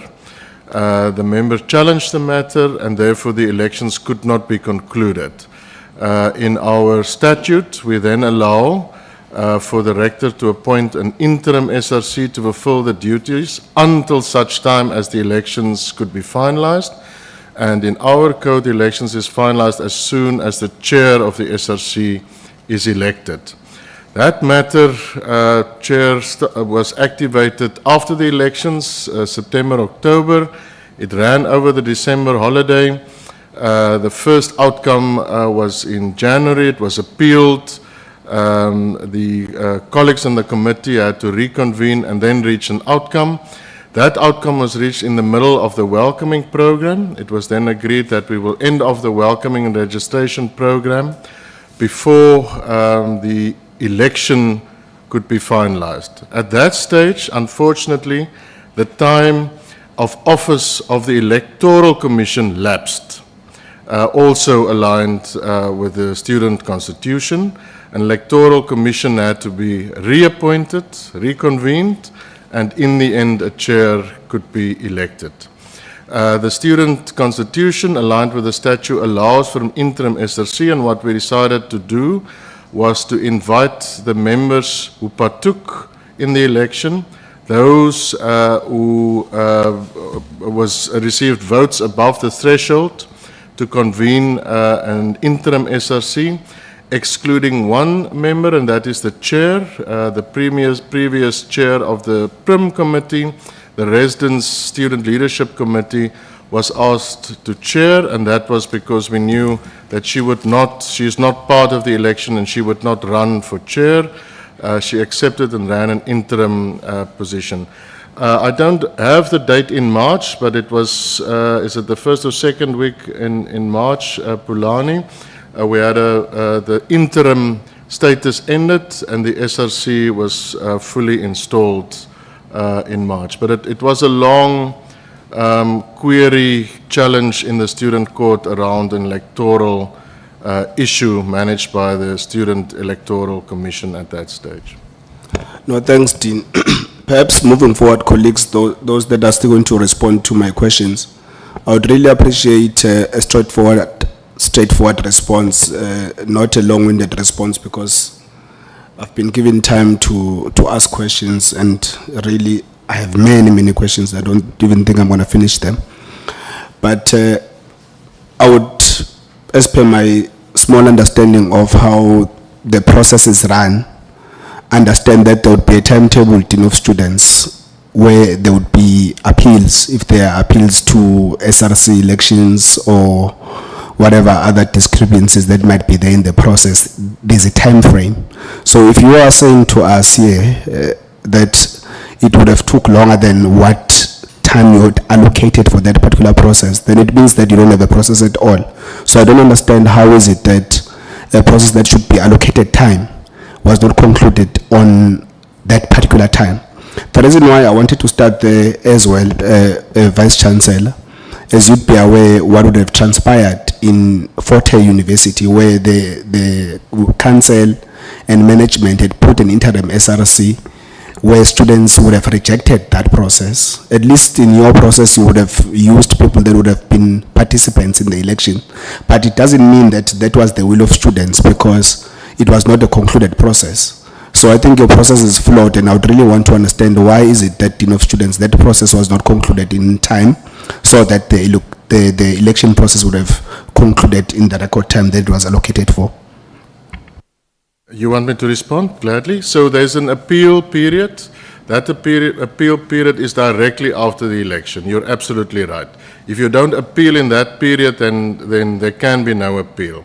An appeal was lodged on the last day possible after the election, and that activated the student court processes. The student court processes is mandated by the student constitution.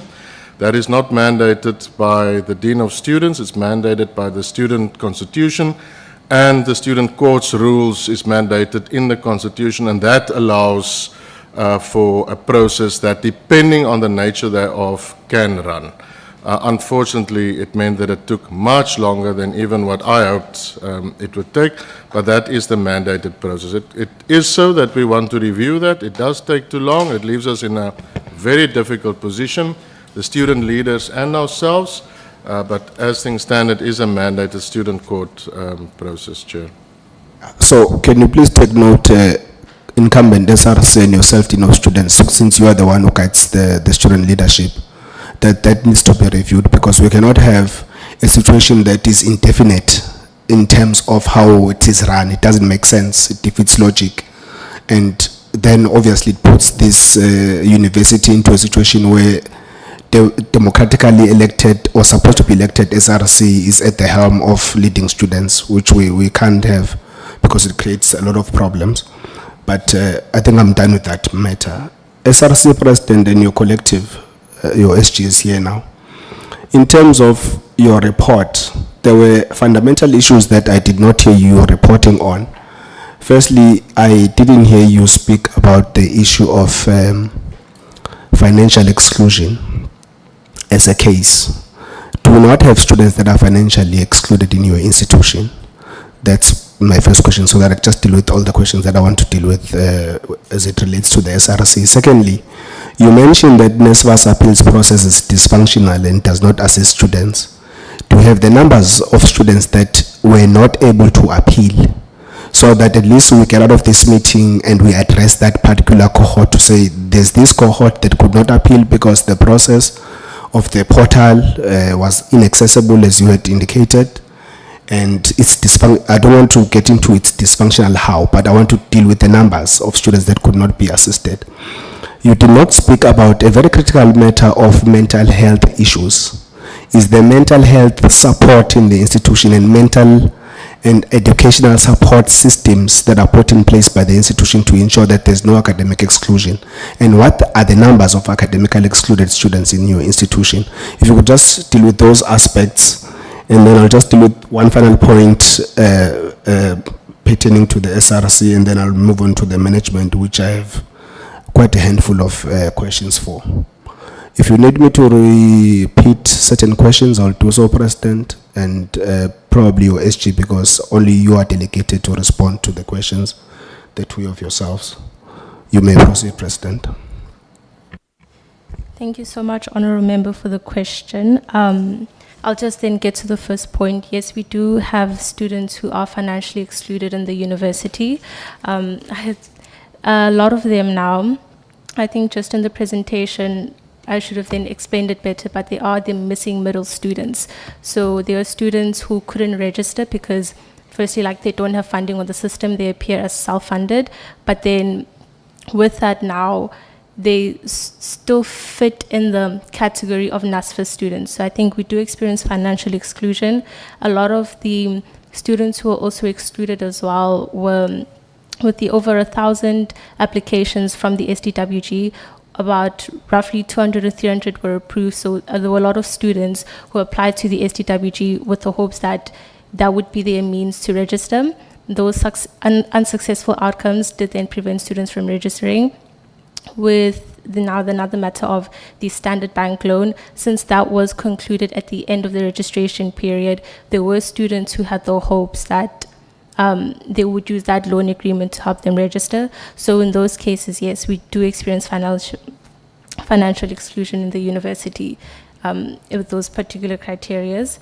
The number of appeals, so now can I have the numbers?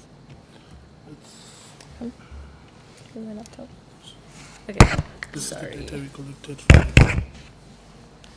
Okay, so we ran a survey, but unfortunately we also did not get much student responses. So we received a total of 38 responses. The number now of students who had already contacted NSFAS or the university for help was 37. Students who gave permission to, okay, so 6 students submitted appeals, and then there were 4 appeals pending. There were funded students, and then there were 6 students of another 38 who were funded, but they're still facing problems. And then there were 13 other NSFAS students who now submitted these challenges. But I do also just want to put forward that these responses are not a true reflection of the cases that we've now experienced on the ground. Yeah, these numbers are significantly higher. I'll just then get an update from the Student Financial Access Officer. Let me see. Sorry. Okay, can you please Can you clarify? Yeah, so maybe before you come in, TG, you see, President, my time is very limited, so I won't be able to do justice on these matters, but I would have maybe indicated offline that at some point I was SG in a very big institution. I think it's bigger than Stellenbosch. I think so, Vice Chancellor. So I was SG there at some point in my life of the SRC executive. I, at some point, even came here to Parliament to represent those students. Fortunately, the now chair was a member of the portfolio committee at that time. This thing of numbers is very crucial because we are here to get solutions more than before a public platform of decision-making like Parliament and say a system of NSFAS is dysfunctional. And you can't give us the numbers to assist those students. It might seem as if you're just attacking NSFAS, but you don't have the facts. And if you're saying 38 is the number in which you are relying on to say that system is dysfunctional, then I'm subject to, disagreeing with you because I was assisting dozens of students on this particular process. And to a large degree, the system was assisting. Even though what you are referring to as an inaccessible portal, there were many other cases where either the portal did not open, even though the students were said to submit documents and so forth and so on. But it assists us when you have numbers as the SRC, because like then we can say what the chair was saying, that there must be a breakaway session between yourselves, give numbers to NSFAS, then we are able to assist those particular students than just using a blanket approach of saying the system is dysfunctional. That's why I was actually speaking to that point. I don't have a problem if you can get the numbers, because if you can get the numbers that are more accurate than what you are saying, then NSFAS will be able to then assist us on that particular process. Could you move with speed on the issue of academic support and mental health support? Do you have that in the institution? Because you did not report about that, and it's something that is very crucial for us to deal with. Okay. Honourable Member, could I just then provide more accurate numbers? I'll just be a quick run through of them. No, it's fine. Okay. Let's deal with this other aspect. I need to deal with the university. Okay. If you have the numbers, we'll then, because I'm going to be chairing now, we'll Okay. get you to interact with NSFAS so that they are able to deal with those issues since they're still here. Then we are able to assist those students. Okay. Let's No. deal with these 2 other aspects, then let me run straight to the university. Okay. Academic support systems and mental health systems. Thank you, Honourable Member. There is the Centre for Student Counselling and Development, which now does offer psychotherapeutic services as well as academic counselling. with those numbers, I unfortunately don't have them at hand. I can just quickly open them up. But then largely student feedback was that now students will apply to sort of like see a therapist or see a counselor, but then there is a bit of a delay in the turnaround time when students get support, as well as support services now. I don't want to maybe just limit it to academic performance, that we have the social impact department, not the social impact department, the social work services department, where we only have one social work officer on campus, and that also then now significantly plays an impact in student performance, because these are the services, or what happens is that these departments are understaffed relative to the number of students we have on campus. No, thanks, President. I think, Dean, when you get an opportunity, because I need to deal with these other matters, these are very crucial points for me, because you know, some of us come from these institutions, and fortunately we were able to graduate as well. So we understand the necessity of mental health support and academic support, and the pressures that come, and pressures from home as a student. So if you don't have these systems working properly, you run a risk of underperformance, even students that would ordinarily perform well. And also there are policies, if I may say policies, where NSFAS, if you underperform, they'll want something documented from mental health support that supports that you could not perform because of these reasons. You were undergoing counseling at the institution. I remember back in our days, you know that you need to have that to support you getting back your funding. So if those are not effective and the impact thereof can't be measured, then we have a problem and a cause for concern. So I would really want you to consider that maybe at some point when you come in this engagement. Let me now maybe go to the institution. Thank you very much, President of the SRC. Other matters, if we still have time, we'll deal with them. I just wanted to deal with those matters first.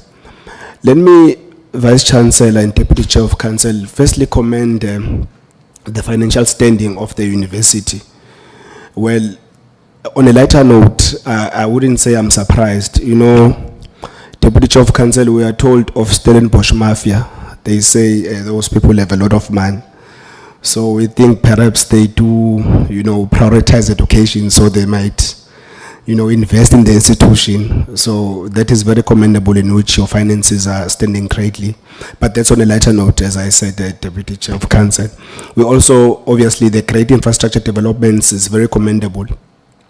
But VC, let me perhaps deal with this aspect. You said you, as an institution, abide to the South African Constitution.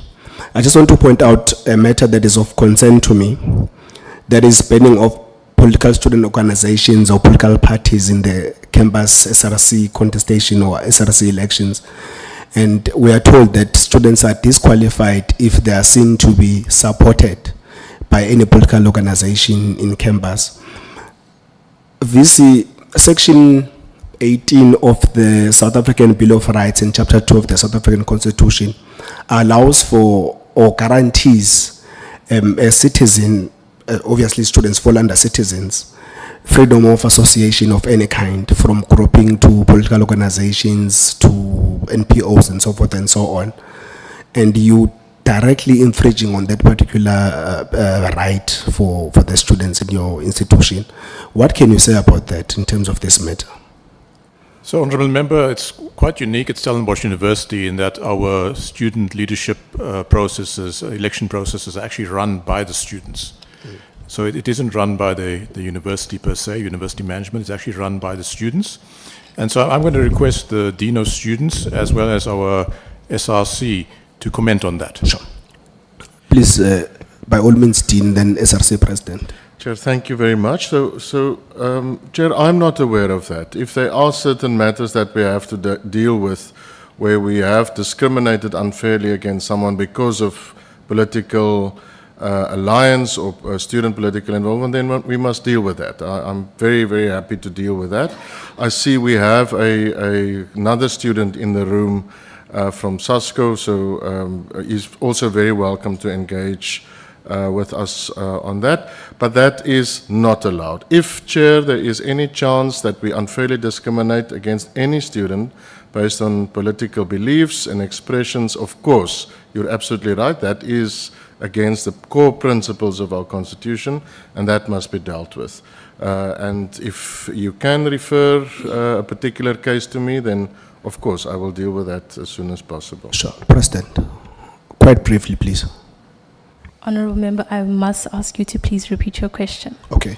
What are the sentiments of the SRC, incumbent SRC, in the practice that political organizations do not contest for SRC, but individual members contest for the SRC? Maybe you can highlight what the SRC constitution says and what is the sentiments of the SRC and the sentiments of the organizations or clubs and societies, as it were, and general students. Thank you, honourable members. So the way that it is now set up in our constitution is the SRC is structured to be a politically unaffiliated SRC. So when members run, they run in their personal capacity. This does have pros and cons. I think when you run in your personal capacity, you then really need to display to students, who are you, what do you stand for? You sort of then don't... President, yes. I do understand that part. Like I said, would have been exposed to those things. That's why I moved from that to say, what is the feeling or sentiments of the political organizations now on that process and general students? Are the political organizations happy with that process or not? And the general students.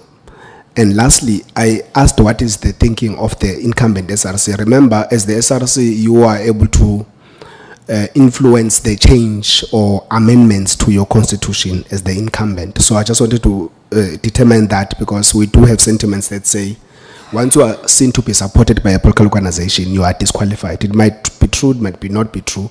You can tell us as the SRC president. Maybe you're not affected at this point in time, but we do get certain sentiments from your students. I think on behalf of the student political organizations, the manner in which our election system is set up, they're definitely not happy. Students as well, I think then the students who form part of those political organizations, then they do express similar sentiments of the way that the Stellenbosch system is set up is unfair, or it's disadvantaging these organizations. And then to students who are now then perhaps not affiliated with political parties, they also now share opposite sentiments, that they think that the system is good, it's well structured. From our process, we are in the process of currently reviewing our constitution, but from the team in general, there hasn't been, what can I say, a suggestion to perhaps change the way that things are currently being run. Thanks, President. TG, you have exactly 30 seconds.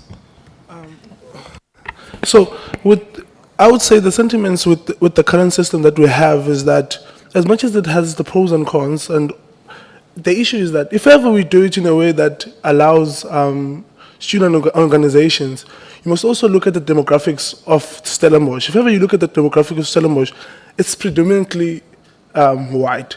And when you look at that, DASO is mostly the one that prevails.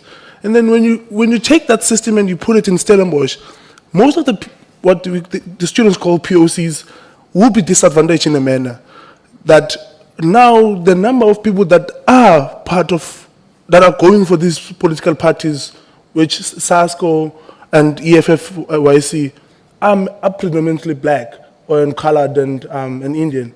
Now, when you do that system, it outright disadvantages the people that actually suffer, which is the disadvantaged students, which we can say POCs. Now, with that, it comes at a point where the system is good, and also the system has its own problems, where now it attracts, the students say it attracts members or individuals that actually do not qualify or do not have partisanship or do not have strong leadership skills, because they are not trained in terms of ideologies and how to actually look at the societal issues which we have within the country, within the institution. No, that's fine, TG. I was not suggesting you change your system. I was just merely submitting what has came forth to us. how you run your affairs, really, we cannot determine or dictate. You know what is fit for yourself. So I just wanted to really get an understanding of where you are. Let me come back to the Chair of Council. In your restitution statement, you acknowledge racial discrimination and exclusion. Well, in your words, you indicate that we acknowledge its contribution towards the injustices of state commerce because there's still certain practices that appear to be present in terms of racism, from where I'm seated at least. Now, VC and Deputy Chair of Council, I don't think it's necessary for me, but let me maybe just make a point that our people, now if I say our people, well, I'm deployed by the MK party, and our party position is very clear and very biased to the previously disadvantaged, discriminated, disenfranchised black people or black native Africans of this country. So there are still serious scars of apartheid, racial discrimination, segregation, violence against our people, bleeding wounds of racism, if I were to say, including and not limited to the land that was stolen and still remains in the hands of the white minority of this country. So if we take such acknowledgement in ambiguity, as I would have read it, it's worse because there are incidents of racism that continue to be attended without agency and even without any harsh punishment that is, visible, at least in terms of response. So I want to ask you, VC, on the Majuba resident matter. Let's assume we don't know what happened. Maybe quite briefly, because you had reported that there was no overt racism on this matter. At least those are the words of the Dean of Students, if I remember very well. What actually transpired quite briefly on this matter, so that at least we then get to a point where I want to understand, as I had said earlier, in terms of the perpetrators or the alleged perpetrators and the alleged victim, what were the races between the two? But before that, what actually transpired quite briefly on the matter, Vice Chancellor? Honourable Member, the Dean of Students is responsible for student residences, including the kind of issues that come up in the student residence space. And he's privy to greater detail on the kind of minutiae that you want to hear about. Okay. So I'm going to request that Dr. Van Roy respond. Dean, please, quite briefly. My time is really I will be brief, but there is a preface. Honourable Chairperson, my remarks around the findings is preliminary, only preliminary. It might indeed be that in the central disciplinary process it is found that there are that it was racist or racialized, etc. This is just preliminary. It was just we needed to make sense within a couple of days. But I'll briefly give you an overview of what transpired around the end of February, beginning of March. Mayuba is a small residence. It has about 160, 170 beds. It is a residence that prides itself in partaking in a variety of sports, but given the fact that it's small, it struggles to fill teams. One of the teams that they struggle to fill is the soccer team. They have the same issue with the hockey team, with the rugby team, etc.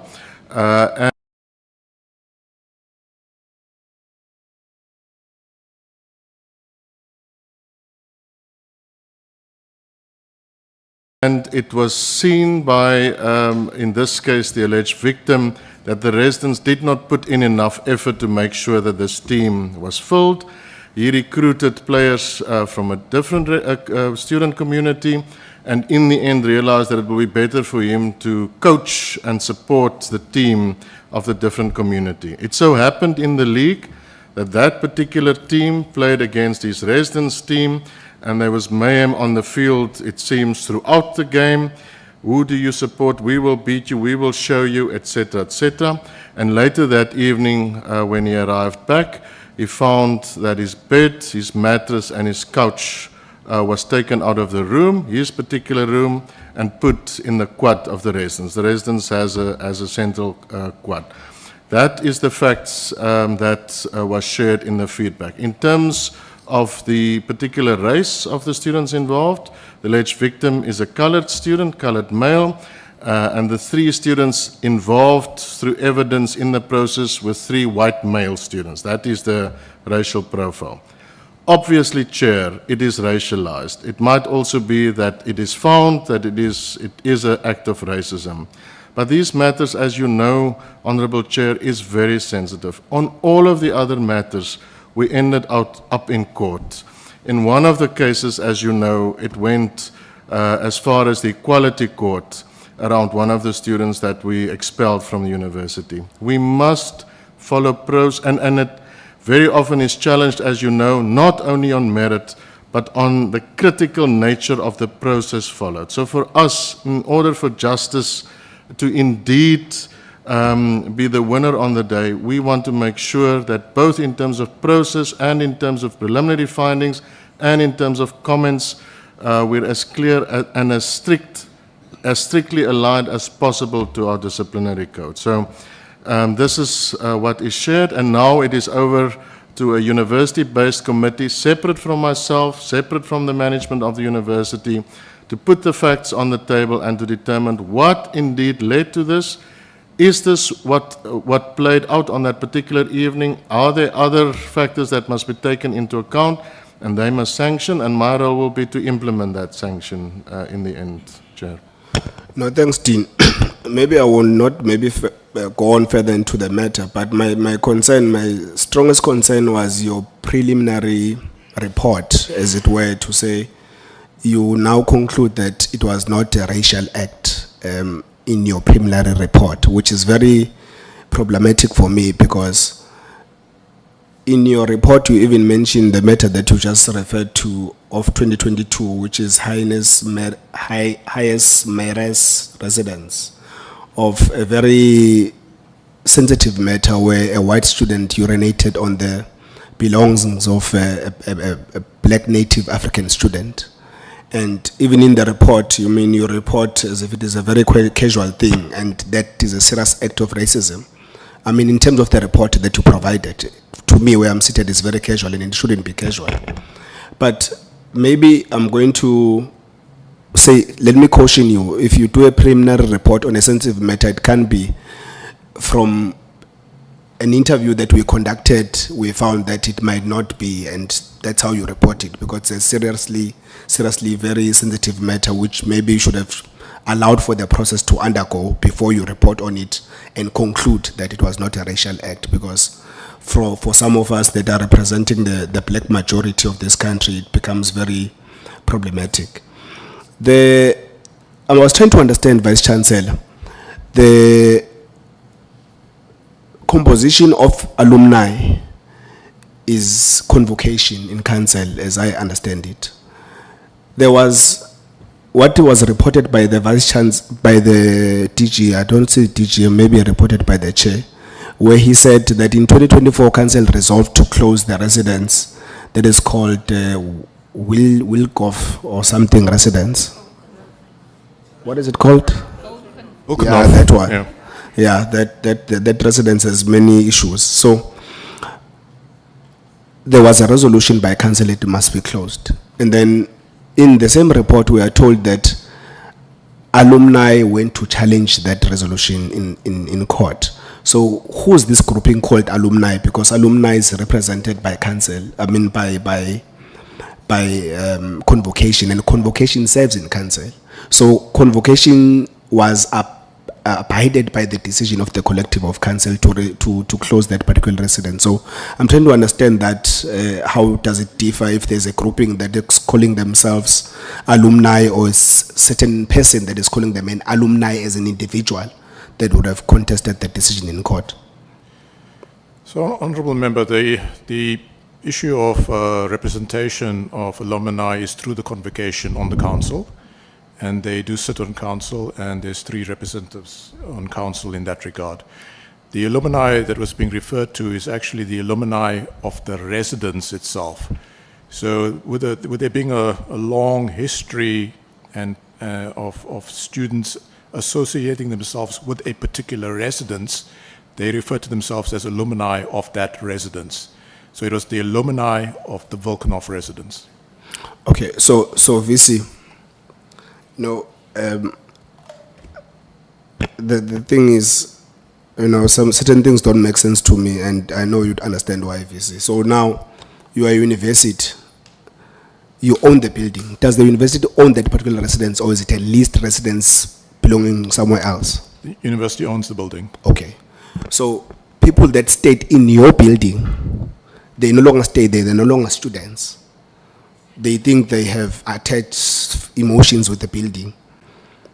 Go to challenge the university in court for their practices in their own building and win. Is that what you are saying to us as the portfolio committee, Vice Chancellor? That's exactly what took place. Did the university defend this application in court? Yes, I can ask our legal advisor, our legal head of legal to respond, Neville Naidu. Please, by all means, legal, could you please paint a picture? I mean, from where I'm seated, I'm really confused. So, people that stayed in a residence, your residence, no longer students, go to court and tell you that that building where we stayed, we have, our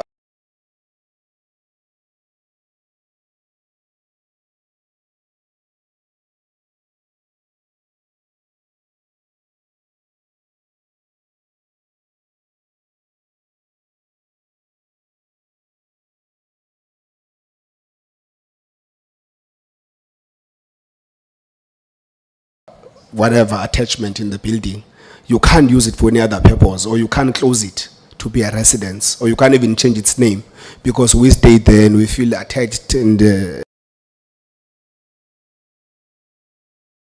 entitled to it. Make me understand legal, and maybe, I'm not sure, I didn't do law, but this one doesn't make sense to me. We have the same background, university. So alma mater is the same. Yeah, but in essence, what happened is it was a review of the university's decision, and it's a review in terms of procedural correctness.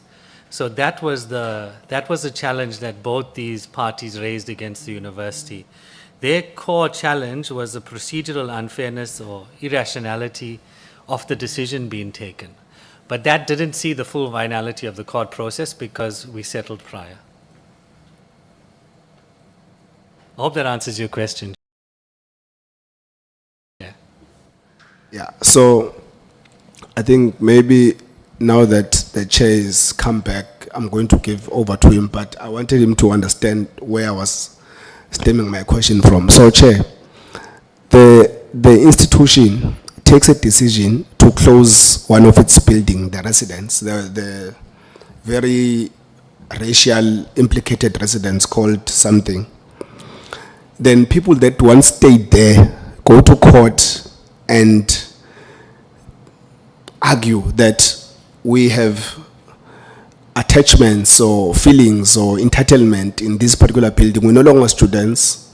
We are alumni of the university or of that particular residence as they are indicated. But they actually win against stopping the university from closing its own building. Years after they stayed there, I'm told. So I'm saying I haven't done law yet. I do have wishes to do it at some point, but it defeats logic for me. I'm failing to understand how does that happen. And legally saying they settle outside of court.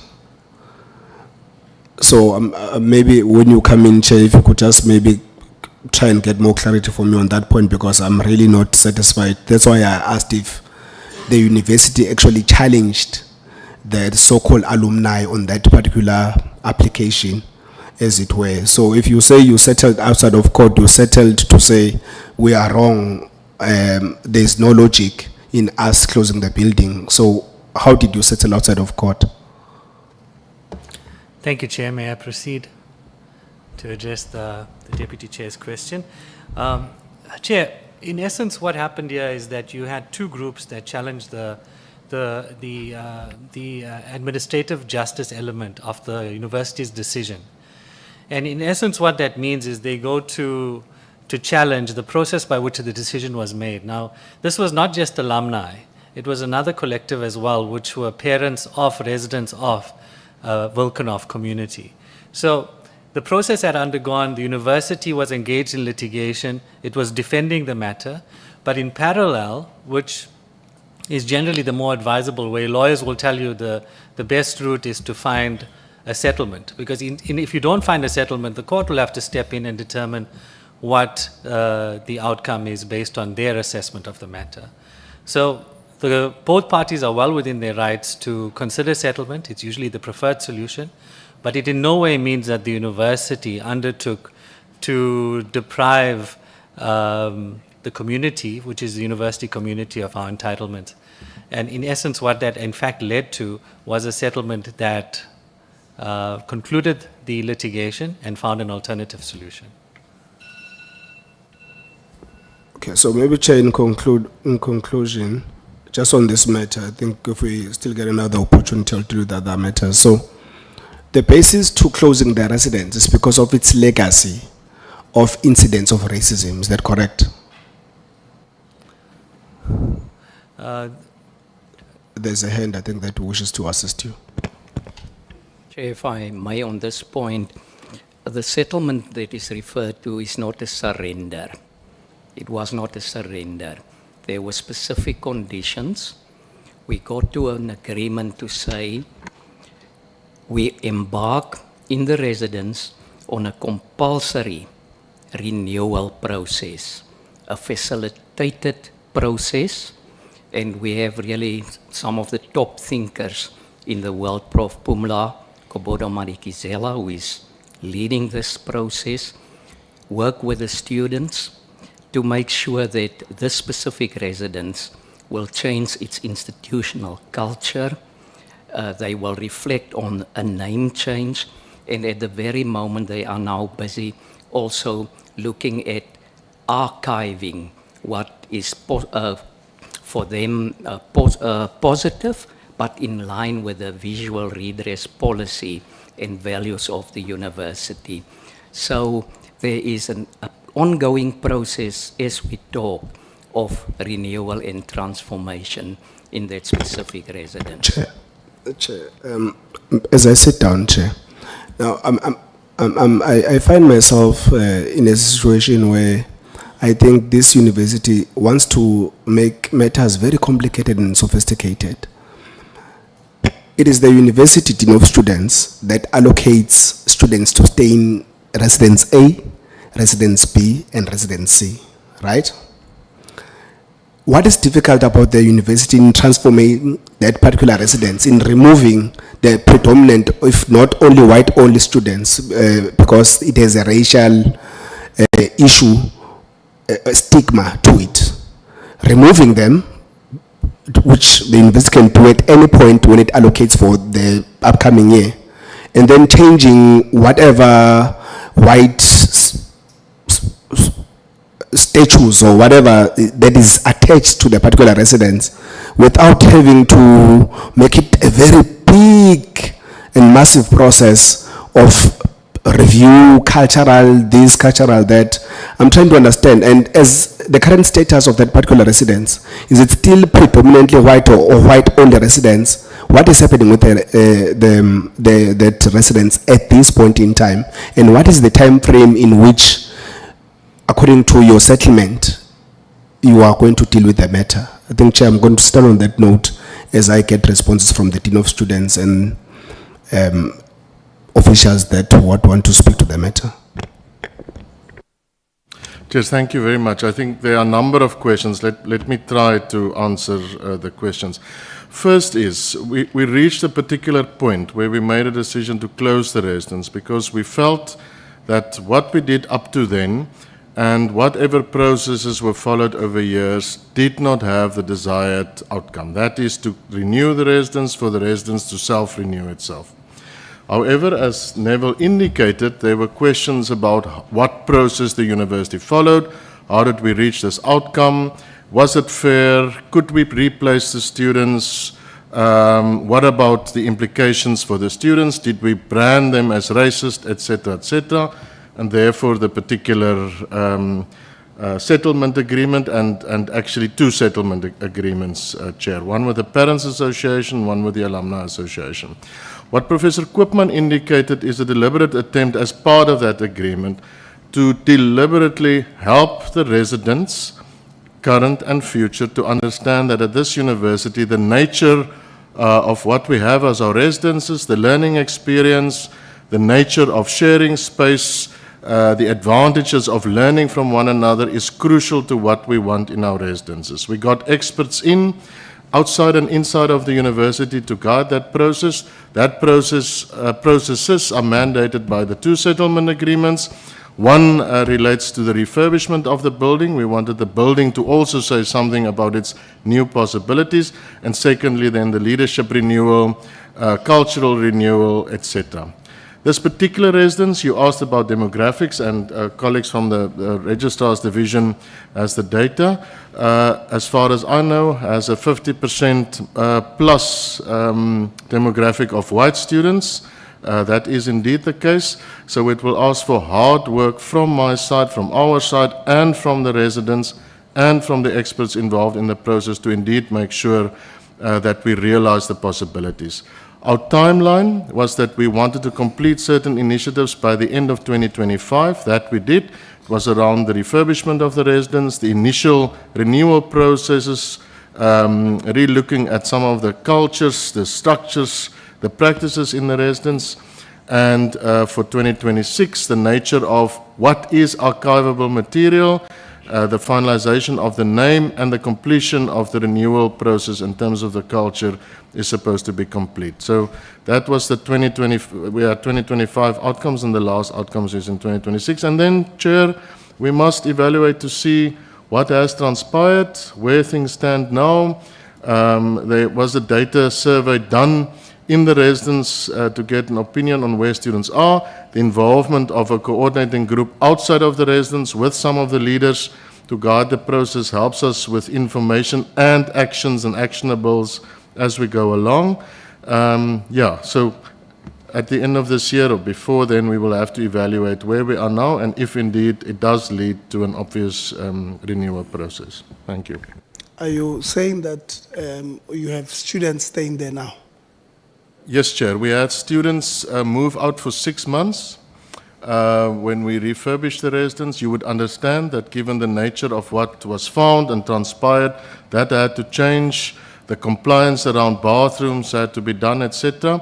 Renewal of structures of the building had to be complete, but the cohort of students moved back in the second semester of 2025 already. There are students in the building currently, yes.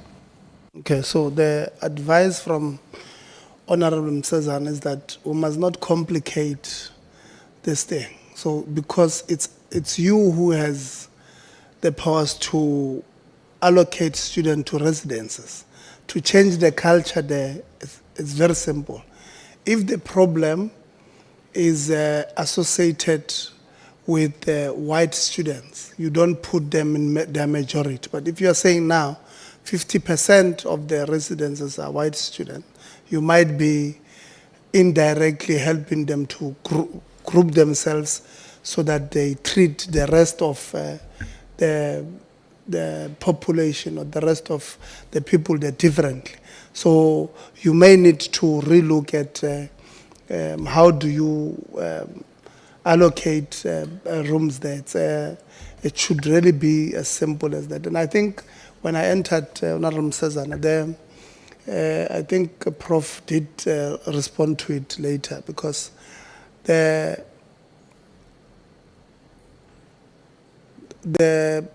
sense that I got is that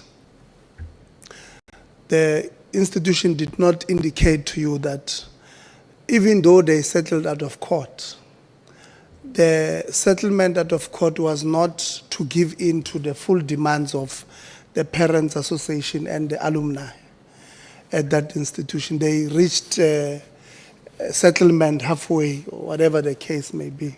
So, and I thought that is extremely important to mention, so that we don't live here with an impression that you gave in to the full demands, because then we're going to have a problem with you over something that is not supposed. We are going to have problems with you, Ver, but let's have a problem over things that exists. You know? So it's extremely important that you clarify these things that you may think they are small, because they may lead us to having disagreements over something that do not really exist. So when you clarify, let's clarify issues. Dr. Christians?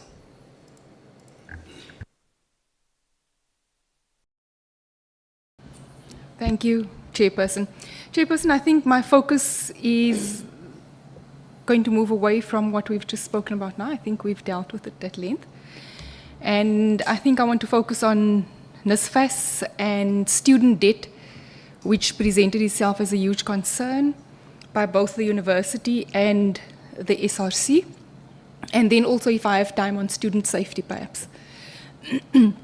So, Chair, the SRC raised huge concerns and the university about students who were approved for funding, but they weren't receiving their allowances on time.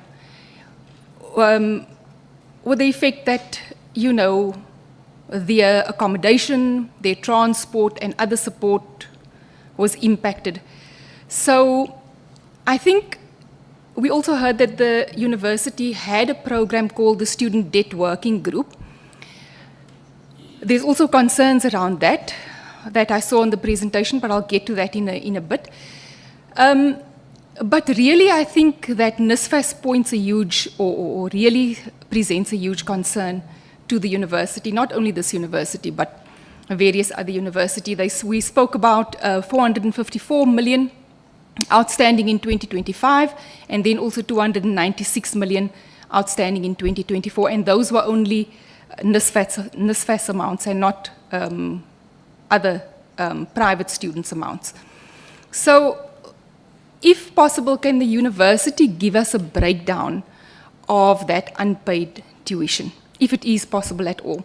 How much of that is tuition, how much accommodation, and how much student allowances, respectively, would that have impacted? Honourable Member, can I ask our Chief Director of Finance to respond to that? Thank you, Chair. In terms of the allowances, we started paying the allowances from February. In February, we actually advanced the payments, and then we received the payments in March for February and March, which we also then pay. And now as we speak, we're busy with the finalization of the April allowances to be paid. In that amount due from NSFAS to the university also indicates that we do allow the students to register the NSFAS students with that amount still due to the university. In terms of the breakdown of the allowances, we do have that number, so I can provide that detailed numbers to you as well. Okay, thank you very much. I think that will assist us hugely, because I think we need to understand how students are impacted with residence, students outside of the Western Cape that don't have anywhere to sleep once they come here. Whether they are excluded because their tuition fees are not paid, or whether life is made difficult for them because they haven't got laptops, tuition material, etc. So, can you perhaps tell us then at this point, how many of the students currently attending university still haven't received certainty from NSFAS, or are on the brink of being excluded because NSFAS has not paid their fees yet? Basically, financial uncertainty. Yeah. Thank you, Chair. Through you, as our SRC Chair also indicated, there's still students that's awaiting the final letters from NSFAS. I think you mentioned a number of 2,000 students. the chair of the SRC this morning.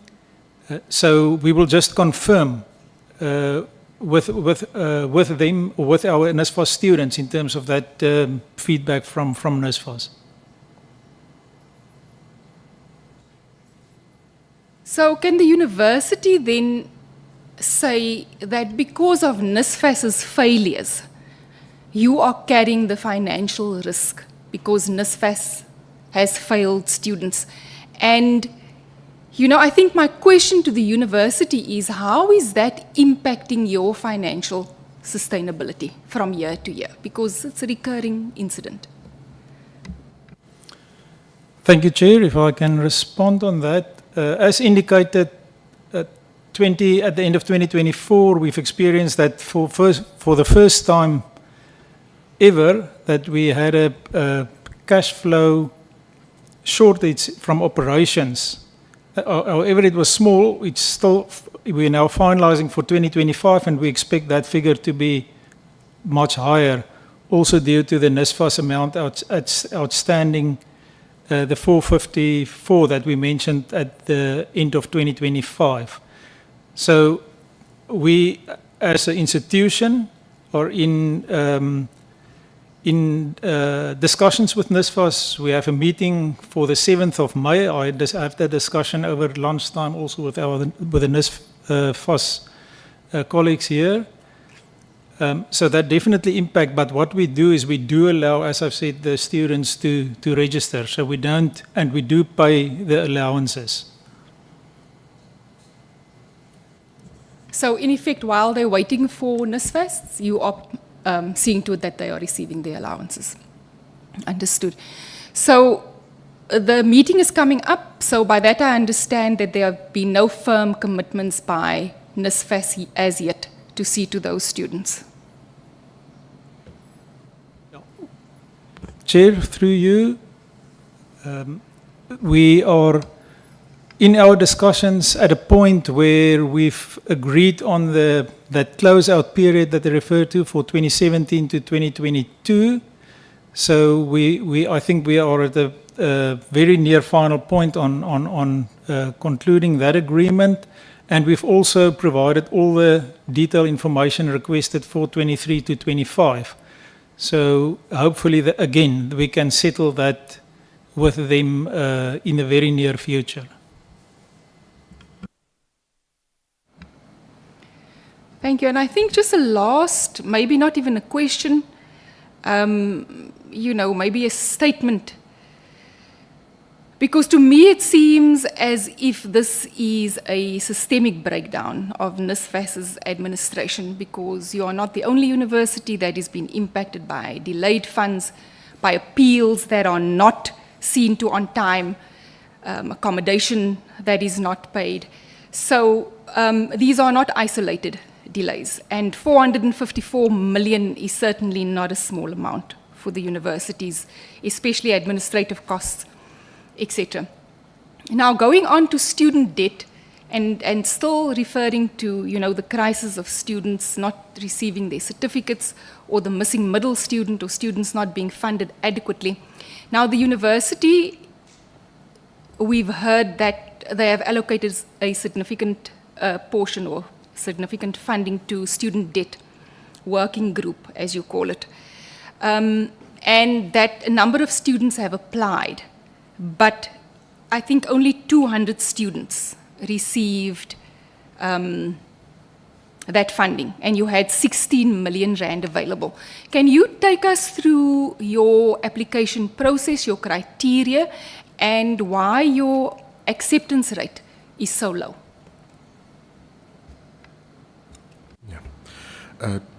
Chair, I will have to respond on this one. I'm part of the committee that coordinates the student debt working group with the registrar and the COO, and they're welcome to add to that, of course.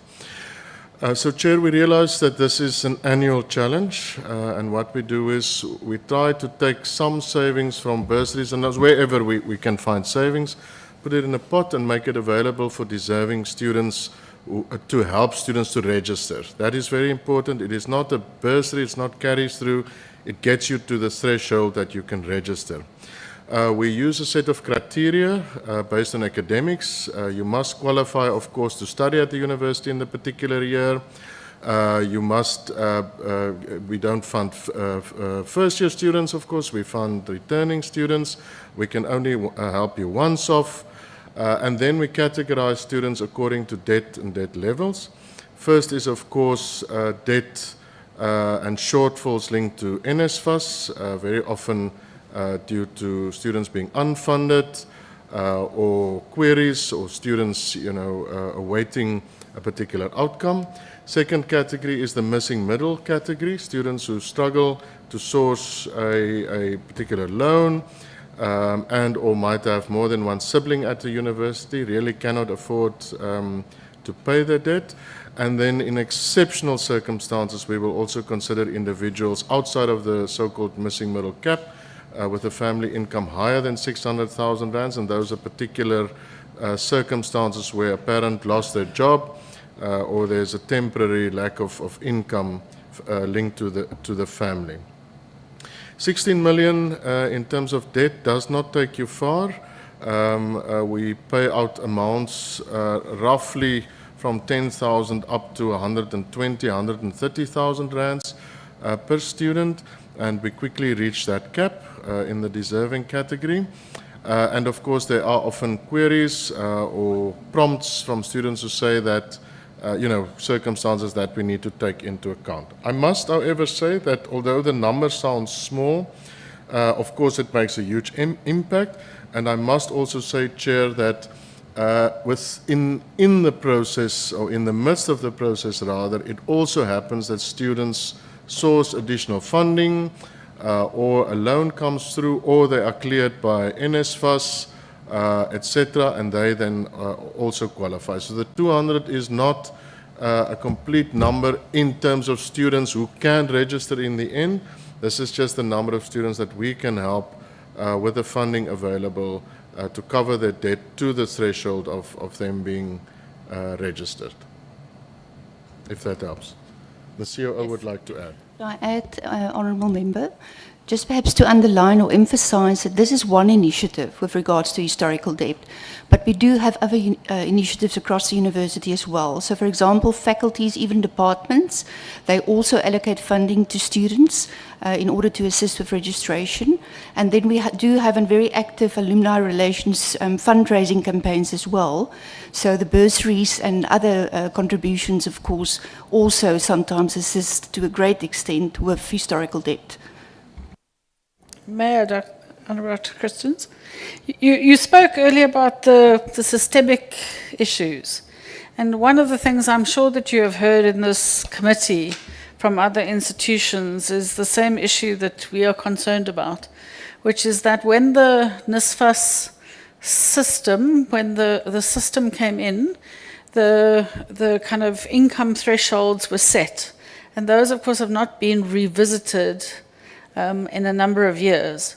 So when you talk about accumulating student debt, yes, there is accumulation as a result of administrative stuff and kind of debt from the NSFAS, but the majority of the debt comes from the missing middle category. So when people in 19, were kind of at 300, a household with 300,000 Rand income, at today's terms, in terms of inflation and food costs, etc., we now really are talking the poorest of the poor, because we're now talking about 180 to 200,000 household income, which means that the people who are seen to be too wealthy for NSFAS but too poor to manage are actually at the original NSFAS cap or thereabouts. So we're seeing massive debt accumulation, and it's with every good intent that every family sets their child off on a course for higher education with all the transformatory kind of dreams that we all believe in working in the sector, but that it just by second and definitely by third year, it's coming terribly unstuck in terms of households that are just peddling in terms of cost of living. So the issue is, the systemic issue is, is it actually serving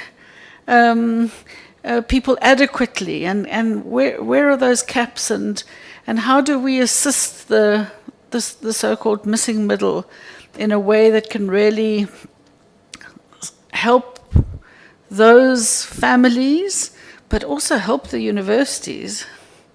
Thank you for the opportunity. Yes, thank you very much. I think that really makes a lot of sense, and the university ends up carrying the burden of all those decisions made. Just for your knowledge as well, we've been asking NSFAS for their turnaround plan for a number of months now. We haven't received it as yet, and we'll keep them to it, because what you've said is very important. We need an updated policy with regard to those thresholds, and I think it's important we get them as soon as possible. But having said that as well, I think it's commendable of the university that they are supplementing those fees and assisting students who are really in need of those funds. I think another problem for me that that goes with the funding and the challenges that students face is certificates that are withheld.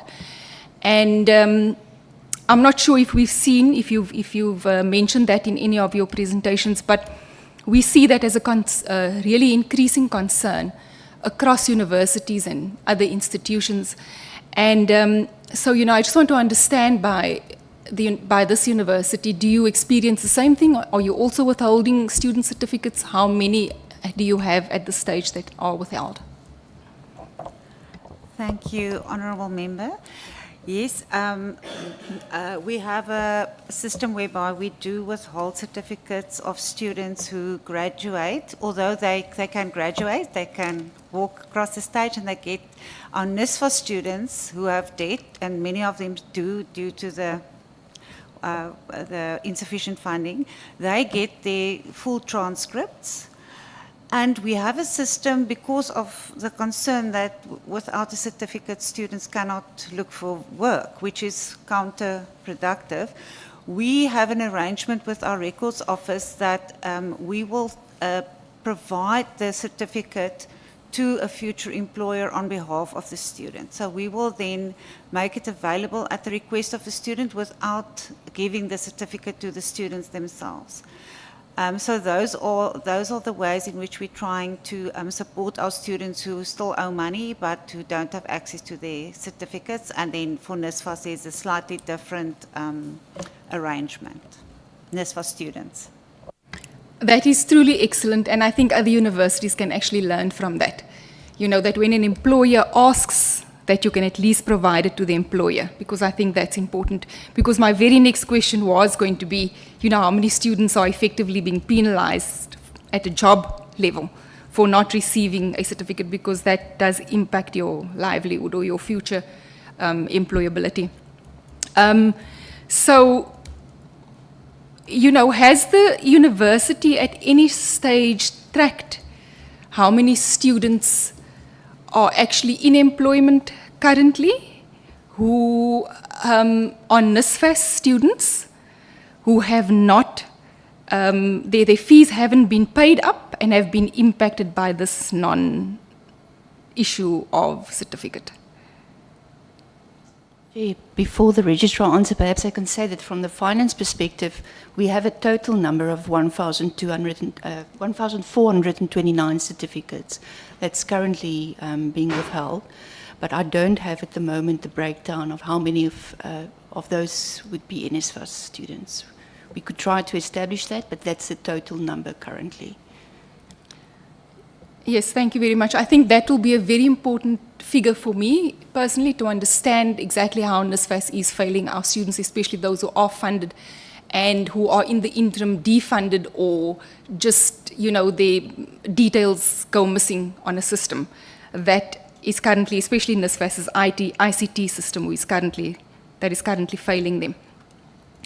I think the very next thing that I would like to go to is just student safety. on campus. I mean, we've heard a lot about that.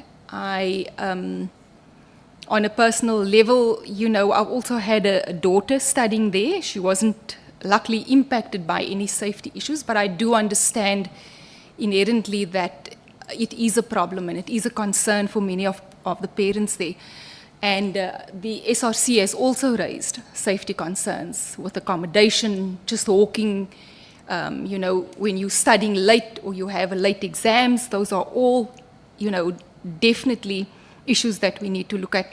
So, I mean, my understanding of it is that SAPS should be more thoroughly involved in the safety, especially in Stellenbosch, especially where we've had historical problems with not only, you know, attacks, but deaths, and you know, it's really been gruesome in some instances.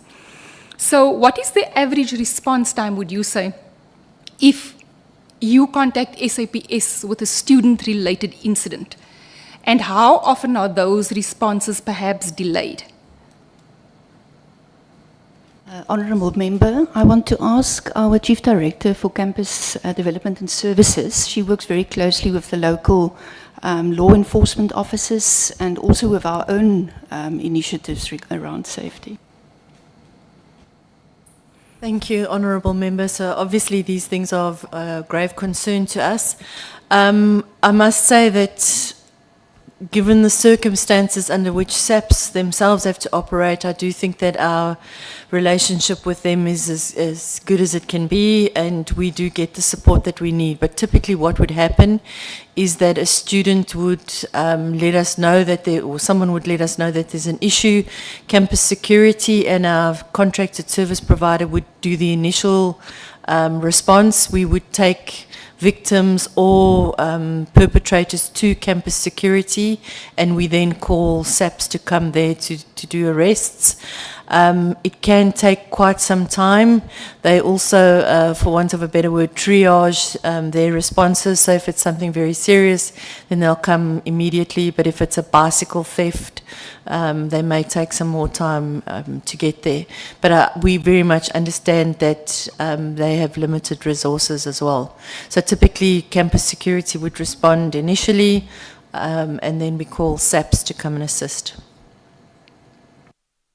So do you have a service level agreement with SAPS, or is it more of an informal operation? We don't have a service level agreement with SAPS. I haven't heard of anybody that does have a service level agreement with SAPS. But so if I can perhaps just expand, we have the Monitoring and Advisory Committee on Crime, which is a committee of the Mayor Rector Forum, which the COO officially chairs. And at that meeting, we have SAPS and Stellenbosch law enforcement, traffic, etc. So we have also the Stellenbosch police, SAPS, and Cluttersville SAPS. The statistics that the students showed about the conditions in Aras Valley and Cluttersville is concerning, and that is why we're bringing them also closer to us in the MAC meeting. We're getting to it from a multi-pronged approach. Number one is that law enforcement is also have more resources in Stellenbosch. So they have started a thing which they call rent-a-cop, which is not necessarily the nicest word yet, but we can't use the Cape Town words. So we've also just agreed, and that started on the 1st of April. Because of the CERA requirements, we can't move off of the campus, but we have agreed with law enforcement to pay for 2 officers from them. It's a 24/7, 365 service, and we've also paying for our contract service provider to be in the vehicle with them, and that is an armed response. We are putting them into the areas that are not serviced by ourselves, but we also have to move those teams around Stellenbosch as required. We also have very good arrangements with the other private security companies in the town, and they also often support us and deal with student-related matters. I just want to understand the high-risk areas that the students also spoke about, Idis Valley and all of that. And especially, I mean, in and around campus, I think itself, it's also quite dangerous. Do you perhaps have structured engagement with your internal security service as well as with SAPS to police, especially those areas where the students are navigating to and fro? In other words, does SAPS acknowledge that those are the areas of concern and that they patrol those areas specifically? Yes, we, law enforcement and ourselves and SAPS are all on a WhatsApp group, so they, you know, especially through the night, are on those WhatsApp groups together, and they respond on that WhatsApp group as they identify issues. We do spend time with them looking at what the particular crime areas are, because they don't necessarily, you know, stay the same. They move around. We also have a network of about 3,000 cameras that we have on campus, and we also have relationships with the CIDB inside the middle of Stellenbosch and the Jonkershoek one, which also monitors cameras. So this past week, we responded to somebody at JSRA that saw an incident with a student that we responded to. So we really focus on the fact that we need to do this together, that it's not something that we can do by ourselves. I think in terms of your accommodation, and I'm not putting the onus on the university here, but when the university sort of gives the go-ahead for students to, live at a certain accommodation area, what should be in place is one of the high demands or the big deals, safety. Should there be security at the accommodation, at the residence? How about high walls, fencing, just general safety measures when accommodations are being vetted? I'm going to hand over to my colleague across the room that does the vetting of the private accommodation. Thank you, Chair. Honourable Member, yes, so when we do accreditation, so annually landlords need to apply for accreditation, and we have a guideline, it's published on our website, with the criteria that landlords need to meet. So also in terms of the transport, NSFAS, the general guideline, is about 5 kilometres from the university to provide transport. We start advising our landlords from 3 kilometres and further that they should also include transport for the students based on safety. And when they apply, they also have a checklist in terms of safety features, from the most basic safety features, depending on where it's situated. And we also follow up with site visits to ensure that it's a safe and conducive space. And the challenge is that we are working with almost 400 landlords across the Stellenbosch town and even in surrounding areas. But yes, we require that it must be safe and conducive. And we also, if there's complaints from students, we also have a escalation process in place where we investigate complaints from students relating to accreditation issues, to follow up and see what we can do to. But as we've also discussed during the break, the issue is not necessarily the distance from the campus. In general, to walk, even if it's 2 kilometers or 1 kilometer from campus, students are vulnerable and exposed.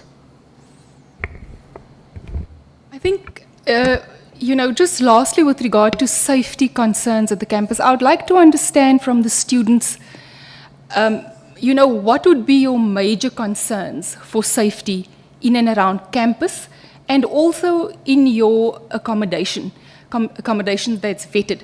And your understanding, should a student not be happy with their accommodation or the services deteriorate during the year, do you feel that the university reacts or responds quick enough? Or are you left hanging at that accommodation space for the remainder of the year? I'm not sure who can answer of the SRC. I think what we'll do is I'll touch on it, and then the secretary can also just add in any points that I miss. Let me just move closer. From the student's perspective, it does come across as though, for lack of a better word, favoritism, that students who stay on campus, they're perhaps more prioritized because I think now with what was mentioned, there's campus security, there's all of these service patrols, primarily in Stellenbosch Central. So it's on campus, and then very much Jonkershoek is part of Stellenbosch Central. So in the areas on campus and surrounding Stellenbosch Central, I think from the students' perspective, we can comment and say that safety there is fine, but in the surrounding areas such as Clutisville, Iris Valley, Kayamandi, that is where students actually, that's where we get a lot of complaints, as well as the accreditation processes where we'll hardly hear of a landlord in Stellenbosch Central having these improper practices towards students. But when you go further from on campus and from Stellenbosch Central, it does seem that the university's hand to play weakens. And so with regards to accreditation, even though I think now hearing the process that landlords apply, but there's not enough site visits, that some of the images we've seen from students who stay in these areas have been completely disheartening, that the process is there now, students must submit complaints, but I think to a student who in their head it's, I just need accommodation, I don't want to worry about accommodation. I think a lot of the things that we've seen, not just now, the state of the building, security, in Stellenbosch Central on campus, it's good. In the surrounding areas, that's where it sort of seems like students are just completely left alone and they need to sort of fend for themselves. Thank you very much, President. Register, you spoke about the 1,400 or so certificates that you have. If you had to guess, in the past 3 years, roughly how many would they have been? If you're just to guess.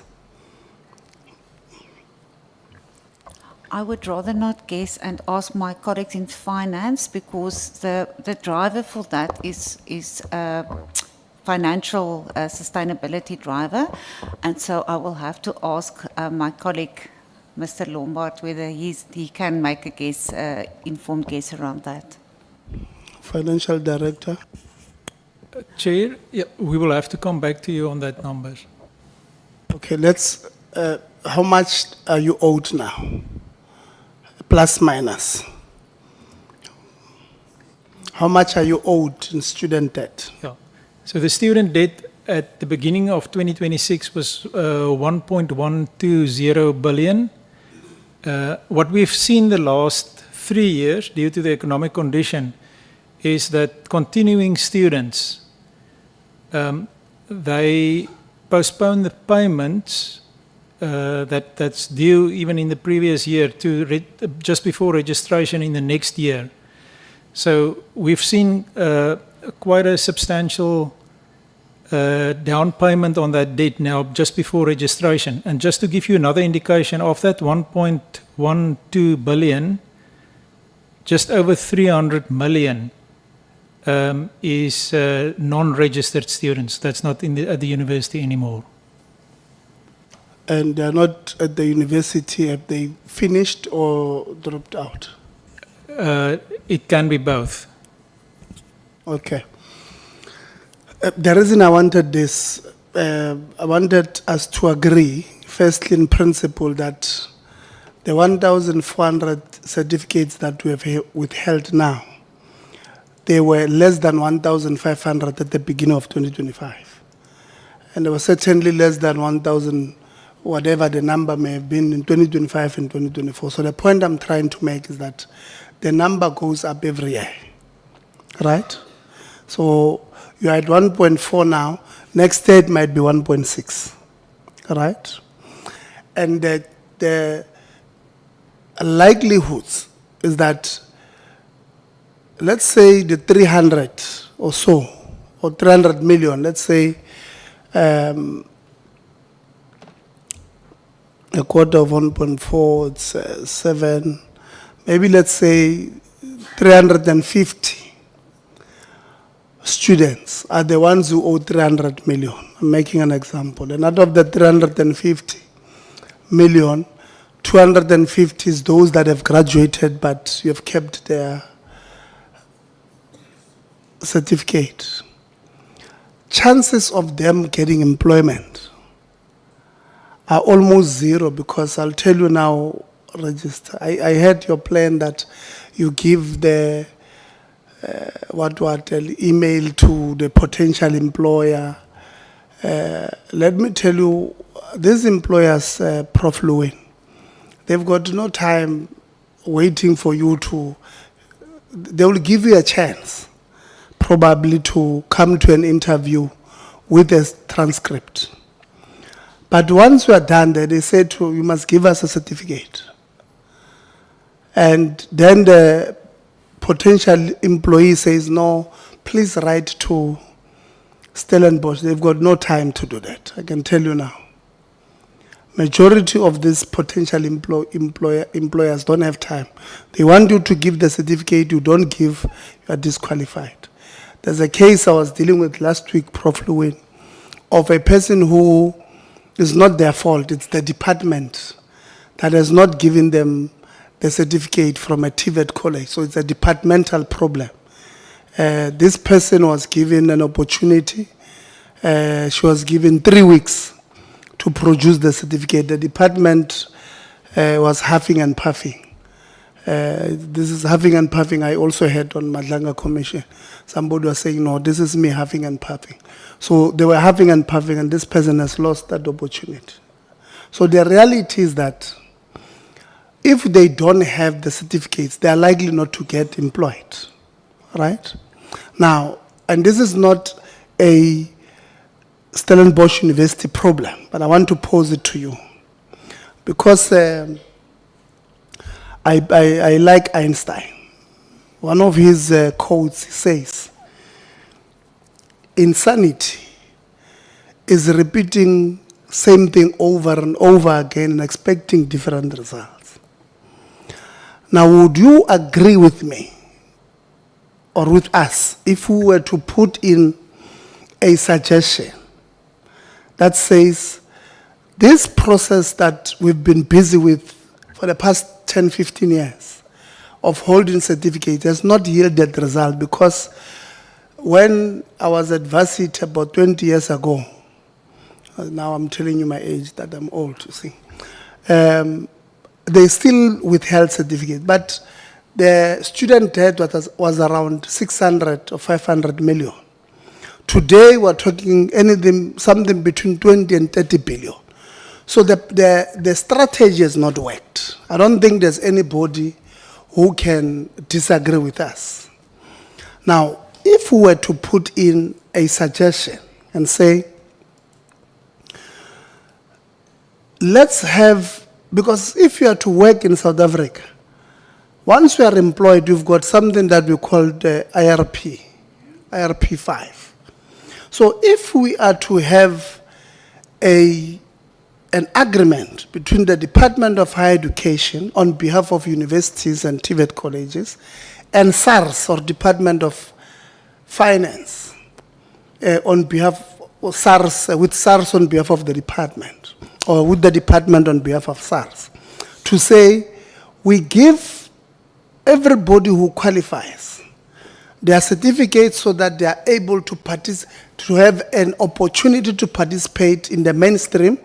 And then once they get employed or they open a company, because CIPC will also have to be part of that, and they are able to generate some income, the tax number or the ID number will be linked to a tax number that will inform the institution immediately that Tebogo is employed, and we are able to then contact Tebogo to make arrangement. Do you think, as an institution, that could be something that you can really think about implementing? I don't know who will, whether finance, VC, deputy chair, or COO? VC, will start with you. Honorable Chair, I think that's a very reasonable way of kind of dealing with these particular issues. I think as an institution, we will definitely consider it. But as you would understand from a governance point of view, it will have to go through our governance structures as an institution, including subcommittees of council and ultimately by council itself. Well, thank you very much. At least from a management point of view, you agree. Deputy Chair of Council, is it something that as a Deputy Chair of Council you can support if it comes through the correct channels of council? Thank you, Chair. I agree. I think it's an excellent idea, but obviously, as I concur with the VC, it needs to go through the right channels to be able to ensure that the right things are ticked off before we can just implement something like this. Thank you. No, fully agree. I'm not saying you must agree now. I'm just saying. So there's no need to be defensive. From a finance point of view, I'm sure that will give you the confidence that at least would be able to collect. So will it be something that, from a finance point of view, that it's something that could be considered? Chair, definitely, as the VC indicated, it will be a good suggestion.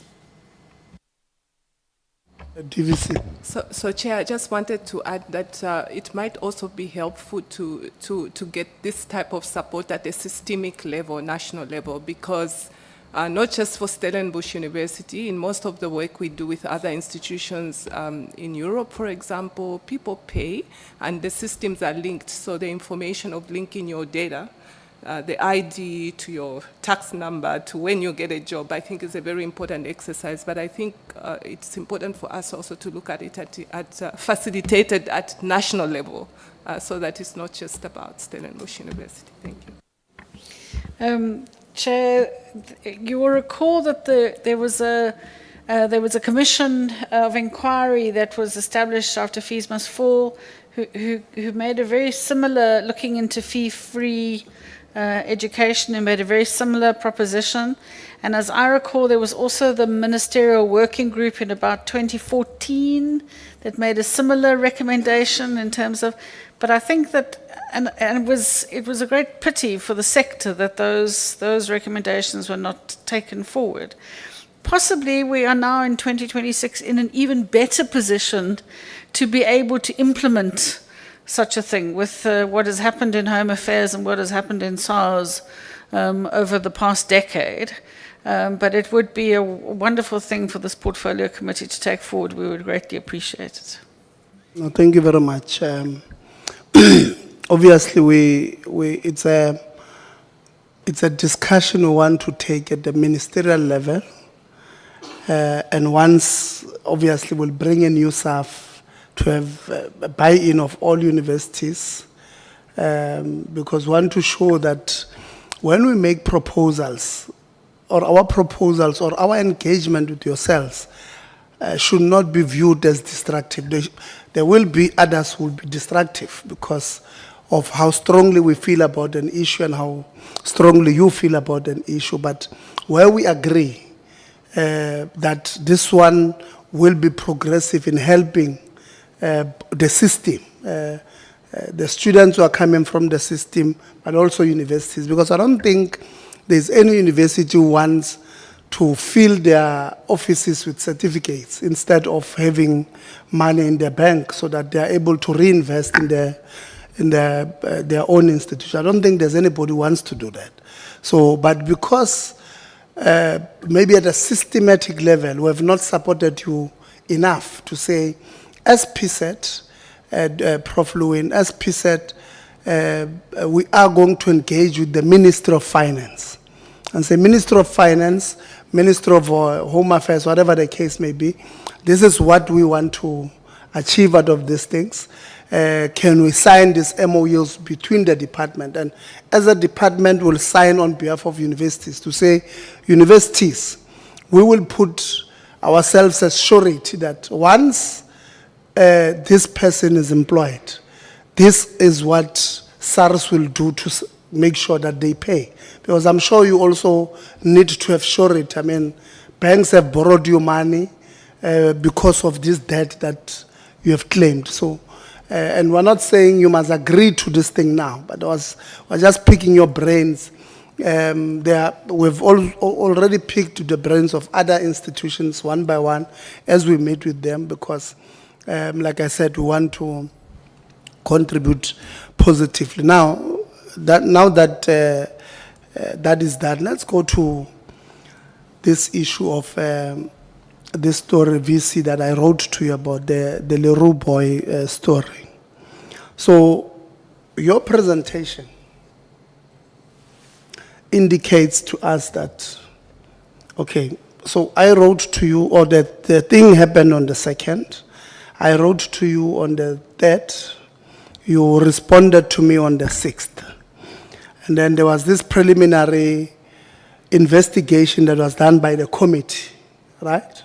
Then that said, look, the DC must be there, but from what we have seen, there is no overt racism that has occurred, and Mr. Leroux requested to move. Now, I want you to walk with me on this one.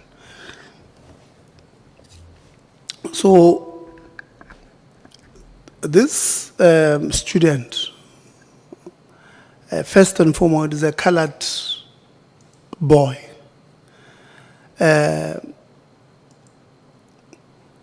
He comes back from some sports day it was on a Monday, the 2nd of March.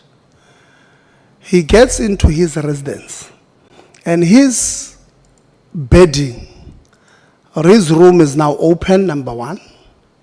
His bedding has been dragged on the floor, put on on the passage, or whatever the case may be. And he finds out that the people who have done this thing somehow are these 3 boys, 3 white boys that he had a quarrel with earlier on. Why would he not think that this is racially motivated? Why would he, given also, I want you to, what do you call that one? The Velchenov.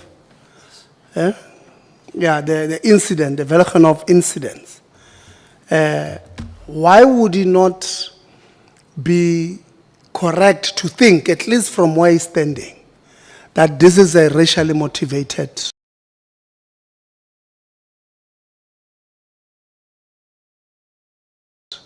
incident? I don't know, Dean, are you answering? Okay, VC.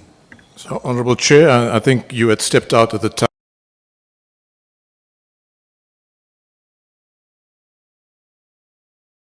when we dealt with this particular matter earlier, but you are right. I think given that there can be perceptions, and there can be perceptions on the part of the victim over here, but I'm going to ask our Dean of Students, who explained the situation a bit earlier, to repeat that, so that you get a good sense of it as well. And also in terms of the kind of preliminary investigations giving us an indication that it may not be overt racism. It isn't a conclusion. The conclusion will only come about once we go through a full student disciplinary process in that regard. So I'll hand over to Dr. Leslie van Rooij. VC and Chair, thank you very much. I mean, Chair, I can fully understand that might be the sentiments of the student. It is often also the sentiment of other individuals, staff and students, and our role is to make sure that the case is of such a nature, fairly treated, aligned with the disciplinary code, to make sure that indeed there can be no question at the end of the case that the correct process was followed, and in the end, of course, also a sanction is determined should there be a guilty party. So again, it might be that the investigation through the Central Disciplinary Committee determines otherwise. The information that we received was based not on a conversation or an interview, but quite a number of students who were asked by the investigating officer to write affidavits on what happened on the evening, and specifically to indicate whether there might be anything else linked to the residents or to relations that might, of course, show towards an obvious racist act. That was it. It does not mean that it was not subtle or that it might not come out later that there might be inclinations. That was what the preliminary investigation done by the investigating officer indicated. The VC asked me just to take you through. Indeed, it is one of our smaller residences, the smallest male residence, 160, 170 beds. It's a residence that often want to partake equally in sport like the other residences, struggle to make up teams. All of their teams, in this case, the soccer team was involved.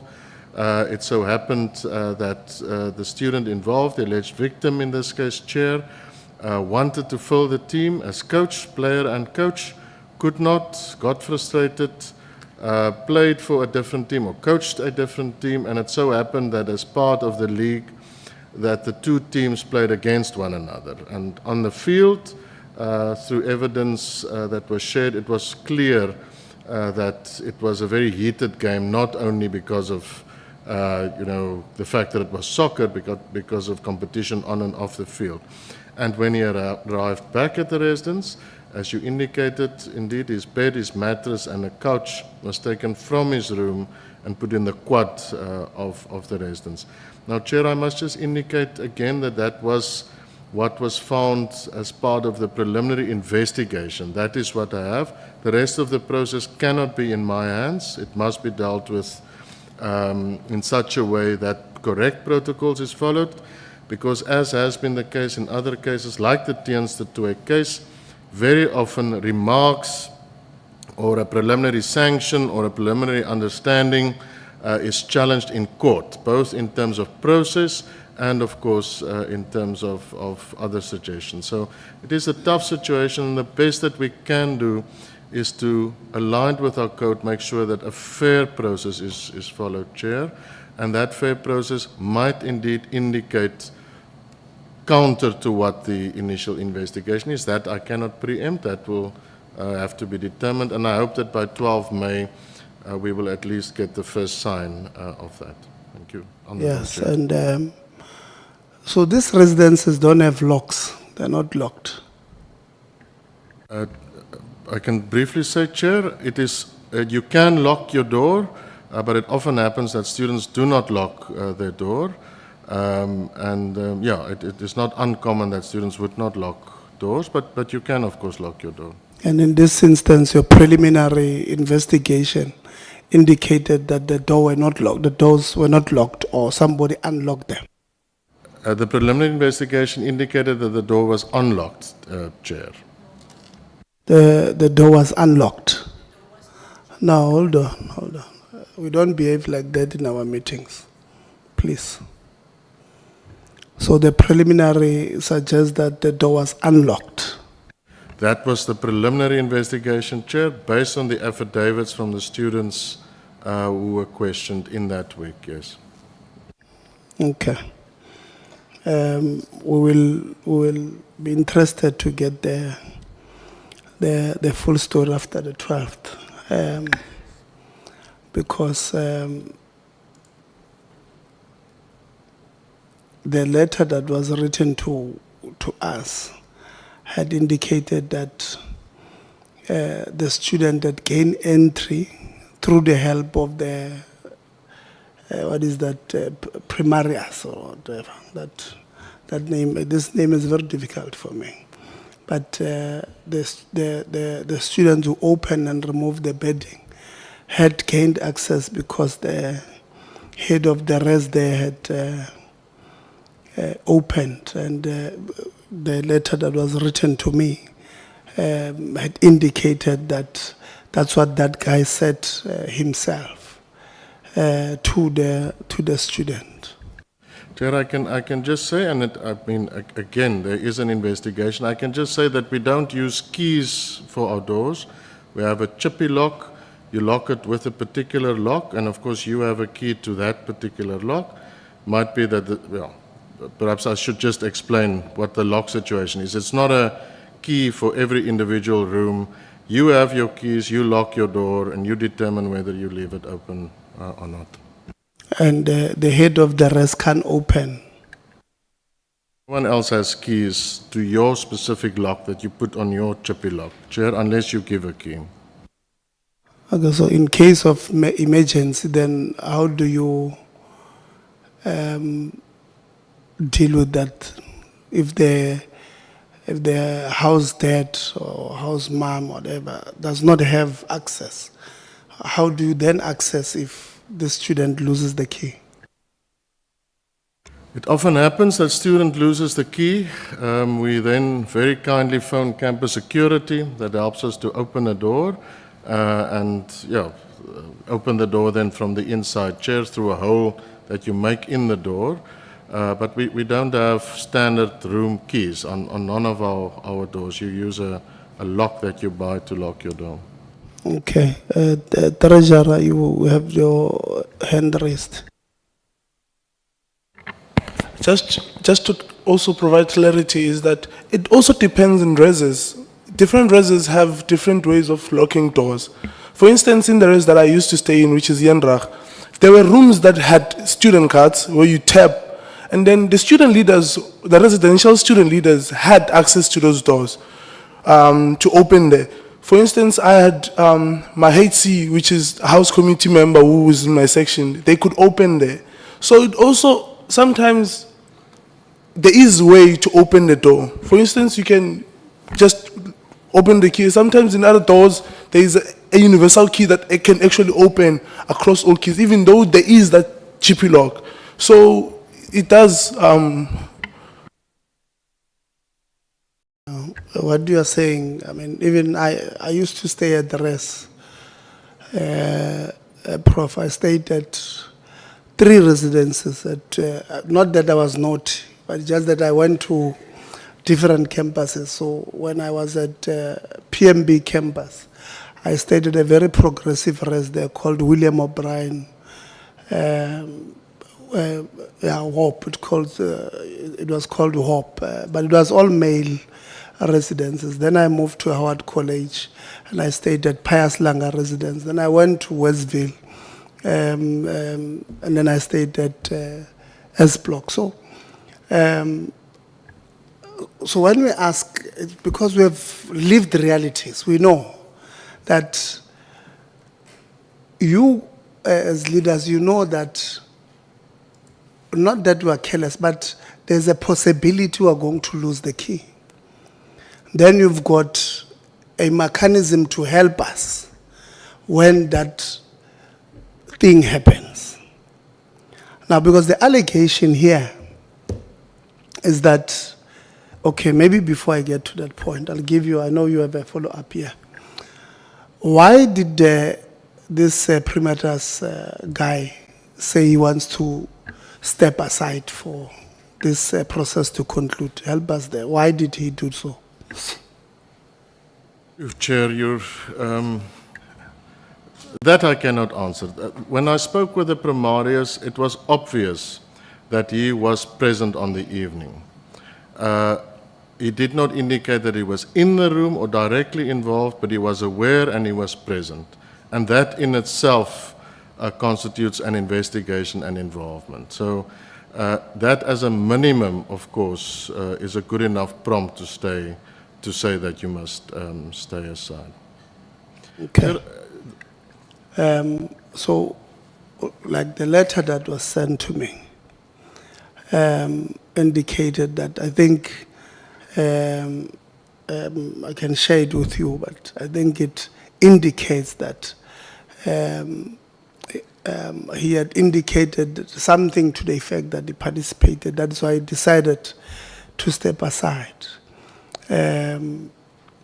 Because I don't see the reason why he would want to step aside when he could be such a valuable witness. Because he says, I've witnessed this thing. Then why would he step aside if he has not done anything wrong? So, where I want to criticize you as an institution is that your report says Mr. Leroux decided or asked to be moved to another res. He had no choice. Let me tell you why. I have never been bullied well, they've tried, but they've not won. But I can tell you why he would have wanted to be moved. Because he felt the system is against him. It is his bedding that is dragged through to court from his room, right? You get according to his version, you get this, what is this word, primarius person, who, according to his version, takes a side of these 3 boys. Now, on the day, nothing happens to these boys. It's business as usual. So he must go and sleep. Well, he must go and look for new bedding or wash that bedding, stay there at the laundry until it's dry, and sleep at 3 a.m. or 2 a.m., whatever time his bedding gets done.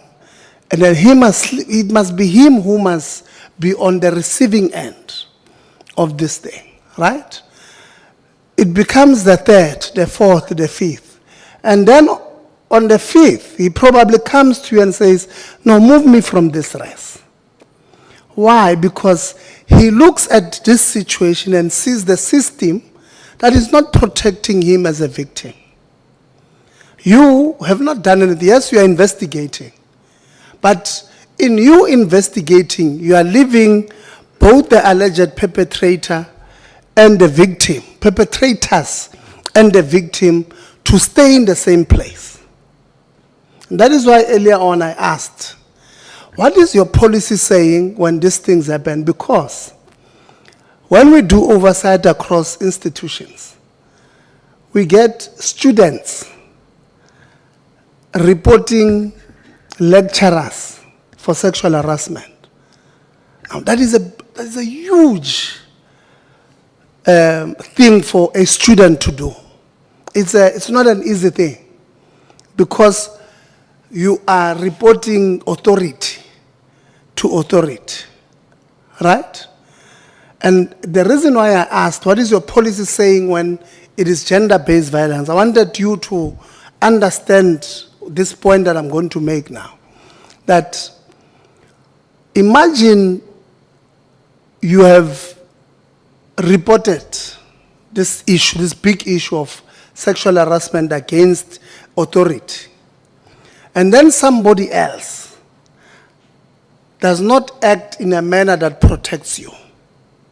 In fact, you see it as this person protecting the alleged perpetrator. Last year, 2025, we lost students who committed suicide in the system, female students, because they were raped by some boys who, some of them were in the SRC. They reported to the institutions. The latest one of them was a first-year student at Nelson Mandela.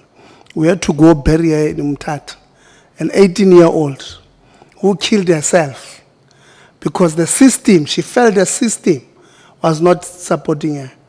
She reports rape against this big person of an SRC. She's first year. This person of the university chooses to defend because they don't take action. The inaction of a university is an action taken against the victim. So they took an action in their inaction. And then this girl felt vulnerable. In fact, if you listen to a mother at the funeral, the mother says, she said, what pushed her to the limit was when they were crossing paths on the same campus with this boy. And this boy will give her some gestures to suggest, who do you think you are? To report me here. Then she says, that pushed her to the limit. So the reason that you are giving to me, that this Leroux student requested to be moved, he had no choice, because depending on his mental strength, he felt probably that he would have done something,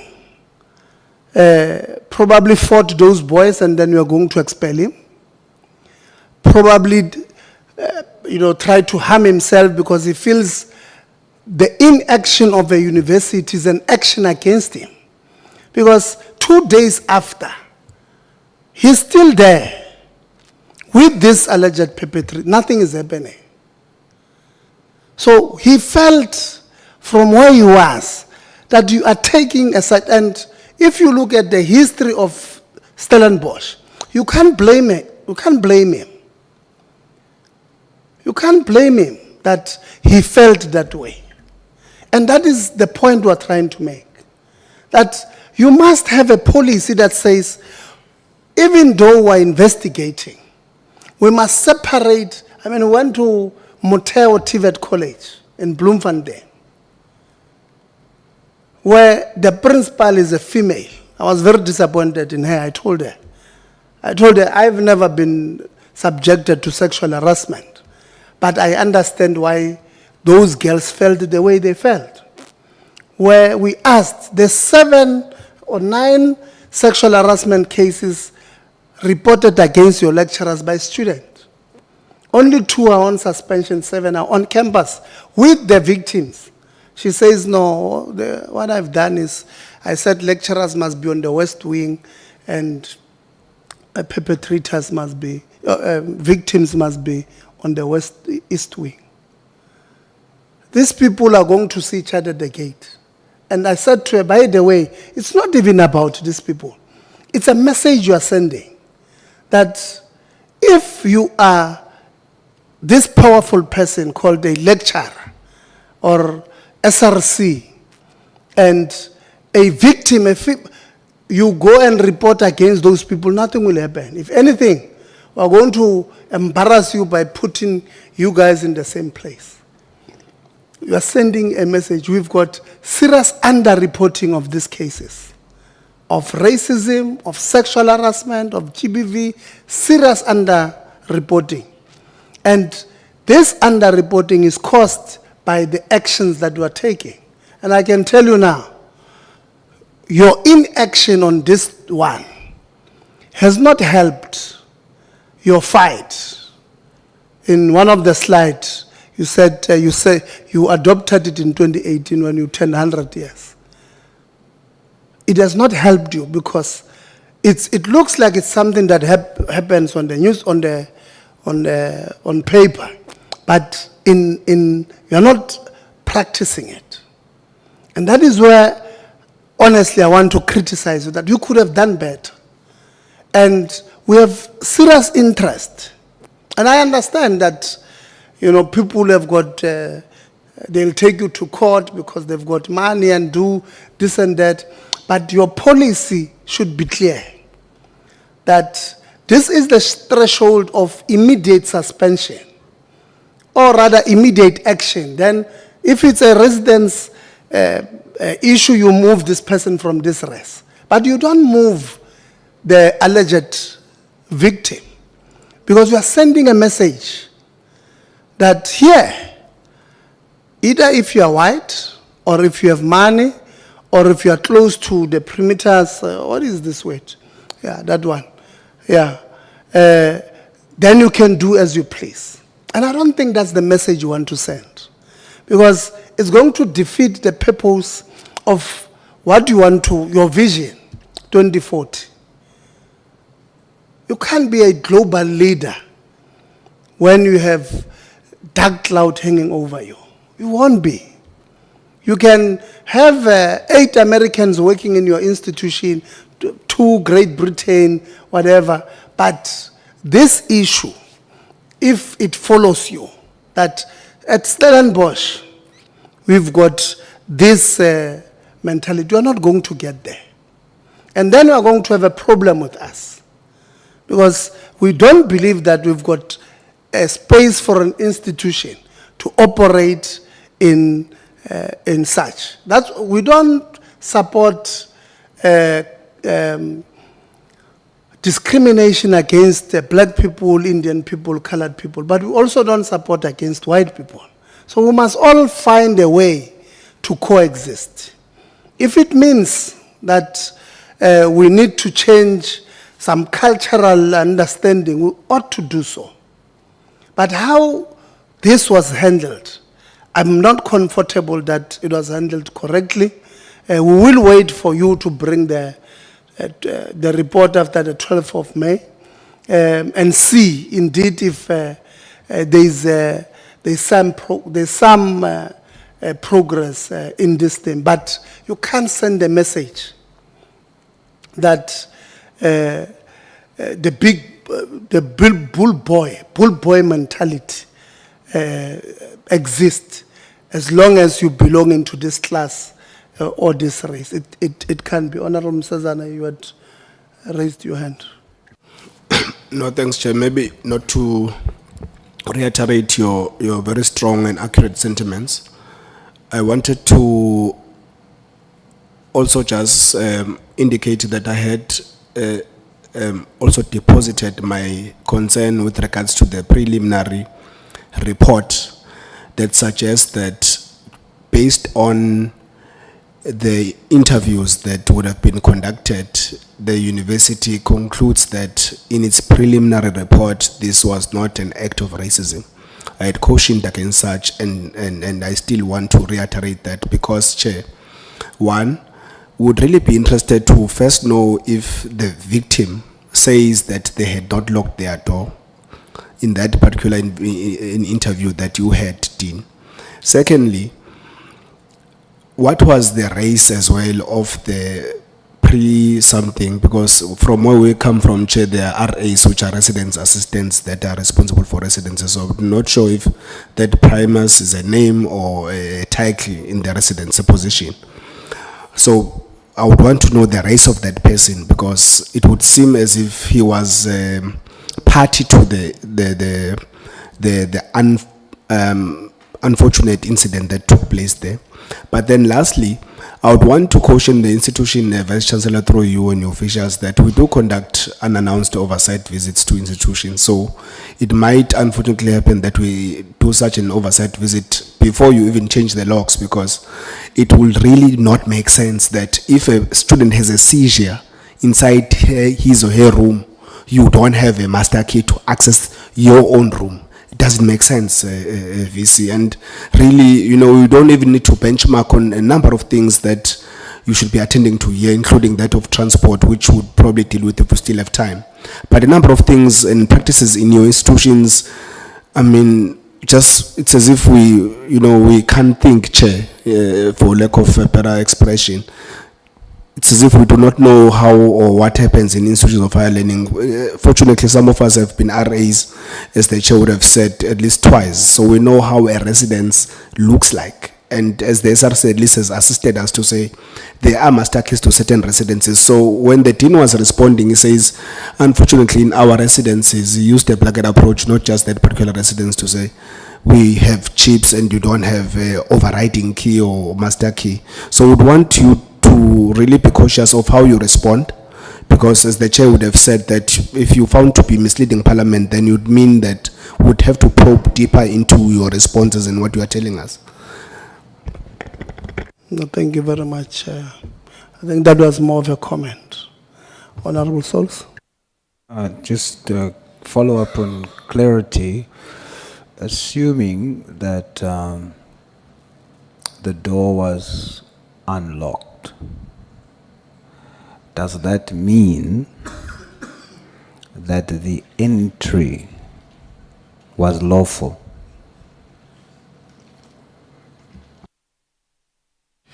Yeah, Chair, thank you very much. I do think when you perhaps visit the campus, we should also walk through, perhaps just for you to see the chippy system.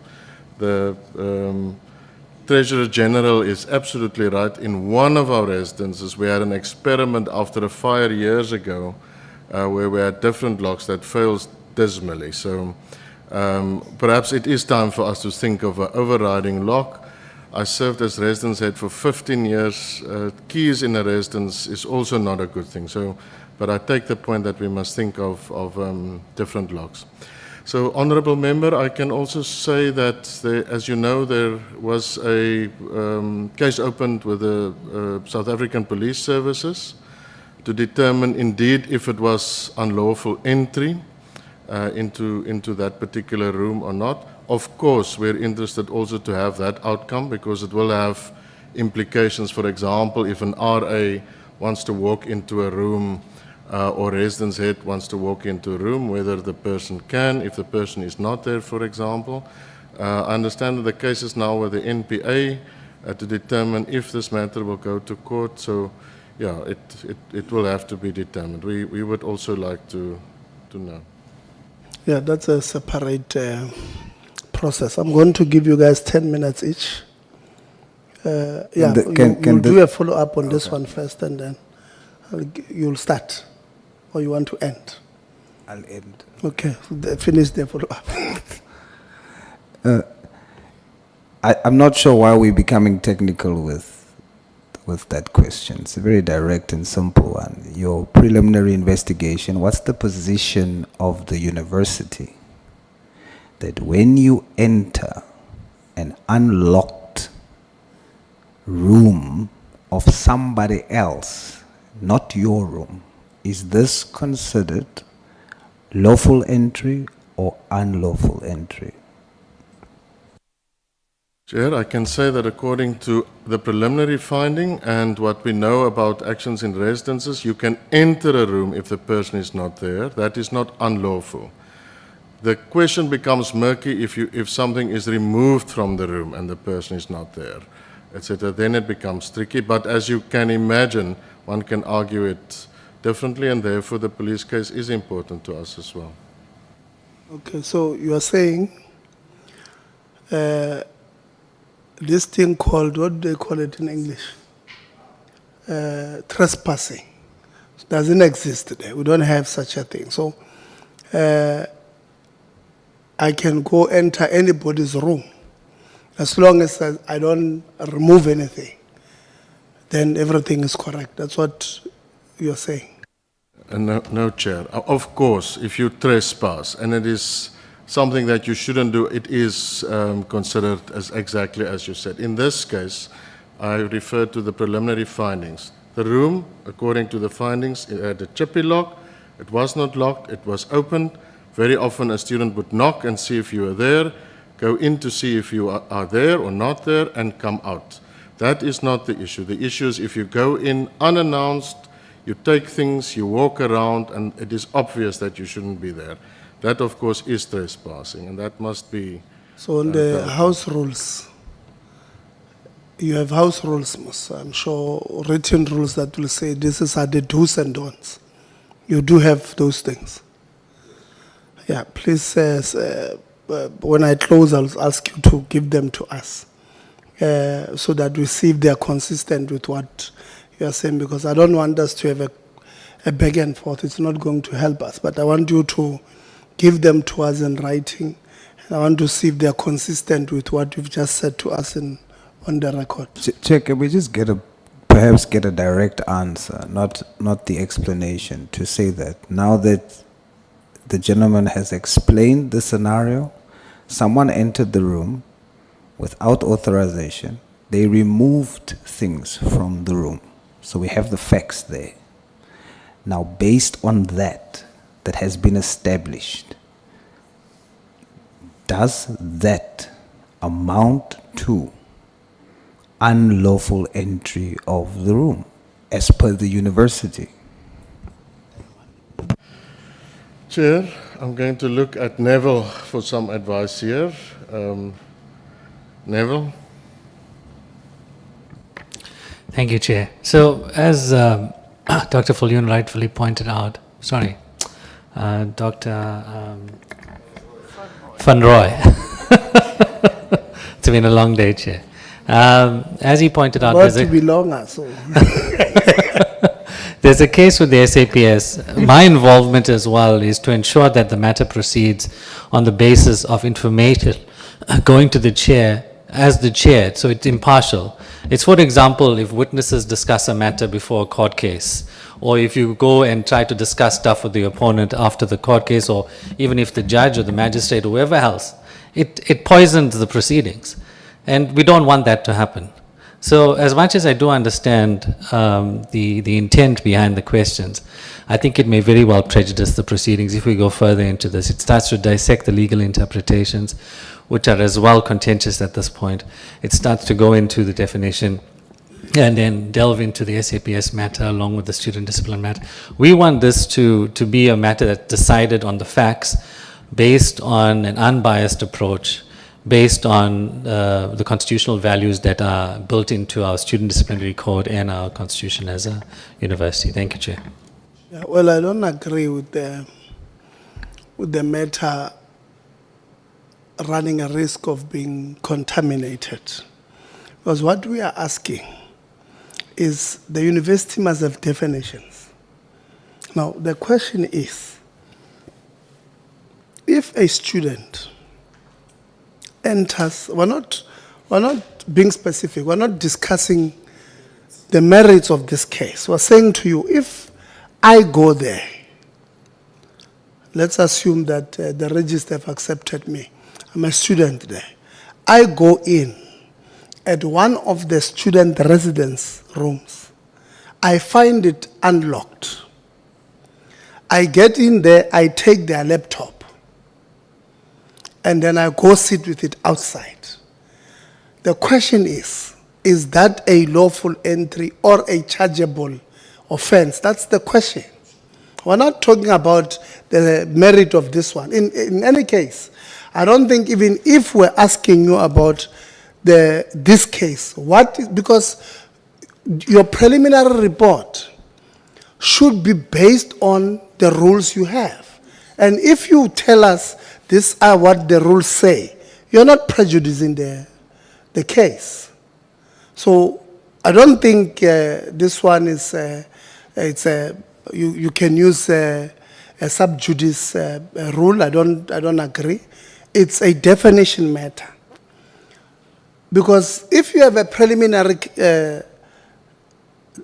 something, it must be based on principle. What are the principles? You can't go around asking people, was this door locked? Was this for what? It means you want to establish if indeed this character ABC have broken the law, then you must know what is the law. So you can't go around. So I don't think this case should be, we can open the cut of sub judice yet, no. So the question there is, and it's only one question which you must respond, is that, are you then saying, according to your preliminary report, these students went through the door that was unlocked? Now, we are saying to you, we are giving in, we are saying to you, let's, for argument's sake, the door was unlocked, right? These students went in and came out with things that do not belong. They were correct or they were right. That's the question. And Chair, may I just, in support to what you were saying about the response, the legal response, the university did not use that same posture when they communicated to us the preliminary findings is that there was no racism. They concluded on a preliminary basis, saying that it will be confirmed later or not. Now, when it comes to this question, they use a different posture. There's inconsistency here, and it raises a lot of questions. And with my time, I will also stress what my view is on why. Thank you, Chair. Well, thank you very much. Is there any comment? Chair, I can say that in all of our rules, you should never enter a room and take someone's belonging or enter a room if that person doesn't allow you to enter the room. The question about trespassing in a legal sense is, of course, the one that is investigated. So, yeah, let me not venture into that definition. I think I've given you an answer. Okay. That I can accept. It makes sense because you guys are involved in finalizing the case, actively involved, and you might be taken to court for having predetermined. That part I can take. the sub judice of the police that I can't, which I was not agreeing with Honorable Msazan. No, still a follow-up on that one, Chair. Yeah, but let's do this. We'll do the follow-ups with our time. Let's take our 10 minutes. So I'm taking your 10 minutes now, and then I'll follow you by you, Dr. Christians, and then I'll give Honorable. I do, unfortunately, I must also, by 6, we must have closed. I have another interview with SABC, so I must do it at 6:05. No, thanks, Chair. Maybe just one follow-up on that particular matter. So, once the university, through you, Dean, established that they know which students broke the ground rules of a residence, as per the rules of the Department of Housing or Residence Affairs, what was done? Were the students suspended, removed from res pending the investigation, finalization of the finalization of the investigation? What happened to the students? Now, Chair and Honourable Member, there were no interim sanctions, so the students are indeed in the residence, but the preliminary finding was that there is enough reason for this matter to be investigated and to be taken to the Central Disciplinary Committee. But there was no interim sanction. So there was nothing that happened to the students? Students are in the residence. And this is in line with the rules of the Department of Students' Residence Affairs, that even when we find that you've done wrong, we'll still wait until we have finalized an investigation. Is that what the rules say? The rule says that there are levels of discretions. The chair referred earlier, Honourable Member, to sexual violence, for example. Yeah, so Tina, I have only 9 minutes, I think. So I'm saying, on the interim, nothing happens until we finalize the whole process. In this particular case, yes. Even if there is questions or assertions that there might be racism involved, you still are at comfort that there must be nothing done until we finalize it. Only in terms of this matter, given the evidence, given the preliminary investigation, was that decision. No, but Dean, you see, you're really being unfair to our questions. One, these are students of different races, and there's question of racism in the institution in general over years. It's a very sensitive matter that you should treat as such. You decide you won't act on it until it's finalized, right? And leaving the victim to, well, feel however he feels. Are you at comfort? In fact, you even pronounced that it was not racism based on something preliminary, as you are saying, but you have discovered that such act did happen. You don't have cameras in your residences at any point, in the lobby or somewhere. Yeah, we have at the entrances, but not on the corridors. So these students are not seen to be doing this. How do you know it's them? They self-identified that they were involved. That they did it. And the affidavits were shared. But you still did not act as a university. So I can only act in relation to the code, Chair. And that code does not belong to the Dean of Students. That is the but you see, Dean, like I'm saying, you see, I wanted to check if you acted in line with the code. So that says you don't have to act until something is finalized, but you can pronounce and say it's not racist, it's a racist act. It's not that. You can pronounce on it, even though it's not finalized, but you can just let matters be.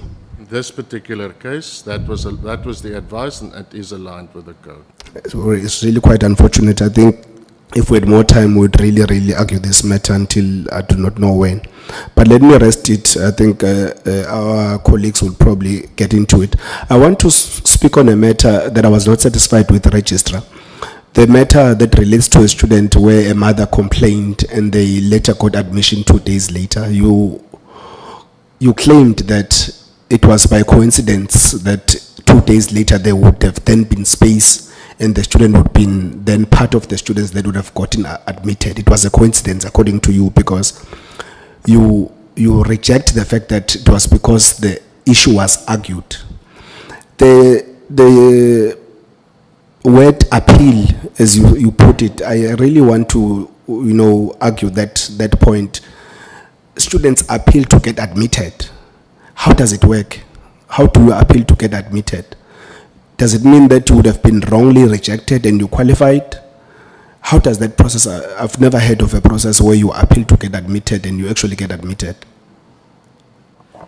So again, Chair, through you, Honourable Member, there are faculties have their own selection guidelines. So some faculties open a list where you can appeal if you've been unsuccessful and you're still interested in being selected because you've met the requirements, but we haven't, the faculty haven't admitted you initially. Okay, I'm not trying to cut you short, Register. Okay. You see, when you give out offers, I think the chair would have told you that we've been exposed to these things, we know how they work, so don't really explain the whole process. Okay. When you give out offers based on merit, Yes. you have a list from top to, obviously from top achievers, you go down all the way to minimum requirement. In normal cases, you don't get to minimum requirement, you die out in the middle or at the top somewhere. So I'm asking, Yes. where then is there a need to appeal if maybe I met the minimum requirement, whereas as offers, what you call, as they finish, if they're not taken up, the next person as your merit, requirement would allow, get the next offer. So I'm trying to understand Why if there would be a this need. matter was a coincidence, that No. it was not a coincidence. No. It was because they appealed. We re-looked the status of the student when they appealed. I can't recall the exact date, but it will also depend whether it's very close to the start of classes. So some faculties will have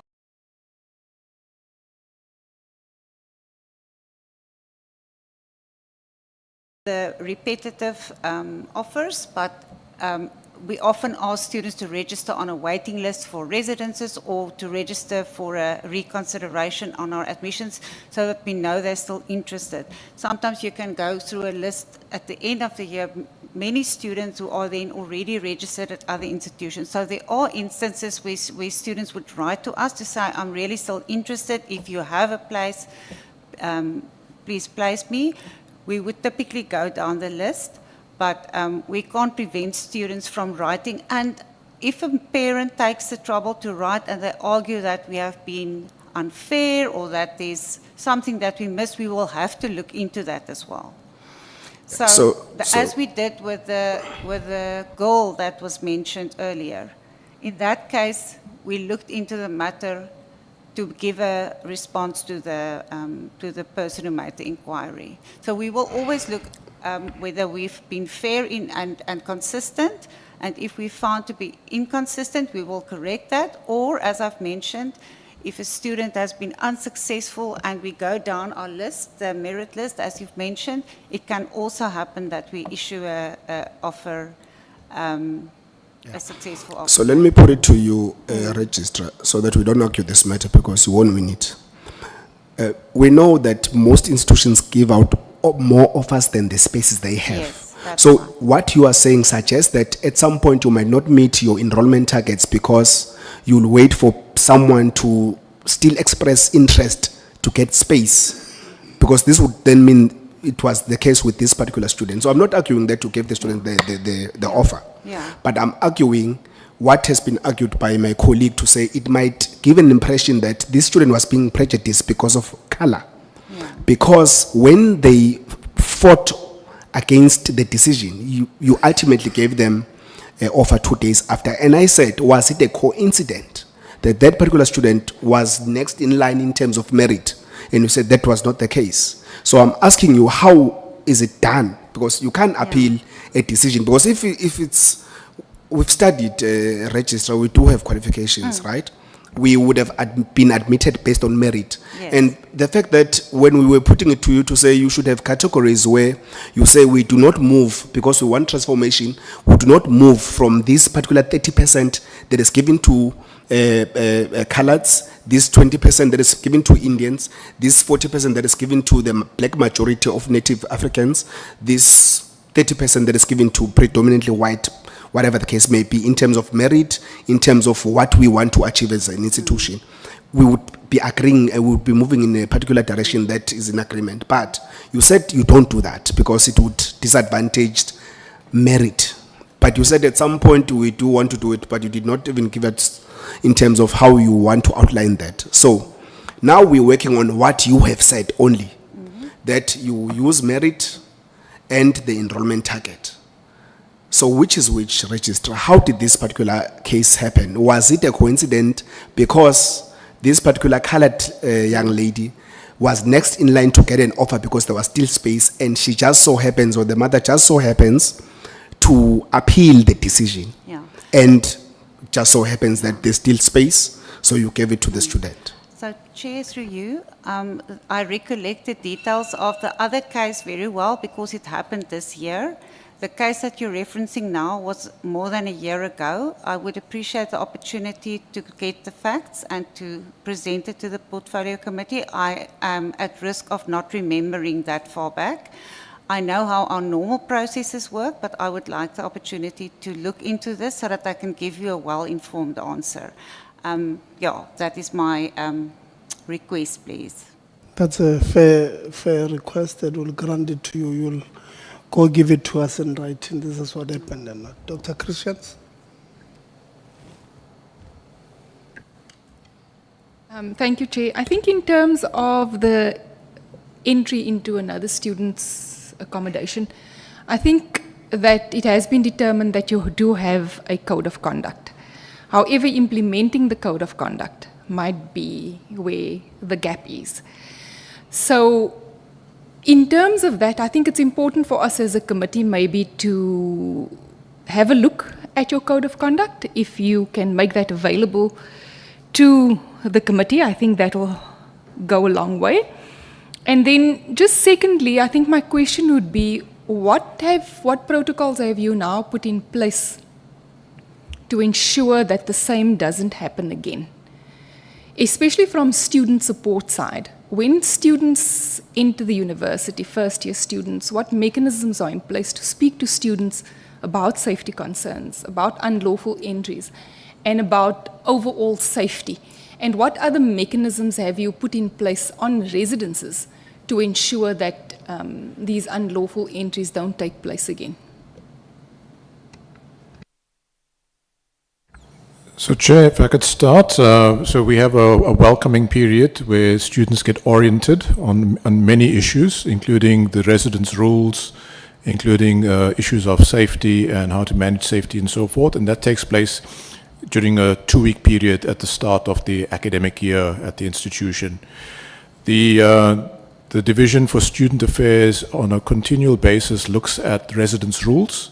So we have residence rules that apply, and they go through a process of revising residence rules.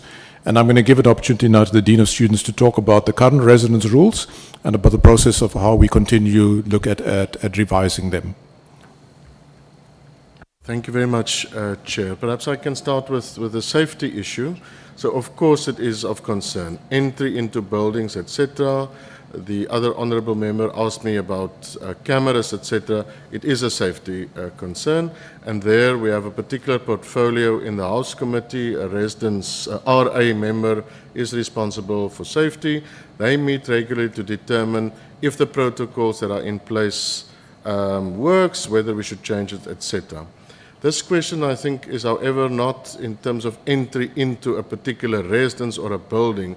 It's specifically about entry on a corridor into a room. So it is a bit different, and there we will have to determine what the best way is to manage that, especially if someone enters a room that should not be in a room. And that is exactly why, given the seriousness of the matter, it is referred for investigation and must go through a central disciplinary process.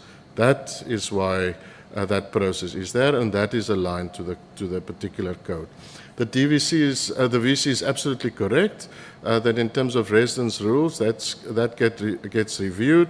It is reviewed based on changes in national changes, legislative changes, changes in circumstances, the nature of sanctions and offences, to cover loopholes, to make sure that indeed we manage discipline in our spaces, and that is obviously often influenced by behavior or a corrective measure that we want to take, firstly as a learning experience and if necessary as a sanction or a punitive measure. And that is done regularly.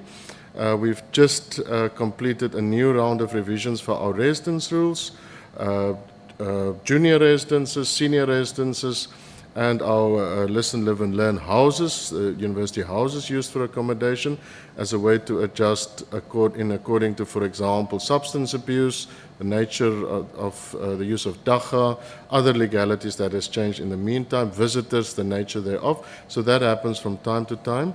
But there is, of course, that remains secondary to the student disciplinary code, and that is the one that I referred to earlier, Honourable Member, and that is the one that colleague Neville indicated is under review, and that is to determine if the overarching code, the nature of how we deal with processes, how we evaluate processes, how our preliminary investigations work, if a preliminary sanction is necessary or not, what constitutes the possibility of a preliminary sanction, who investigates, should a resident student leader be asked to be temporarily suspended versus decide to stand back from his role.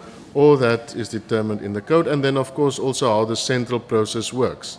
Legal advice, the nature of the composition of the committee, appeal processes, the works, who chairs the committee, etc. And that is the one that is under review, and it is pertinent that we follow that. But there, in short, Chair, is a tiered system for discipline and aligned to codes. And we will be very happy to share that, of course, the draft for the new code and the existing code as well. Thank you very much. I just want to understand, how often do you review your code of conduct, or has your code of conduct only been recently reviewed because there has been incidences, or do you do that often? So residence rules quite often, reviewed once every year, once every second year, but codes like policies on a fixed term, and that is every 5 years, and that activated this review process. Is your student body actively involved when you do your code of conduct review? Yes, for the residence rules, of course, it follows along consultative processes. Their predecessors were very actively involved in that. In the code as well, this one is managed, governed by the registrar, so she can indicate on the student involvement, but as a standard in all of the policy code review processes, students are involved, especially then for those that affect students and student life as well.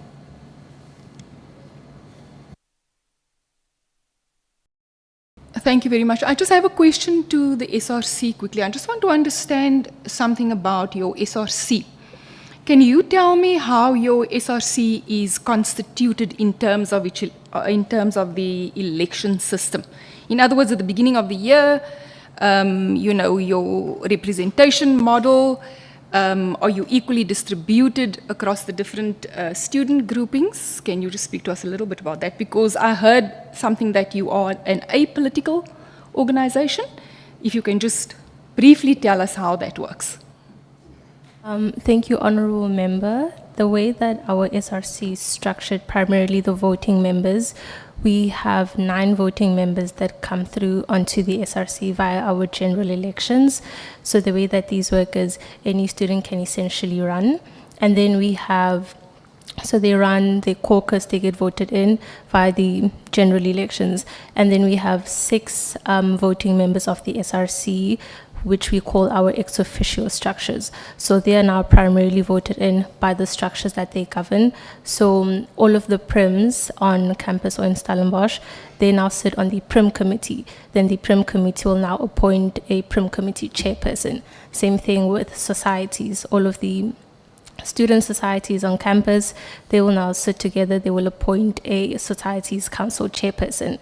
And so, yeah, that's our ex officio structures. We have a prim committee, societies council, academic affairs council, the Tygerberg SRC chairperson sits on the SRC as well. The military student captain also sits on the SRC, and the senior prim committee as well. Thank you. Just a last question from me. How often do you get together with your student corps? How often do you give them feedback about your, for example, your finances, your general work that you do with the management of the university? How often do you give them feedback on that? So we meet with the SRC every Wednesday. Our meetings are public, so they're open to the students. But generally, the feedback session with student now happens through student parliament. But direct communication, our term reports, our documentation is now made public to students via our SharePoint. Okay, thank you. Yes, Taraja. I also want to add that some of the engagements that we have with management is not always public, meaning that not everything that we discuss is made public. Rather than it is made public through our term reports, which is also insufficient because the ways of communicating. I'm not sure if ever do we pay for the mass mailer. No, we don't. We don't. So, also with that, there's a lack of communication between, a shortage of communication between the SRC and also its student body, and also within the institution, and also with the departments of the institution. So, in terms of meetings that we do have, we have to compile documents and send it ourselves. Which we do that through the SharePoint, which is not accessible to everyone. And also, what do you suggest should be done? I suggest that also meetings that are done are also the institution needs to also give reports and also give information to students on the issues that we discuss. For instance, we'll discuss the previous SRC discussed something, and then there was no continuation into this SRC. Now, the university also doesn't provide information or communication that, okay, this is what was done in the past. Now, when we come in as the new SRC, mind that we are different people from different backgrounds, we do not know each other fully. Now we are contesting, and there's no continuation from the previous SRC to make sure that each and every mandate that was made is continuing in the future. Yeah. Okay. You might need to have a conversation with management. This one is your internal on what to do towards the next term. So you'll have us that your SRC. No, this is not a public meeting. This is a meeting of Parliament with the invited guests. Honorable Souls. Thank you, Chair. I think it's just important to share with SU. My view is that SU is still systematically racist in your structures. In my view, success in transformation is not having less white students. That's not success in transformation. Say when you come and tell us you have less white students now, you have more black students, that's not success in transformation. The success in transformation is having a balance, reaching a balance of all our children, white, black, colored, and Indian children. So you would have succeeded in transformation when you have a situation at SU where white, colored, Indian, and black children sees themselves, all of them, as African. Then you would have achieved transformation. Also, we must debunk this implied notion that the 3,000 plus white students, all of them, enrolled on merit. Must debunk that notion. There are other races, and the other races are enrolled mostly on social conditions. No. Coloreds, Indians, black children are very smart. Ons kinders is blind slim. So we mustn't give this impression that when it comes to colored children and Indian children and black children, that it's not on academic merit, and the entire populace of white children has been appointed or enrolled on merit. We must debunk that notion. On the Kylo issue, how long was the preliminary investigation?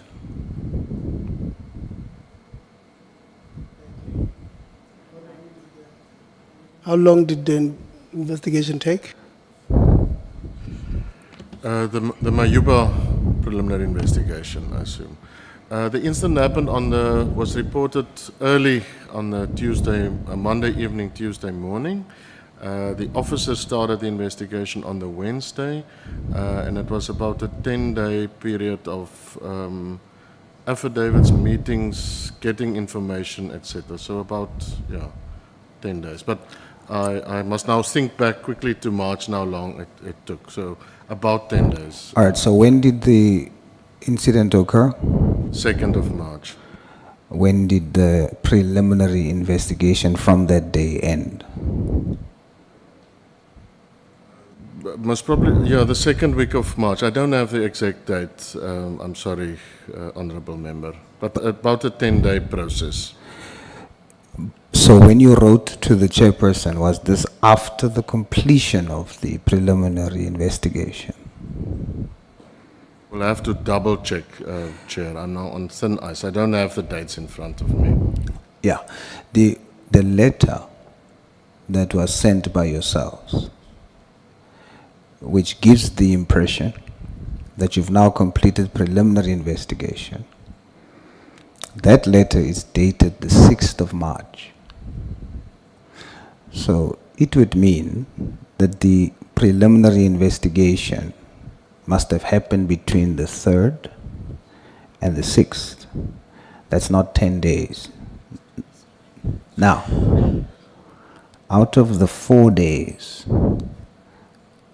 how many days out of that 4 days was used for the preliminary investigation? Chair, I'll have to go back to the report and the notes. What I do know is that we asked the Student Discipline Office to make sure that we have as much information as possible as soon as possible. I remember on the Wednesday morning I walked past the residence and there were engagements at 6:30 that morning at the residence. So I assume the full day, and I'll have to go back and share those facts with you, Honourable Member.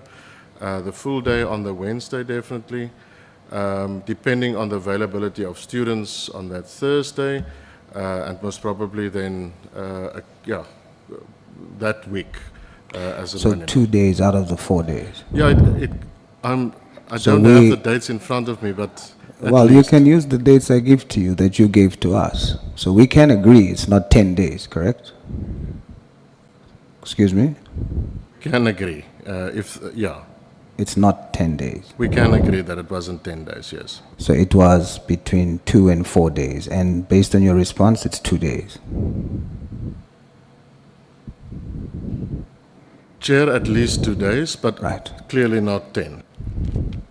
So you took 2 days to conclude your preliminary investigation and comes to us and put to us that you are of the position, based on spending 2 days, that there's no racism involved and there's no suspension needed after someone entered another student's room with no authorization and removed his belongings. That is very interesting. My view again, based on those facts, I put it to you that I think SU is protecting the Afrikaner students who victimized a colored student. There's an issue, Maurice Hendricks. I don't know who's responsible for tenants. Who's responsible for tenants, people who leases places at the university? All right. Are you familiar with Mr. Maurice Hendricks? Honourable Member, I am not. All right. I'm going to give you a background and then I would engage you on what happened to him. We wrote to the university. Our correspondence was ignored. So I'm going to put it to you just for the record, and then we're going to write to you again for answers.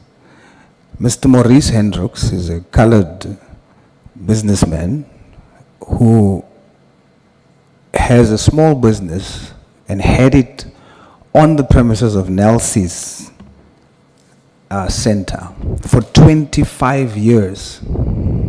He's been leasing from you. Ran a good business, paid on time, y'all never had problems with him. Until 2022, you canceled the lease without reason. He sought recourse from court to stop you from canceling the lease. Didn't succeed. Then you gave premises to a Pakistani national to do the same business he was doing.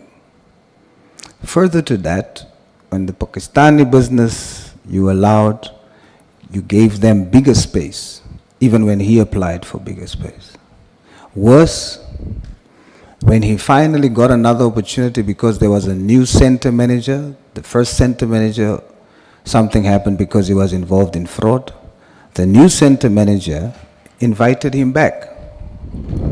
He got back, asked for another lease, and then he was required to change his business name so that he accommodates the Pakistani business.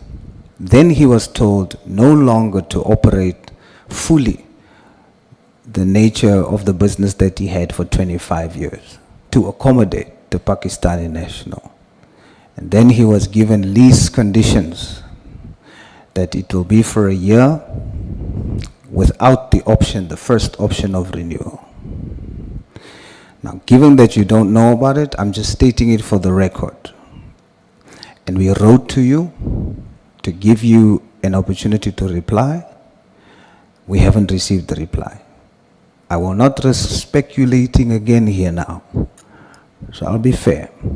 I'll ask you, please, treat us with respect, take us seriously.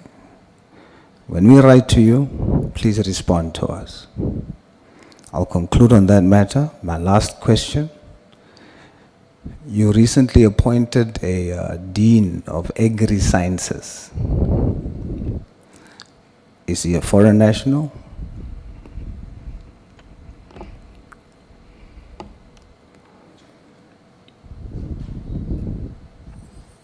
Honourable Member, yes he is. There is a white South African professor who qualifies for that position. Many years of experience. And you, as SU, appointed a foreign national over a South African that qualifies. Why?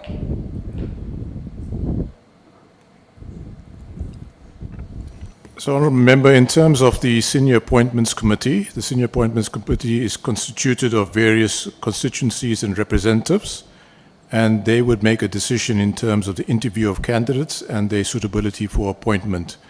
In this particular case, Professor Zama, who is the person who was appointed, was found to be appointable as the Dean.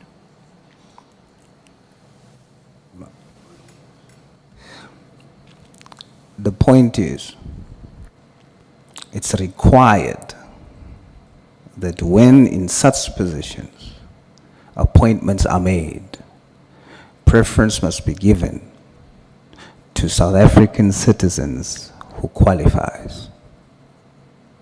So my question comes not from whether or not the current dean qualifies.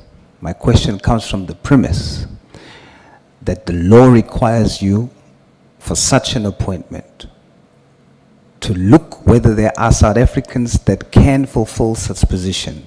In this instance, as a white South African male, professor with vast experience, able to occupy that position, the institution prioritized against the law a foreign national over and above a South African citizen. That is my material problem. Chair, may I? Chairperson, maybe from my side, also an input on this.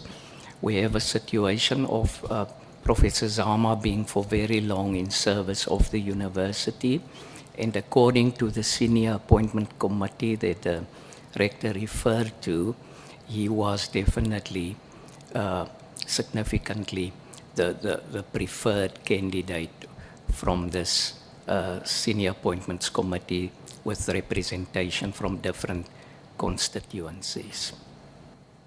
Okay, let me, just for time,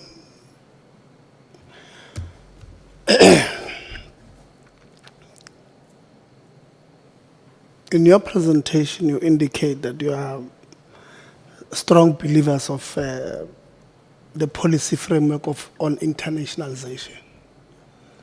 That's what your thing shows. There's a section there. It's section 8.5.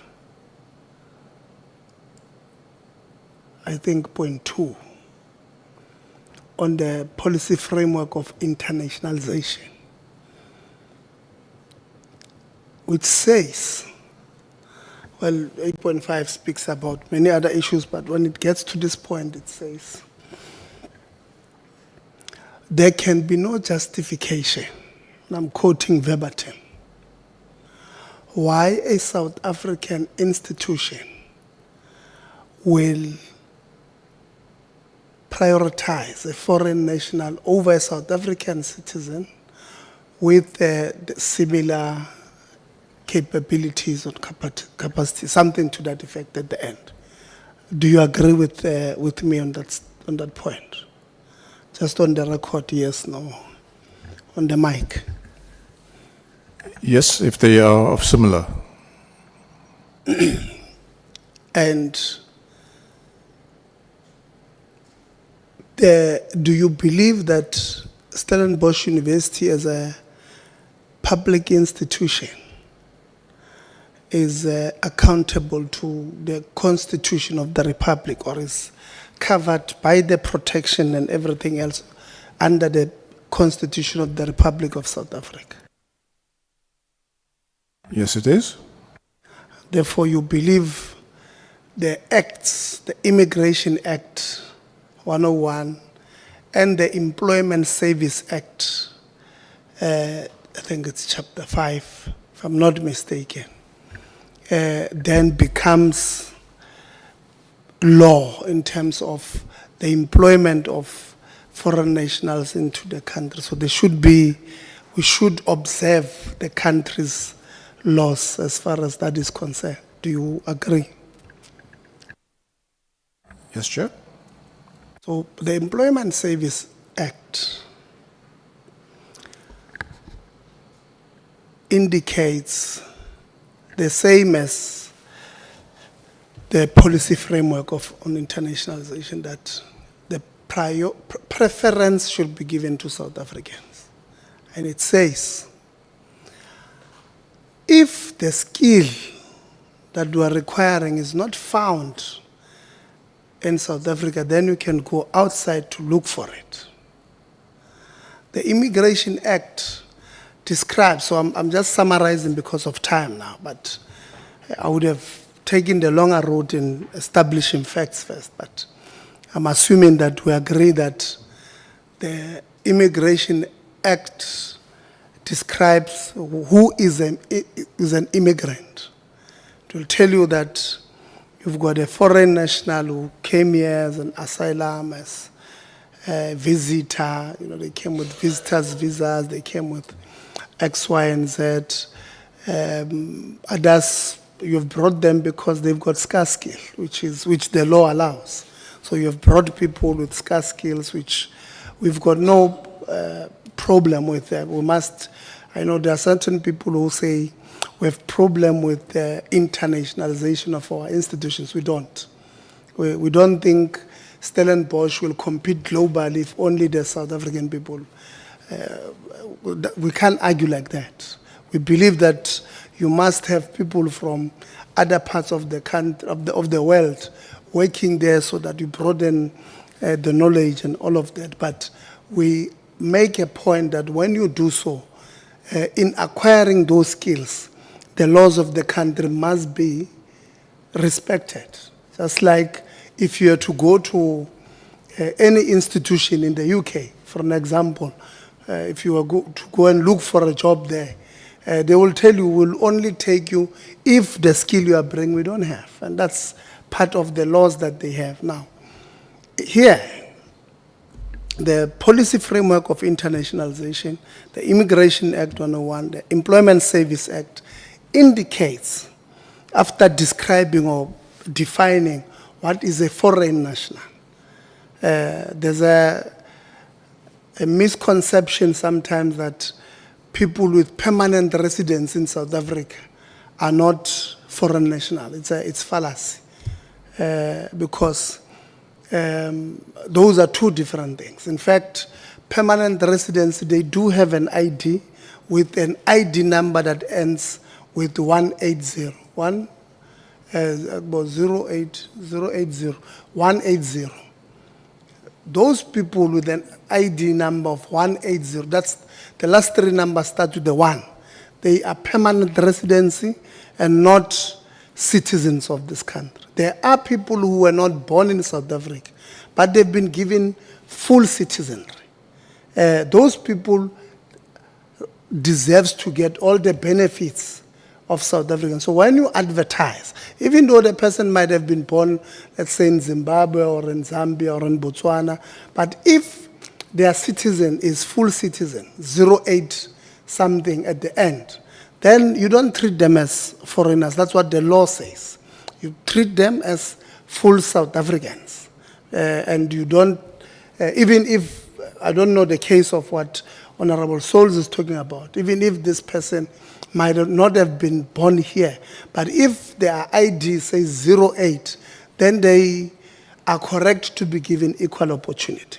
But the same law says foreign nationals and those with permanent residency do not enjoy the full rights. So they can't vote and they can't be given the full rights as South Africans. So then you go to Employment Service Act, which says when you advertise, even if the person has been working here, and by the way, the SIU released a report that speaks to, similar to what you've just described, that at Home Affairs, these people, this person came in this country, we gave them a work visa as an engineering lecturer.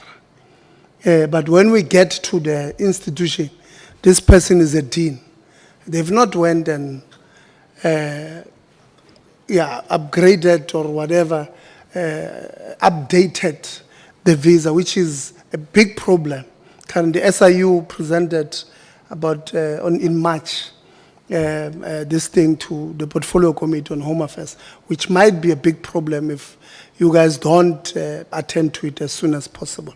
So, but the law says, even if this person is in the country working as a lecturer of engineering, when you advertise for the first time, and they are either permanent residency or non-citizens, they are not supposed to be given an opportunity at the same time with South Africans or those that are naturalized. Is that the right word, naturalized? Yeah, neutralized. Naturalized, no, naturalized. You know, sometimes I gotta watch movies, so in movies they neutralize people. So naturalized, right? So, because that's what the law says. The Employment Service Act says you will be against the law if you give Tebogo as a foreign national an equal opportunity with Msezana, who's a South African, for the same position when you have not tested that there is no South African who can do that. But that's what the Employment Service Act says. So I've seen your presentation. obviously because of time, we don't have time to go through some of the details of what we have given. But you have said you have about 440 foreign nationals working at 4.4% of 6,000. How many do you have? Roughly about 4,600. 4,600. Yeah. Okay, so what is the number there? 200, Chair. 200. Yeah. Yeah, thanks. Yeah, I think that's the number. So, and then you said you have, when you give us someone, you give us a visa type of 53 staff members. And then you said you have 200 foreign nationals. Why do we have this discrepancy? Chair, could I ask our Deputy Vice Chancellor for personnel to deal with this particular matter? But also with regards to the SAC process, I think we are advised by our human resources as well as our employment equity with regards to these matters. And we can provide the full details in terms of those processes and the reports. Chair, you would note that we have only 4.4% of our total staff composition is not South African, and I think there's a commitment at the institution, as the Rector indicated in his presentation, that we really fully develop our local potential. Of course, there's also the other side of to flourish as an institution that is competitive internationally, that you must also in appropriate fashion recruit really outstanding international staff. So we think we're doing very well. If we do benchmarking, then in fact Stellenbosch... We don't have a problem with that part. Sorry? We don't have a problem with that. We've established that we do support the policy framework on internationalization. The question was, out of the 200 or so foreign nationals you have only given us visa types for 53 staff members with work permits. It's on your slides. Why the discrepancy? What happens to the other 147 work permits? The total of 200 is a combination, Chair, of also, it includes permanent residents as well. Oh, okay, so you only have 53 staff members with work permits? Correct. Okay.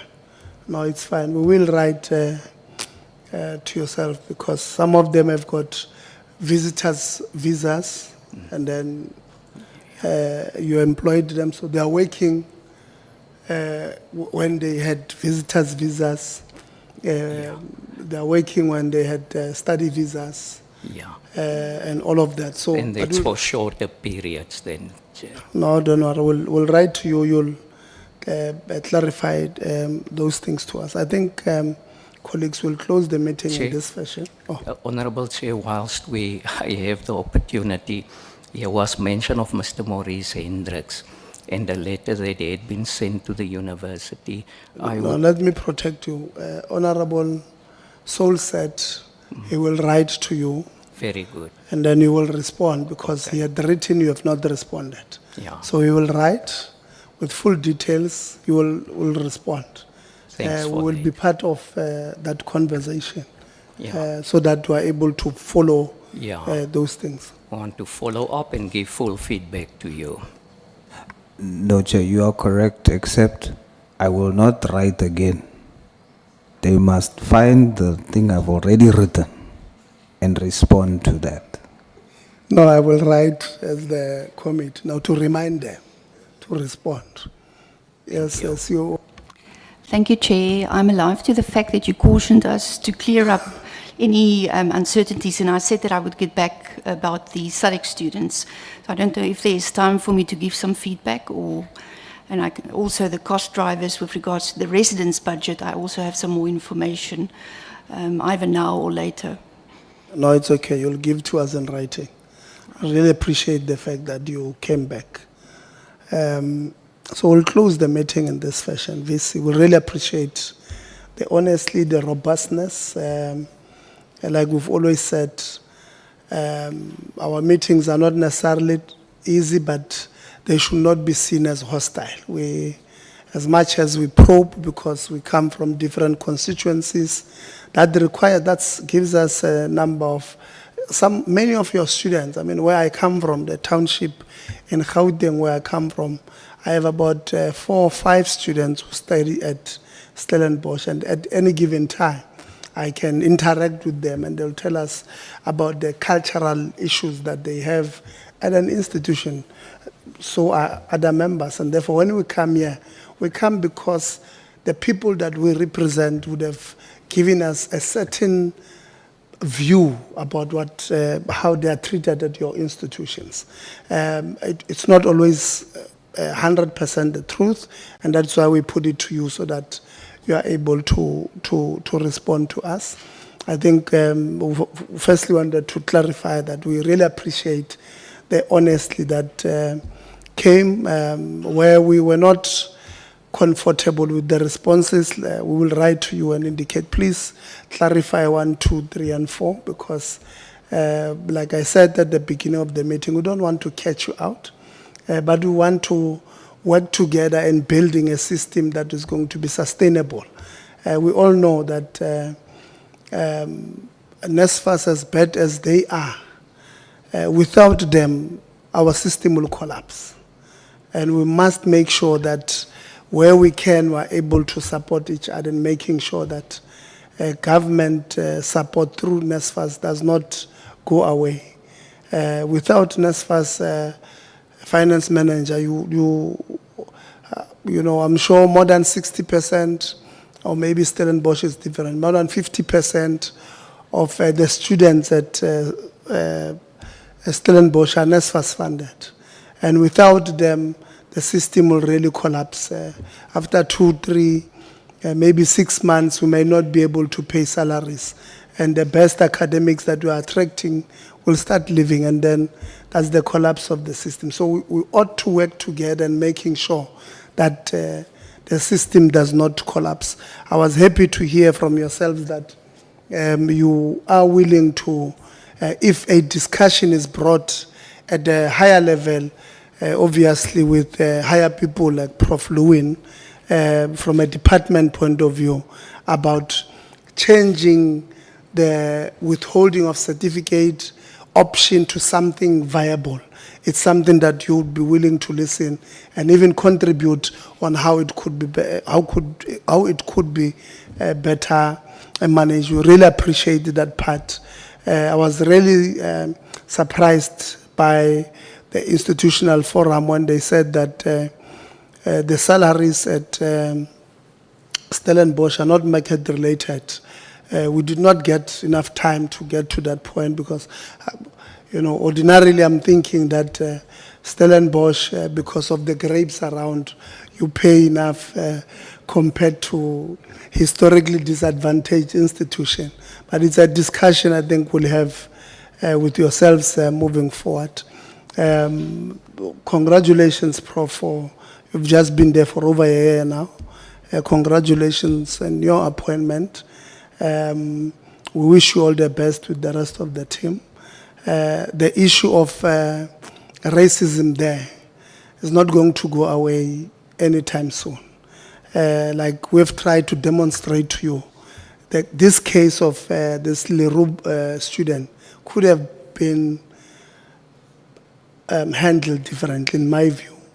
That we may have created an impression that in order for you to be taken serious at that institution, you need to have a certain pigmentation on your skin or a certain amount of money in your bank account to be taken serious. And that is a very dangerous perception to put out there. And I hope that from now on, until that case is finalized, you'll do everything in your power to not only protect victims, but people who may be looking at how you treat this victim before they can do anything. Because, like I've said, with gender-based violence and rape, there are a lot of underreporting.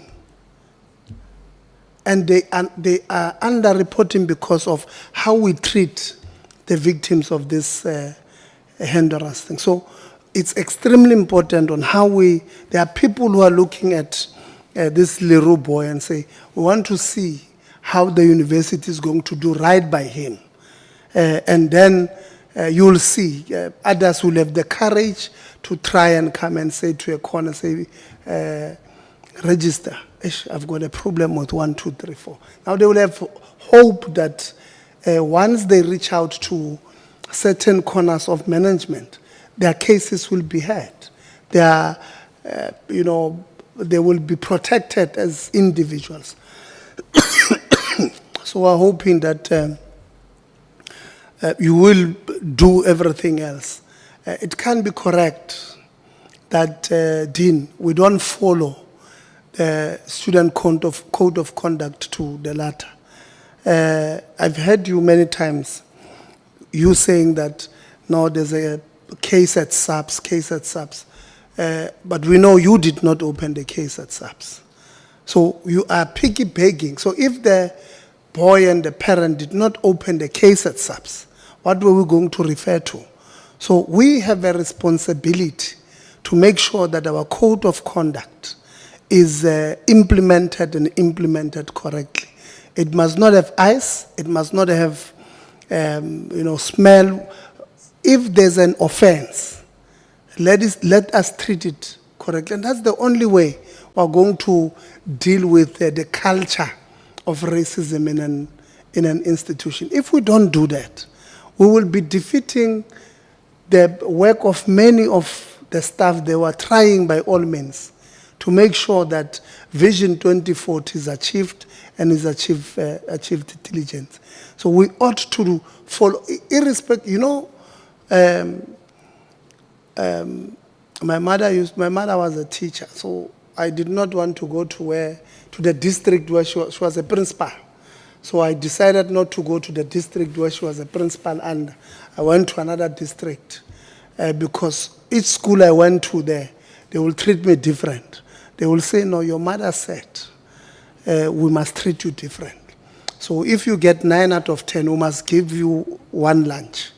They must beat me once. But if somebody gets 5 out of 10, it's 50% they are not being beaten. So I'm being treated differently. And I understood what she wanted to do. They wanted, because you are a child of a principal, there are certain standards you must do. So even yourselves, if the wrongdoing is done by people of your class or your race, you must be tougher. That is why I said when we started to the VC that because we come from the same institution, we must be harder on him so that people don't say you are softer on people that you come. So, but you are doing something different. You are treating these kids, the perpetrators, differently, or alleged perpetrators, because I still don't understand why they could not have been the ones who were moved from. You see, if you had said to them, we're investigating, but because you have done this thing, you must leave this rest from tomorrow. You're no longer going to stay here because clearly you can't behave like normal human beings. I can tell you, the culture will change. They will say, here at these institutions, once you start doing wrong things, they treat you like a suspect that you are. But because you protected them, and the victim had to leave, it has given confidence to wrongdoers to say, I hear we're in charge.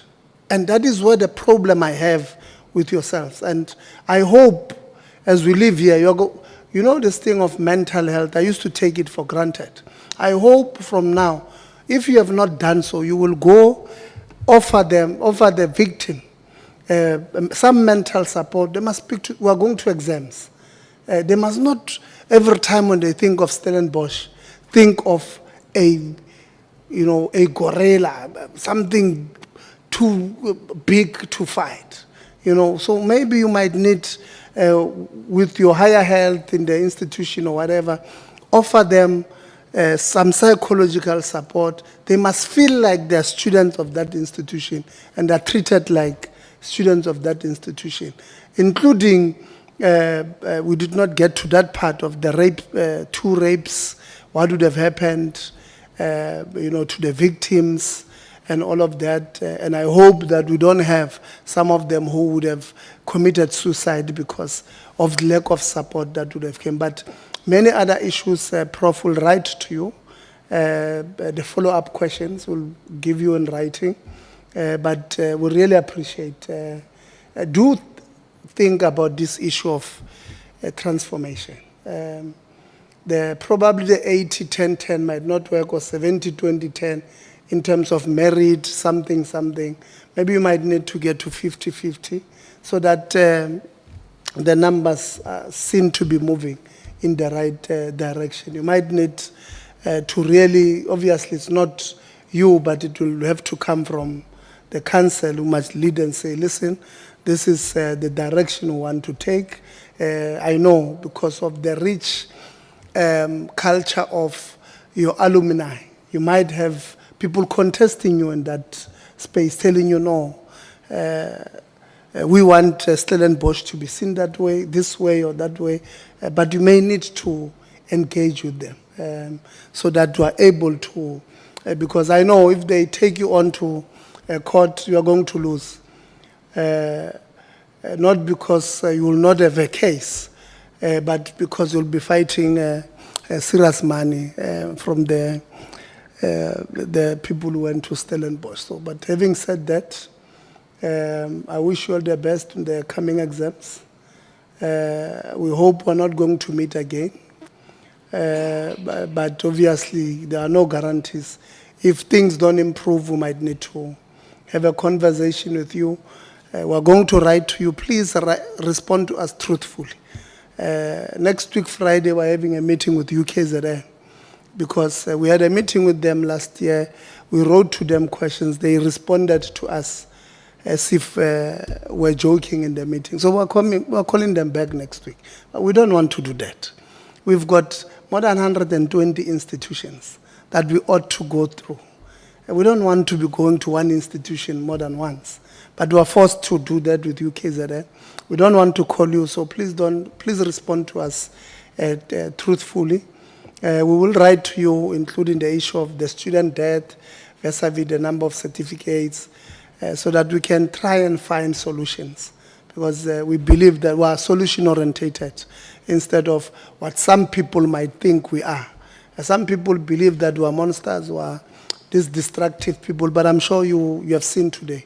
We're not destructive at all. I know you are going to agree today because you are here. But having said that, that was on a lighter note. This meeting stands adjourned. Thank you very much.